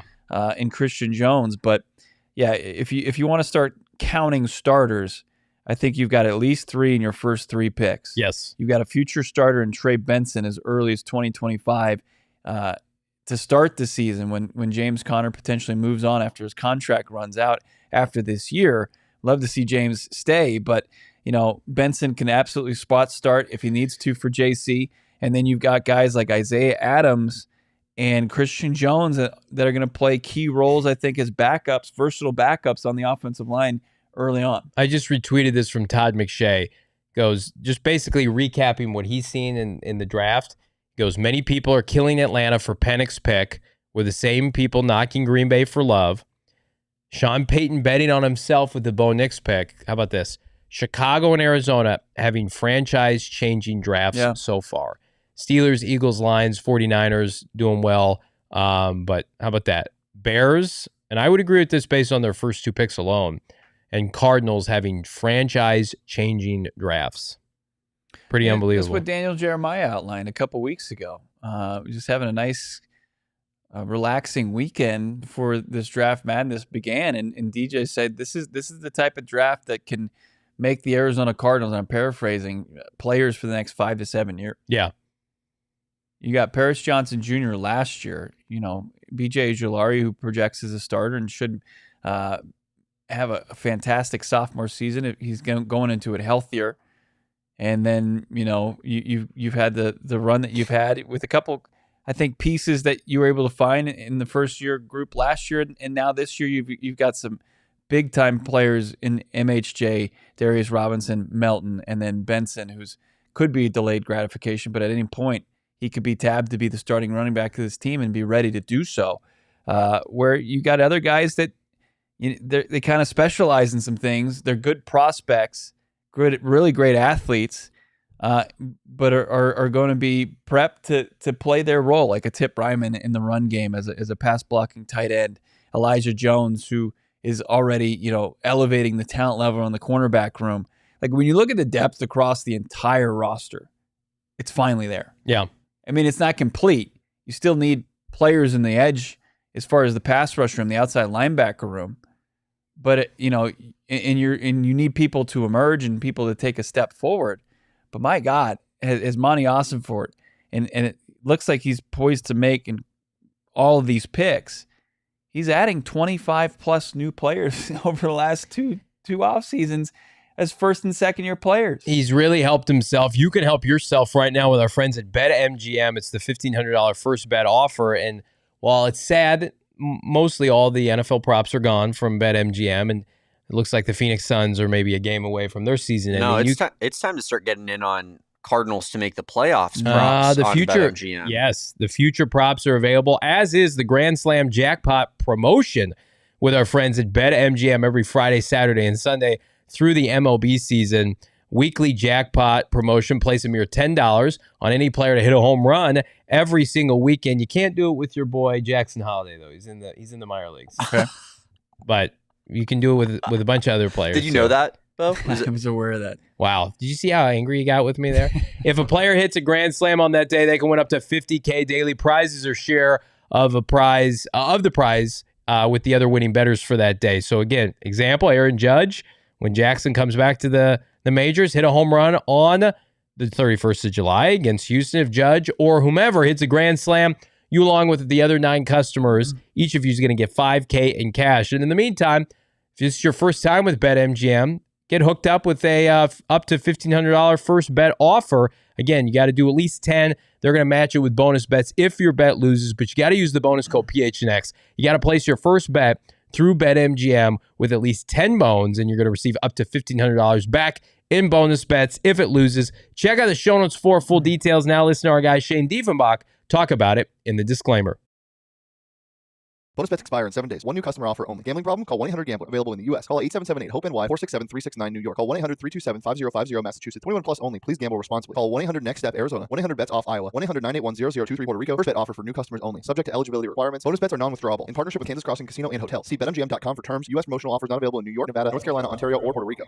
We're closer to the end and the beginning of our draft coverage. Approaching, 15 hours? Did we figure that out? 15 hours on air of our draft coverage, which began way back when at Gila River Resorts and Casinos at Wild Horse Pass, one of their many great resorts and casinos here in the Valley of the Sun. If you haven't checked it out, nobody does it better than Gila River Resorts and Casinos. They offer an authentic and immersive experience, unprecedented level of entertainment that you're not going to find anywhere else in the desert. They've set the bar very high.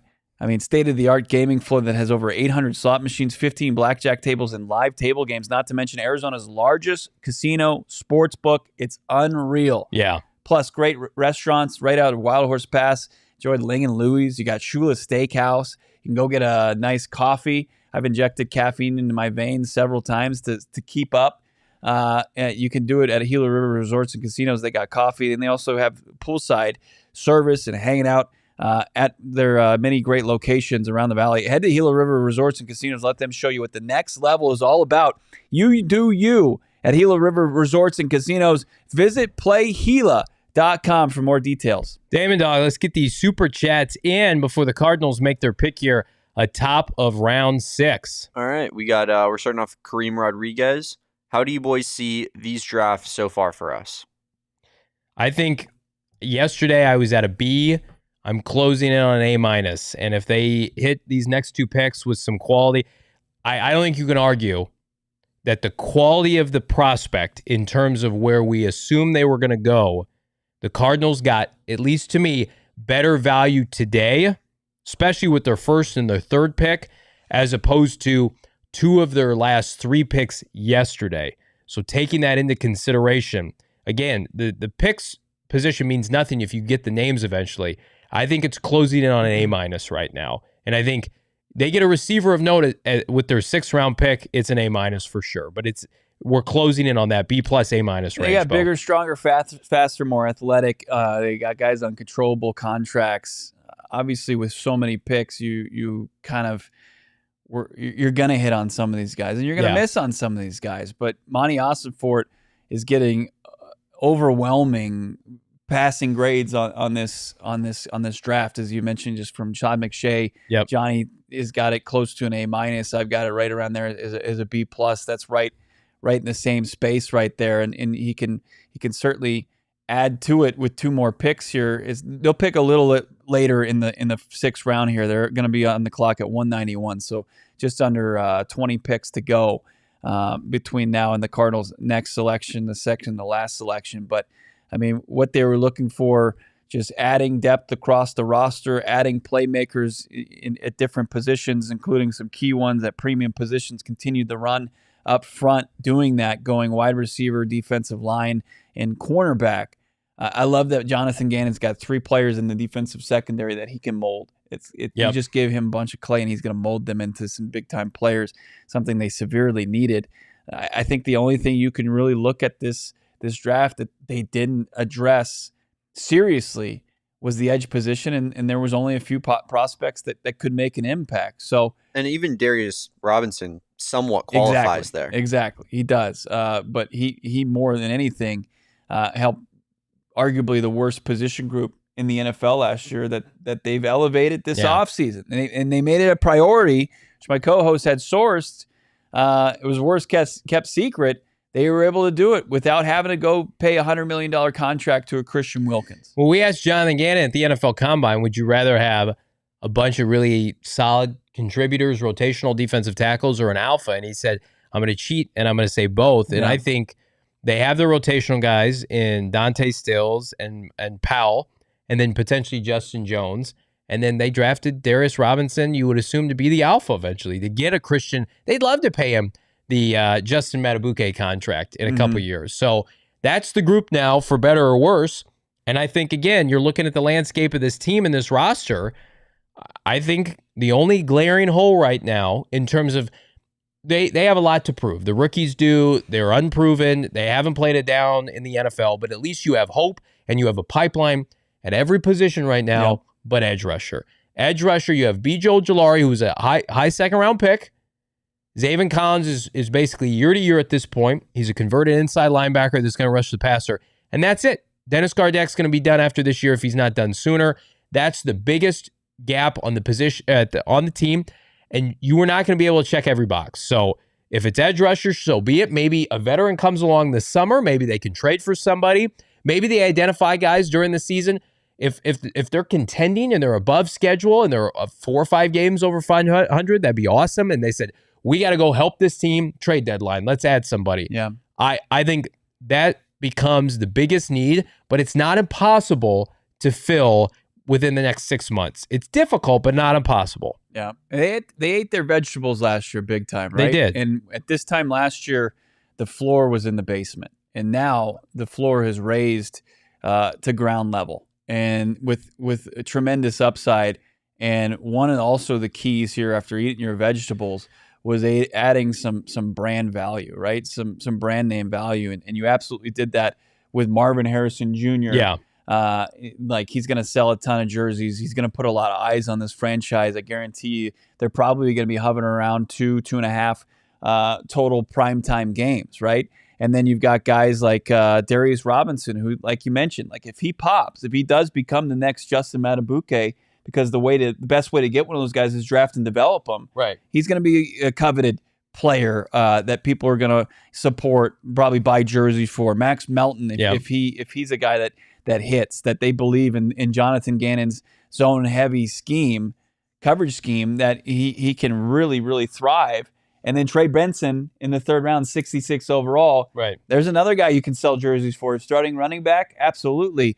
So look, they hit it from all angles. Not only did they find guys that made them better, but also helped their franchise desperately kind of put some new faces in the franchise. A new era of Arizona Cardinals football is finally being ushered in, and it's exciting. People are proud of it. Yeah, absolutely. And they should listen.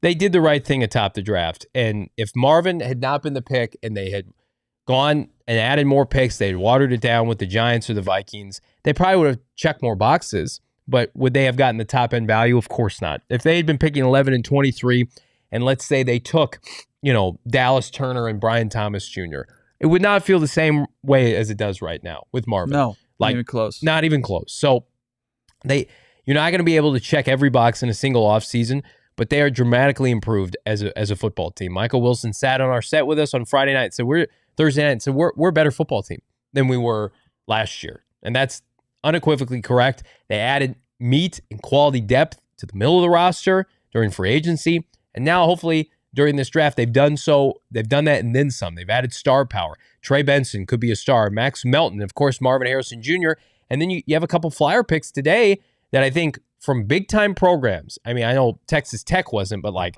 Clemson, big-time program, a kid who's competed for national championships, and Xavier Thomas, who was a big-time recruit, and of course, Christian Jones, who has been in the mix for the college football playoff championship, and somebody that under, the tutelage of that offensive line coach has developed into a really nice NFL prospect that had a top 100 grade. If you think Christian Jones is happy that he went this late in the draft, he's not going to have a chip on his shoulder. Think again. Like that's the best time to get a prospect of that caliber. Yeah. When I just look at this entire draft class, when I couple it with what they've done in free agency, and then I also compare it, my God, disgustingly with the team last year, like the defensive secondary, they've added 3 players today. They've added 3 players in total, with Melton being the first, and then Elijah Jones out of Boston College, and then Dadrian Taylor Demerson, and you add them with Buda Baker and Jalen Thompson, and already in place Sean Murphy Bunting, who you got free agency, and then some guys who are going to compete. There is probably the most competitive of the bunch without knowing too much about the newcomers, and Keitrell Clark and Starling Thomas. I mean, when you comp it to Marco Wilson, Antonio Hamilton, and Rashad Fenton, my God. Yeah.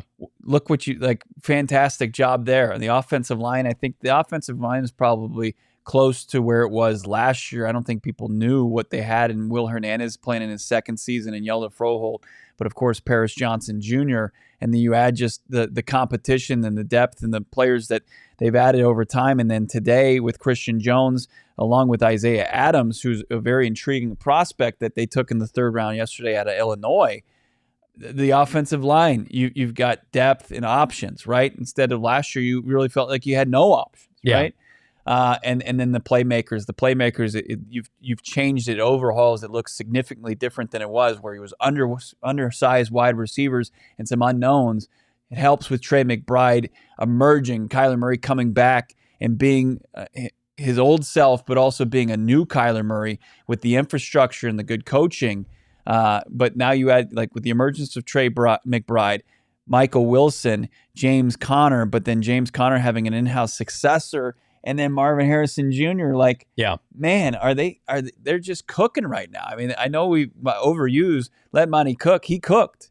Chef Monty went to work the last 2 offseasons and has done a really good job tearing it down and building it back up. He's not done yet. You can afford not to be done too when bettering your financial acumen with our friends at Desert Financial Credit Union. It's the official credit union of the Arizona Cardinals, PHNX Sports, and the Venerable household. We have partners here that we trust, that we use in our professional and personal lives, like Desert Financial, because for more than 84 years, Desert Financial has been Arizona's largest, most trusted local credit union, dedicating to creating exceptional experiences by giving back to the community and providing financial solutions that make lives better. And if you're thinking to yourself, well, I have a checking account, I like that, what else can they offer me? Well, on top of a free checking account online, they can offer a savings account, mortgages, loans, credit cards, investment options, and more. I love a financial credit union like Desert Financial. That's a one-stop shop for everything. I don't have to shop at a bunch of different places. I don't have to have 20 logins to be able to make sure I'm financially sound. And if you're an Arizona sports fan, there's no better place to do your banking than Desert Financial Credit Union. It's the only place to show your team spirit every single day when you make a purchase on the exclusive debit card branded with your favorite team, like the Arizona Cardinal Visa debit card. Available right now. Represent the Red Sea by merely going online, creating a free checking account, desertfinancial.com. Again, it's free. It takes a matter of minutes. Debit cards in the mail just a couple days after the fact. Check them out right now, desertfinancial.com, Bo. Go and take that debit card, and you can safely sync it up with your Circle K Inner Circle membership, which is free. You do that, you're immediately saving at the pump. Yeah. Already the best gas prices in the valley, and you can save even more. How about if you become a free member to the Inner Circle, you start to save 25 cents per gallon on your first 5 fill-ups. 3 cents after that, can get as high as 5 cents. You can get to 30 cents by linking up your checking account with your Inner Circle membership. Just so many different ways to save money at the pump. And it's not just about the gas at Circle K, even though that's great. That gets you to their incredible stores valley-wide. But also you get into the convenience store there. You get a 6 free selection of Circle K products, pizza, coffee, ice-cold fountain drinks, those Polar Pops. It's elite. Join the Inner Circle for free by downloading the Circle K app today. Terms and conditions apply at participating locations. Visit CircleK.com for details. It's been a banner draft season here. We want to thank everybody, and we want to get back to the super chats we have remaining, Damon Dog. Yeah, I just wanted to say that I did not have on my bingo card that we would draft another player that would like overtake the minds of Cardinals fans other than Marvin Harrison Jr. And who is Tip that? Ryman is an absolute wagon of just like the community has just rallied around this guy. That's good. I hope he might be the fan favorite on the entire roster. I'm being every single comment is about him. He was drafted yesterday. Mm-hmm. It's wild. I've never seen anything like this. I thought it'd be all Marvin, all the entire rest of the draft. Nope. Tip Ryman. It's Tip Sanity. It is Tip Sanity. Tip Sanity would be easier to stomach for this host if Tip Sanity took place Saturday and not Friday night. But yeah, go ahead, Damon. He's a good Illinois boy, Johnny. He's South Dakotan. Yeah, but if that's a word. He gets to, I think it is. He gets to claim both, I feel like. Yeah. Played in Champaign. The pride of Illinois. They got two run blocking specialists from Illinois.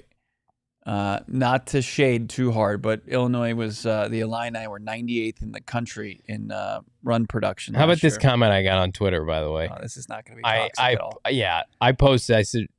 I said this on air, and then somebody else echoed it, and I think it's worth speaking to. Imagine the perception if you had basically switched the draft positions of Tip and Christian Jones. I said we'd be all over that. Just talking about a value perspective. Didn't kill the kid. And I said, very strong class still. Some guy on Twitter goes, "You're the only person who doesn't like Tip. I hope he dunks on you when you meet him." You're the only person who doesn't. I don't dislike Tip as a person or a prospect.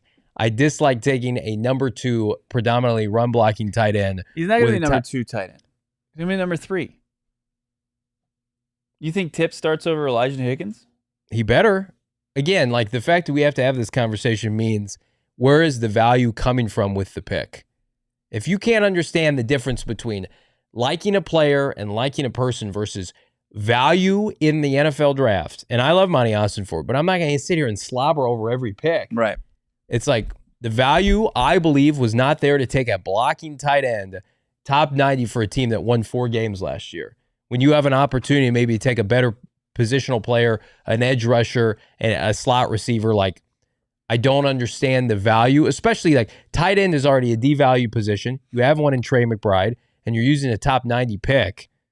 But yeah, go ahead and make it Johnny versus Tip. That's great. Let's do that. I would actually love to make it Johnny versus Tip. Let's do that. There's not a disgust for the player, the prospect himself. It's where he was selected. Correct. And what you're looking for in top 100 picks, what you're looking for in day 1 and day 2 as an organization that still needs starting caliber players, and you're taking a guy that's going to be a part-time player. He's got a role. He's absolutely got a role, and I don't think you can deny what his role is going to be. And then also with his projectables, when we look at his RAS score, and he's a 9.92, and he's 6'5", 271, ran a 4.65, and he's got all these skills, but he's still raw, very raw. Yeah. And you're getting to the best league in the world. I mean, we've seen athletes come up into this league, get chewed up and spit out Isaiah Simmons. I mean, and you're talking about a guy who in the latter years of his high school career didn't have a position, goes to Illinois, he walked on, he found it, and he excels in run blocking. That's great, but it seems like it's a specialized role. And to do that at 82, I think that's where that's where we'll push back and we'll say, was that the right pick at the right time? So David Johnson was pick 86. There's 4 picks after Tip. Think about the quality of player you got. Garrett Williams was 92. Michael Wilson was 96. John Brown, once upon a time, was, I think, picked in the 90s. Tyrann Mathieu was picked right before where Tip just went. Yeah. So again, it's based off of value, which is the point of the tweet and echoed by a lot of people in the chat. If Tip was taken today with a 4th, 5th, or 6th round pick, it would be easier to understand based on the value of the player, not the person. Man. I don't think Higgins is moving back to wide receiver. I think he's got a home at tight end. And go watch 12 and 13 personnel. They use it a lot. Go watch Higgins against the Eagles. Go watch Higgins against Seattle. He had a really nice end of the year. He started catching everything they threw to him. So again, let those guys compete. But again, nobody's overtaking Trey McBride. And I'm sorry if I want a top 90 pick for a team that won 4 games to come in and be a starter. Exactly. That's the pushback. We've got a poll up right now. What grade do you give the Arizona Cardinals and Monti Ossenfort? We will give our results before we get out of here. Let's keep it going with these super chats, though. I'm going to get this one from Frank Rodriguez, $2 super chat. A little bit down the line here, Okay. But he says, which receiver do you like with our next 2 picks? I think we should probably get into that before Let's take a look it here. gets taken off the board. The Cardinals are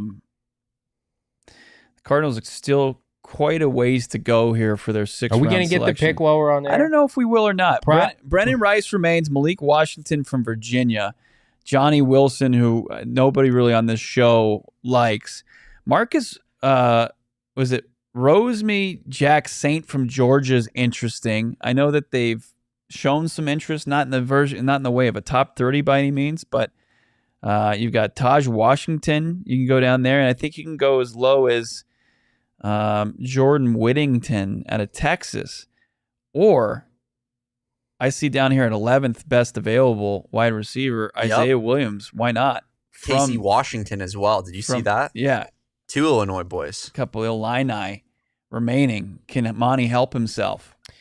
Look, if you've got a love affair with Illinois, it's better than having a love affair with Murray State in small schools like Keim did. K1 times MHJ just posted this on Twitter. I retweeted it. Kyler Murray out on a field here in Arizona somewhere, working out with Trey McBride today.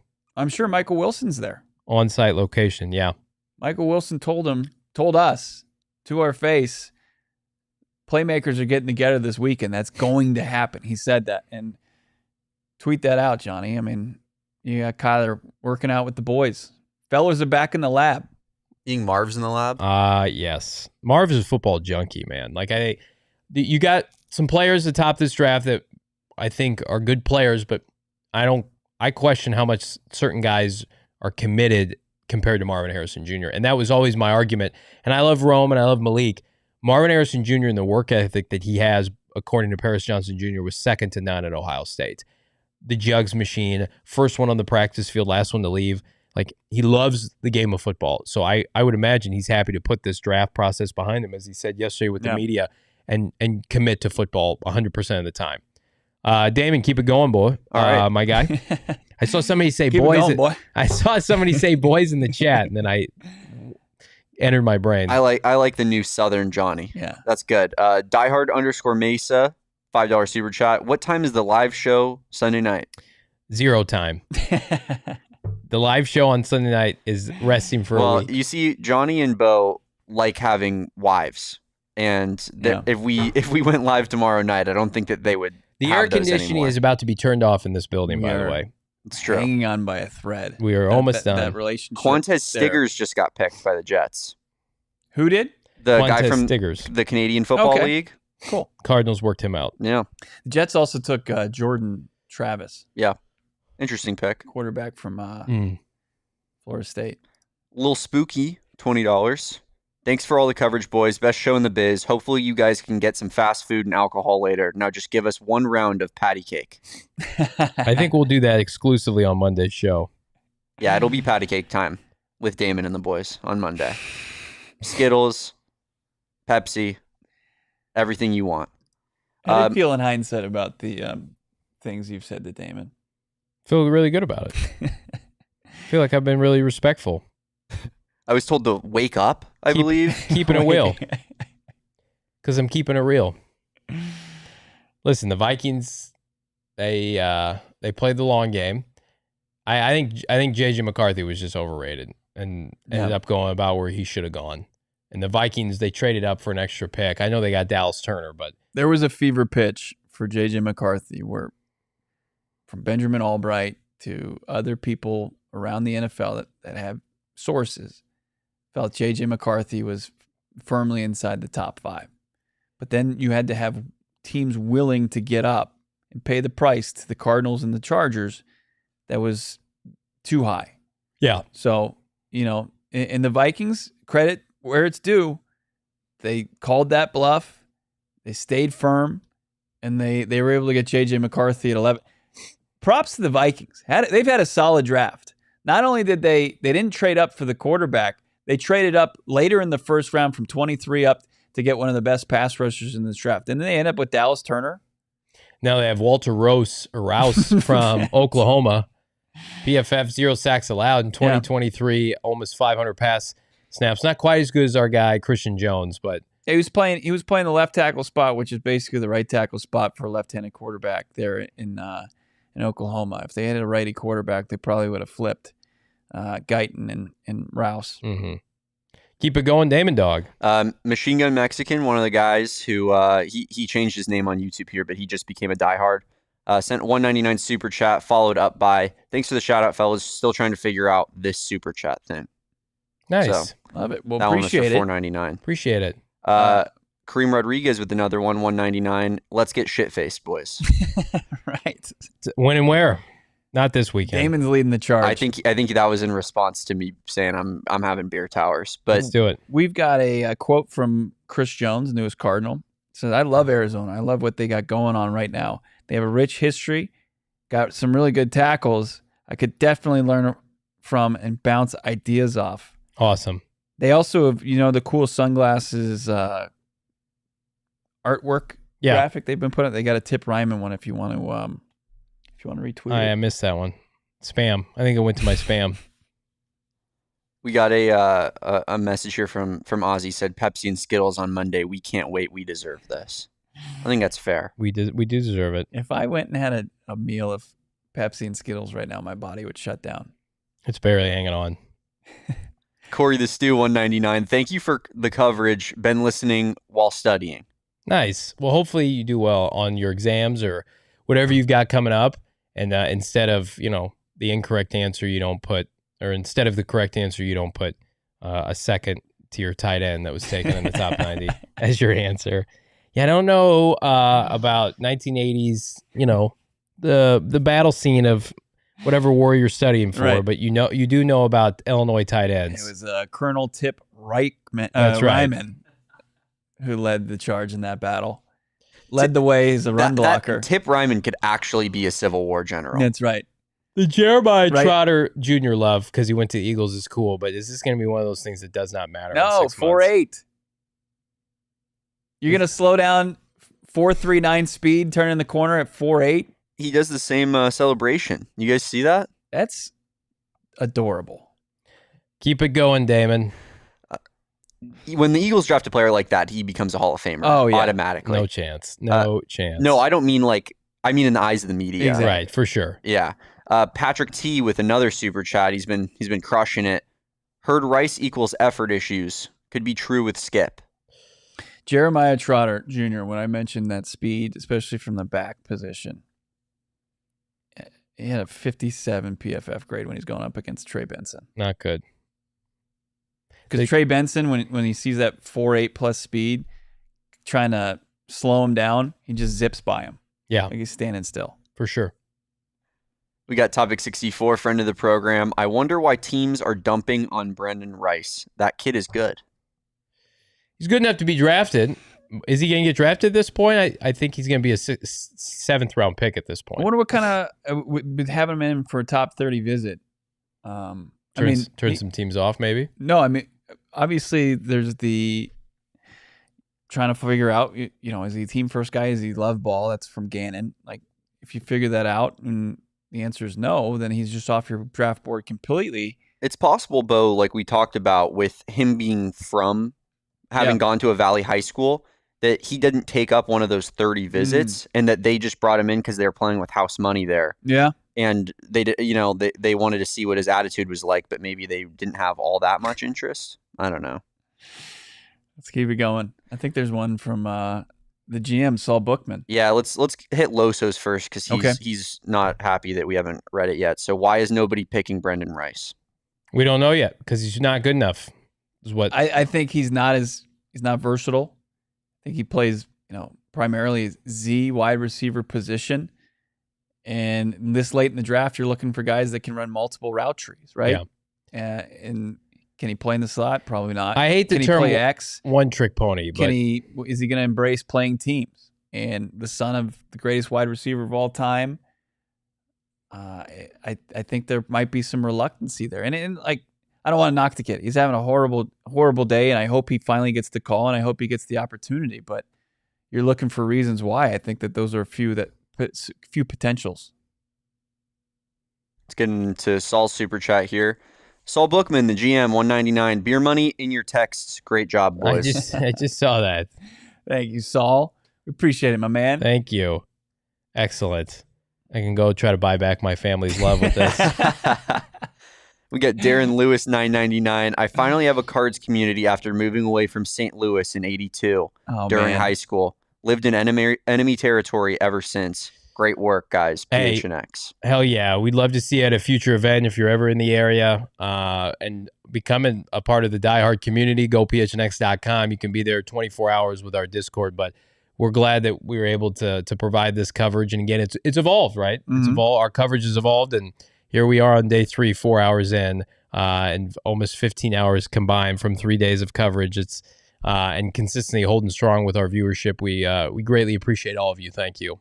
Do you want to get to we're 10 picks away, or mercifully we are 10 picks away? How many super chats do we have left, Damon? We have 7 left. Okay, let's keep the super chats going. We got Kev Brooks, $1.99. Just seen a vid of K1 throwing to Trey and Wilson fire emoji. Oh my god! Tell me about it. Have you retweeted it? I have not seen that. No. I wouldn't. Johnny, let's watch that video once we get off air. Yeah, I think that'd be dangerous on the live broadcast. Yeah. No, we don't need to pull it up right now. Marvin not being there though. So do you think he's like waiting until he signs his contract or what? Before he starts working out with K1? I don't know. Does he love ball as much as we think? I don't know. Kidding. Probably doesn't. Probably he's not even into it. I asked him yesterday. It was a question that fell flat in the press conference. This was one of your questions fell flat. This was before I got to shake his hand, look him in the eye, and kind of become budding friends. I asked him, when do you anticipate catching footballs from Kyler Murray for the first time? And he's basically like, we'll see. I don't know. So I don't know if he was obviously wasn't part of the text conversation that Michael Wilson told us about on Thursday night, but right. The playmakers, they're juiced about it. They're amped about it. Trey McBride and Michael Wilson, they're continuing to put in the work. Well, here's the deal. This team, and this is more important than any singular pick outside MHJ, is such a better place from a culture standpoint. Kyler Murray couldn't do anything last year at this time. He couldn't work out with teammates, couldn't take snaps under center. That's why I think it's ridiculous that people are picking some of these teams in the NFC to finish ahead of the Cardinals. Like the Cardinals have a head start. They have this exact same coaching staff. They have the exact same personnel at the end of last season that they were 3-5 with, damn near 4-4, and they've added to that. And that was the toughest strength of schedule the second half of the year. So, again, they have one of the easiest top 10 strength of schedules in the NFL this year.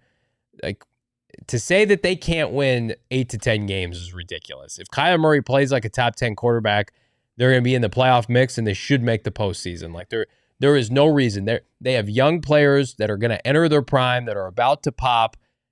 I think the biggest question marks are defensively, but every time I thought this defense was going to fold, Bo, they overachieve because of who's running it. Yeah, because of Gannon and Nick Rallis. They scratched and clawed without the personnel, right? They were undermanned as far as in both sides of the football, no doubt about it. I mean, you look at the special teams, and I think they actually it was a strength for them, and that played to their advantage and helped them stay in. But I mean, Kyler Murray going 3-5 and 4-4, thanks to local hero Matt Prater for missing those field goals. Kyler Murray going 4-4 with this roster. Yep. I mean, that was a Herculean effort where your best playmaker was an emerging tight end. Yeah. And now you add an X, the caliber of Marvin Harrison Jr., and you were a top 10 offense. Yep. I mean, there's only one direction this team's going, and it's up. And they're raising the floor with talent on the defensive side of the football. Did it through free agency with the additions of Bilal Nichols and Justin Jones, and then you add Darius Robinson to the mix. I mean, things are a lot better in the desert. Absolutely. Damon, keep it going, my guy. Watch out, guys. Mike McDaniel's doing train pumps in the war room right now. So things are getting crazy in the 6th round. We got AZ Moses 89, 199. Johnny may hate drafting Tip, but it's not MPJ at number 8. It's true. And I don't hate drafting Tip. I hate where they drafted him. I hate the location of where they drafted him. Who's MPJ? Michael Penix Jr. Michael Penix Jr. Yeah, sorry. I'm thinking of Michael Porter Jr. Like, I couldn't think of who it was. Danny Redbirds 499. That's how crazy of a pick that is. It is. Boys, are we a better team than last year? I say yes, and that's a win. It's fucking patty cake time. Not even close. They should. If Kyler, this is what people don't understand. They had one of the toughest strength of schedules last year. If Kyler Murray was healthy last year, they win 4 games. They probably win 6 to 7. This year they have an easier strength of schedule. 24th. And they add a bunch of talent, and people are like, "Oh, I don't know if they can win 7 games." Like, what the fuck are we talking about? They're gonna win at least 7. 500. They went 500 with Kyler Murray with one of the worst rosters in the NFL. They should make the playoffs. They play 500 ball this year. They go past the 6.5 win total. Not even close. They should make the playoffs. Get your hammer out and crush the over on 6.5. Yes. 6.5. That's so insulting. I can't tell you how insulting that is. Disrespectful. It is. No F's given. I agree with Johnny. Tip was picked way too high. Thank you. Like, again, good. I hope he makes the Ring of Honor and gets a gold jacket and is Kyle Juszczyk times Ron Wolfley times every great H-back tight end that they've had in the NFL history. But 82 is too high. And if another team was going to take him right after, you know what I would say? That's a reach by that team. That's what I would say. Rocky Jameson 499. Thanks, boys. I ain't laughed as hard as when you weren't slobbering over the Tip pick. If we sat here and said we love every pick, we would lose credibility because it's not sincere. You want us to be sincere, or you want me to just put on a show? Just pander? Yeah. You want me to be Panda Bear boy up here? I'm not going to do that. Just sit up here, get the Cardinals Kool-Aid mix, and just stir it up for 15 hours of coverage. If we did that, that would be disingenuous to our audience, and that's the furthest thing we want to be. There are places that do that, and to each their own. That's not what we do here. Right. Dolphins just got a second-team All-American receiver. Malik Washington. In the 6th round. I didn't think Virginia still had a football program, Damon. That's interesting. That's what Mike McDaniel, basically, he probably has Chris Greer locked up in a closet somewhere, and he's making all the picks for his team right now. 1,400 yards last year is pretty crazy. It's not anything to kind of turn your nose up at. Keep it going, Damon. Looks like we are going to get to this last pick Simply on there mercifully. And then we will end this show and this stream here. I'll never stop. I'm going to be here. I'm going to be here on my own. Damon's going to be gone. Johnny's going to be trying to put his marriage back together. I have to sprint out of this building to get to a Peter Piper's Pizza in Gilbert. And I'm waiting here for a late 6th rounder after I was told probably going to do 2 hours on Saturday. Such a sicko, and here Johnny. we are. We're going to do 5 hours again. You're Captain Sicko. I'm the grossest. Yeah, you are. I feel so gross right now. Simply Scented 499. And I got people. You know what is grosser is I'm just fully content sitting in this chair. Oh. I love my family. I do. I had the thought about 45 minutes ago, which was what? 3 hours, 30 minutes into our stream of like, what does even matter anymore? What else would I be doing outside of, making memories with my son? I missed our first flag football game. I missed my first son's interception. I'm missing a birthday party with my daughter because I'm sitting here with the rest of you sickos, hoping they take Brendan Rice, who's probably won't even make the roster out of camp for the Arizona Cardinals as a 6th rounder. But you know what? I'll be fired up if that's their pick. I got fire in my gut for this. That's what I have. Let's do it. Greetings from the UK from Simply Scented. It seems like JG and Monty have focused on athleticism, means trust their coaches to make these picks shine.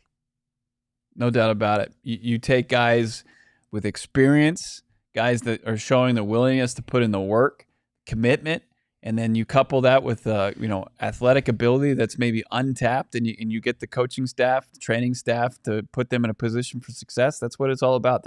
There's unwavering confidence in that organization right now from its coaching staff to mold these guys that have the athletic gifts to do it, the physical traits to do it. Are you guys surprised more veterans weren't dealt during this draft process? Like, usually we get about a handful of players. I mean, there was a little smoke as far as Debo or Ayuk. That never happened. A couple New Orleans big names, the Lattimores of the world. Nobody traded. And if those guys are going to get dealt, they're going to be getting dealt for picks for next year. The Cardinals are going to have 12 draft picks in this class. I mean, like, I remember there were years under Keim where it's like, if you had a pick in every round, it's like, yeah, we're loaded. We got every pick in every. We had 7 picks this year. They almost double that this year, and they had how many? 7 on between the first 2 days. Yeah. What's the timer in the 6th round? 5 minutes. It should be like 1 minute. It should be just like fantasy you ready? football? Let's go. Let's go. Get Dale's up there. Johnny Wilson, did he go to the Eagles? He's not. I don't see. He did. I don't see him being any good. How do you take Johnny Wilson though over Brendan Rice? It's crazy. He must have just an attitude issue or something. You'd have to think. The Cardinals, I hope they take a receiver. If they don't take a receiver at this spot, though, I think you're passing on the double dip. Let's get these 2 last super chats out. Okay. For this pick, we got Art Villa $4.99. Great coverage, boys. Shout out D-Dog, fellow Tucsonan. Thank you so much, my guy. Appreciate you, Art. Pueblo. Here's what I'm gonna have issue with. Falcons have back-to-back picks. So do the Texans. And then Chase the Eagles. McClellan, speaking of Tucson. Oh, no, that's the running back from Bama. Falcons, know who you're Thinking picking Tanner again. McLaughlin. Put your picks in back-to-back. Let's get your picks in back-to-back. Dre $4.99. Can't wait to see the Mad Max versus Marv 1-on-1 in training camp. Yep. That'll be electric. Iron sharpens iron. Bo is like already waiting for it. He just box office. This phone right here. Would it is have been gonna as capture electric that. as Cooper DeJean versus Marvin Harrison Jr. or no? I mean, Cooper DeJean's going to play slot. Yeah. He's destined to play slot nickel for the Eagles. You got Bo over here scratching the side of his head like Dave Chappelle, thinking about going to training camp, watching that one-on-one matchup. You got any of those one-on-one matchups? Yeah. Can you remember last year at training camp, respectfully, like we're like, oh man, I'm really excited to watch Clayton Tune throw the football today. Colt McCoy, Clayton Tune. Oh my God. And now a little bit different vibe when K1's back throwing a MHJ.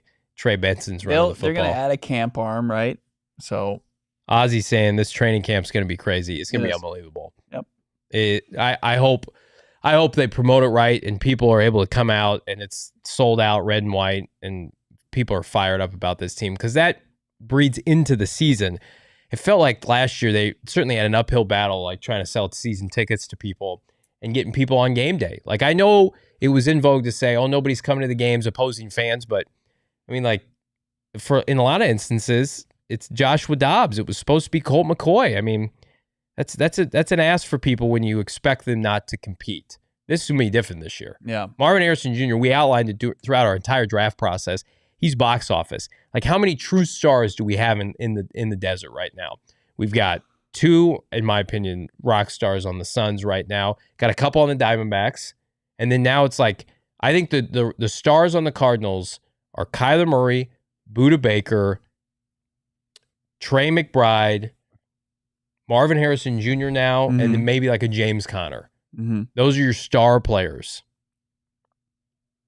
But they severely lacked. Like Kyler Murray took, I think, unnecessary, unfair flack locally and nationally. Yep. And he's back. And a lot of it was, he just continued to move forward. Yep. Drown out the noise, and then luckily the organization made the right decision in getting the right decision makers in place to embrace their franchise quarterback. Yep.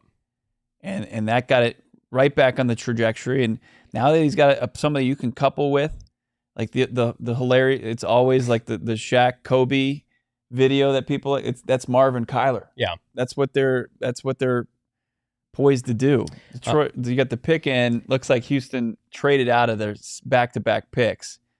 But the pick is in for the Texans. The Lions are back on the Lions clock. keep trading up. Casey Washington, by the way, Illinois product receiver, goes to the Falcons. That hurts. The Fighting Illini of Arizona on the clock here in just a couple spots. Pick 191. I would have bet my mortgage. I would have bet my 401k that Monti Ossenfort would have made a trade today and tried to trade up. It's wild. He is such a sicko that makes us sit here. We got the 4th rounder, we got 2 5ths, we got a 6th, and we got the 7th, which is the Pat Tillman. Monti Ossenfort's like, I'm going to make all 12 of these picks. I'm going to double and triple down. It feels a little personal. It does. It's like, oh, you have a birthday to get to? You have a birthday party? Oh, maybe we'll just add a couple more. Yeah, a couple more ain't cuties. Getting a whack-a-mole on time, my That's guy. right. You're not getting the Peter Piper's No pizza. Dance Dance Revolution for Johnny today. No sweet garlic bread with marinara coming my way. I'm instead being forced to watch the Arizona Cardinals take a fringe receiver. I know you just mentioned it. I don't want to say it, but it's some of the worst pizza ever. It's really bad. No, it's not my daughter's birthday. Thankfully, it's some other kid. You know, they got the games and the climbing structures, and the pizza's kind of secondary. Tastes so much better when Bo's not in your ear telling you it's nasty. Have you seen that Little Caesars meme? Oh, Little Caesars is legit.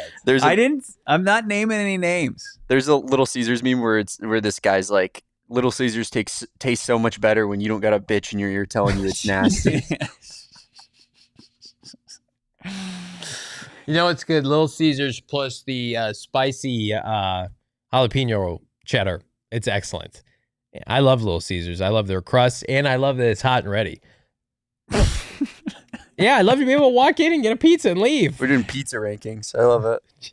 Damon, Jesus. That tier of pizza, I'm out on Little Caesars. I don't care if it's hot and ready.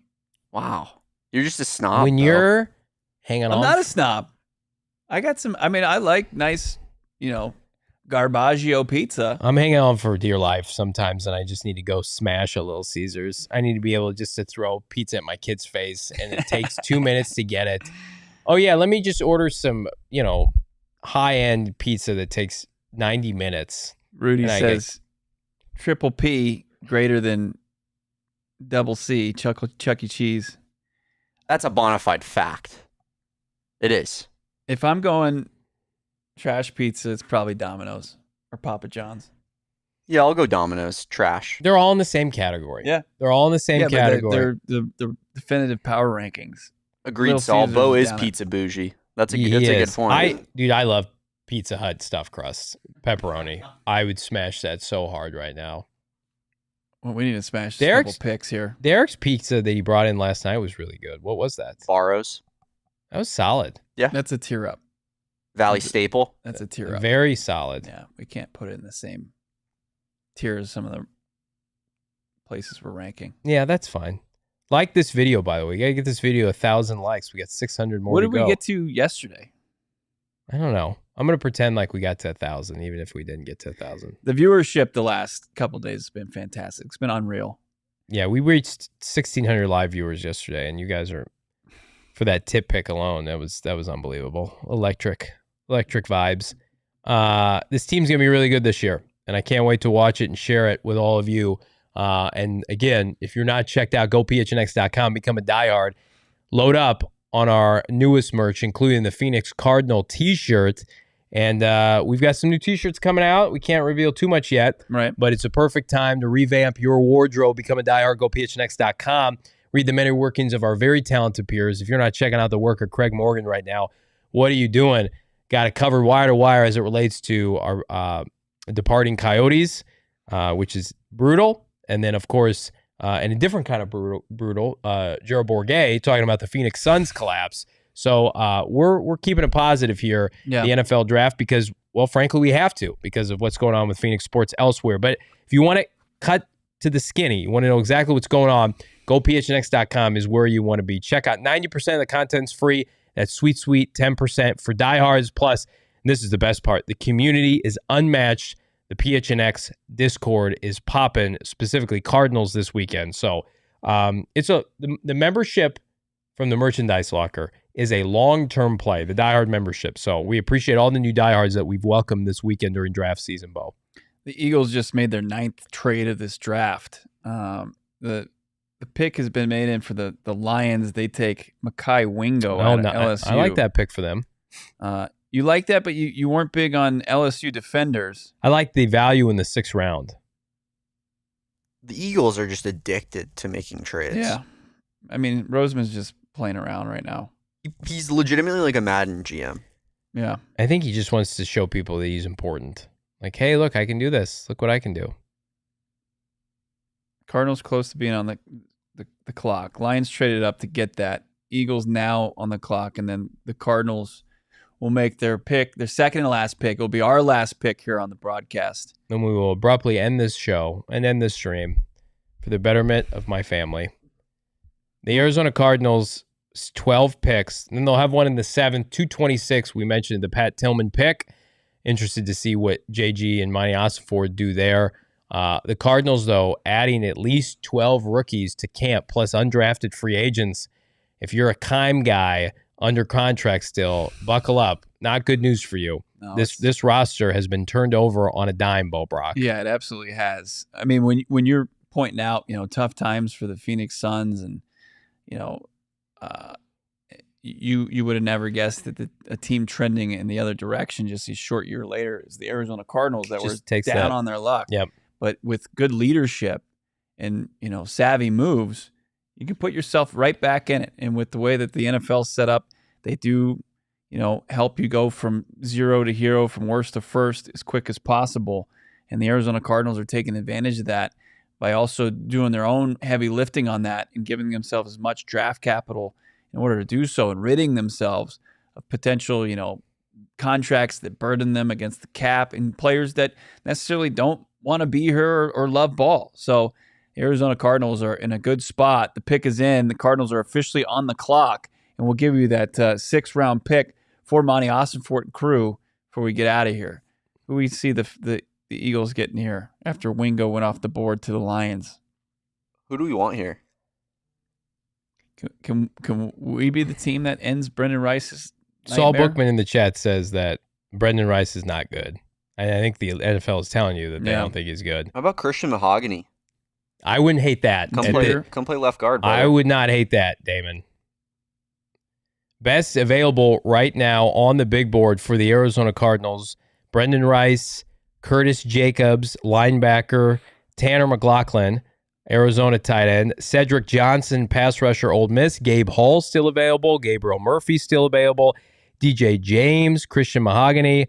There's a drop-off after Brendan Rice in terms of receiver. They'd have to take a receiver not completely on our radar. Dylan McMillan. I mean, some good guards available, and there's a couple edge rushers. I think Christian Boyd, though. I'll say it's going to be Christian Boyd, the defensive lineman out of Northern Iowa that they had a top 30 visit with. I would like it. And this time last year, that this point in the draft, their final 2 picks played a role for them. Now, albeit in a roster that didn't have enough players that had a real reason to start at the NFL level. But Keitrell Clark came out as a 6th round pick, and then Dante Stills played a lot of good snaps for this team and is a part of their future. And I think Clark is still in that conversation as well. So 2 guys that they were able to draft late in day 3 as their final 2 picks that are firmly in the organization and going forward. So can they continue that trend instead of lighting those picks on fire like the previous GM? Dylan McMillan McMahon goes to Philadelphia, the center from NC State, Keim's alma mater there. That probably would have been on the Cards' radar. Once upon a time, started all 13 games in 2022. Cardinals are on the clock right now. Let's see here. Still waiting on a potential pick. Chat, keep us honest as we look and scour the Twitter streets. In the meantime, like this video. Limmer center. Limmer, Taylor, or Montgomery. People are saying Montgomery. I think people are just kind of throwing stuff out there. Pick is in officially for the Arizona Cardinals. Remember where people were saying the Cardinals took Spencer Rattler yesterday and my heart stopped for a moment? That was probably the worst part of these 3 days was that experience.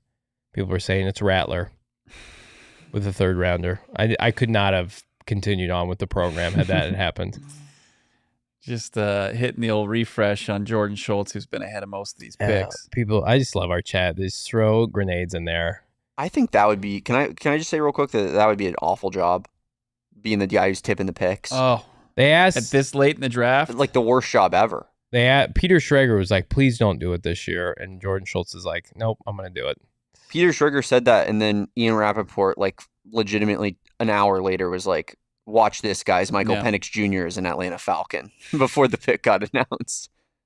I mean, I guess like if you want to enjoy the draft without it being spoiled, you just got to get off social media. Yeah. And like we can't do that, but like, you know, I refuse to. I'll be honest with you. I don't love it. I like to be able to listen to the jingle and hear it live, but if I was just watching it at home like I used to, I would do that. I have no issue with that. A pick has been in for over a minute. Still waiting for... Is it Brendan Rice? The Arizona Cardinals. You got something? The Arizona Cardinals select UAB wide receiver Tayshaun Palmer.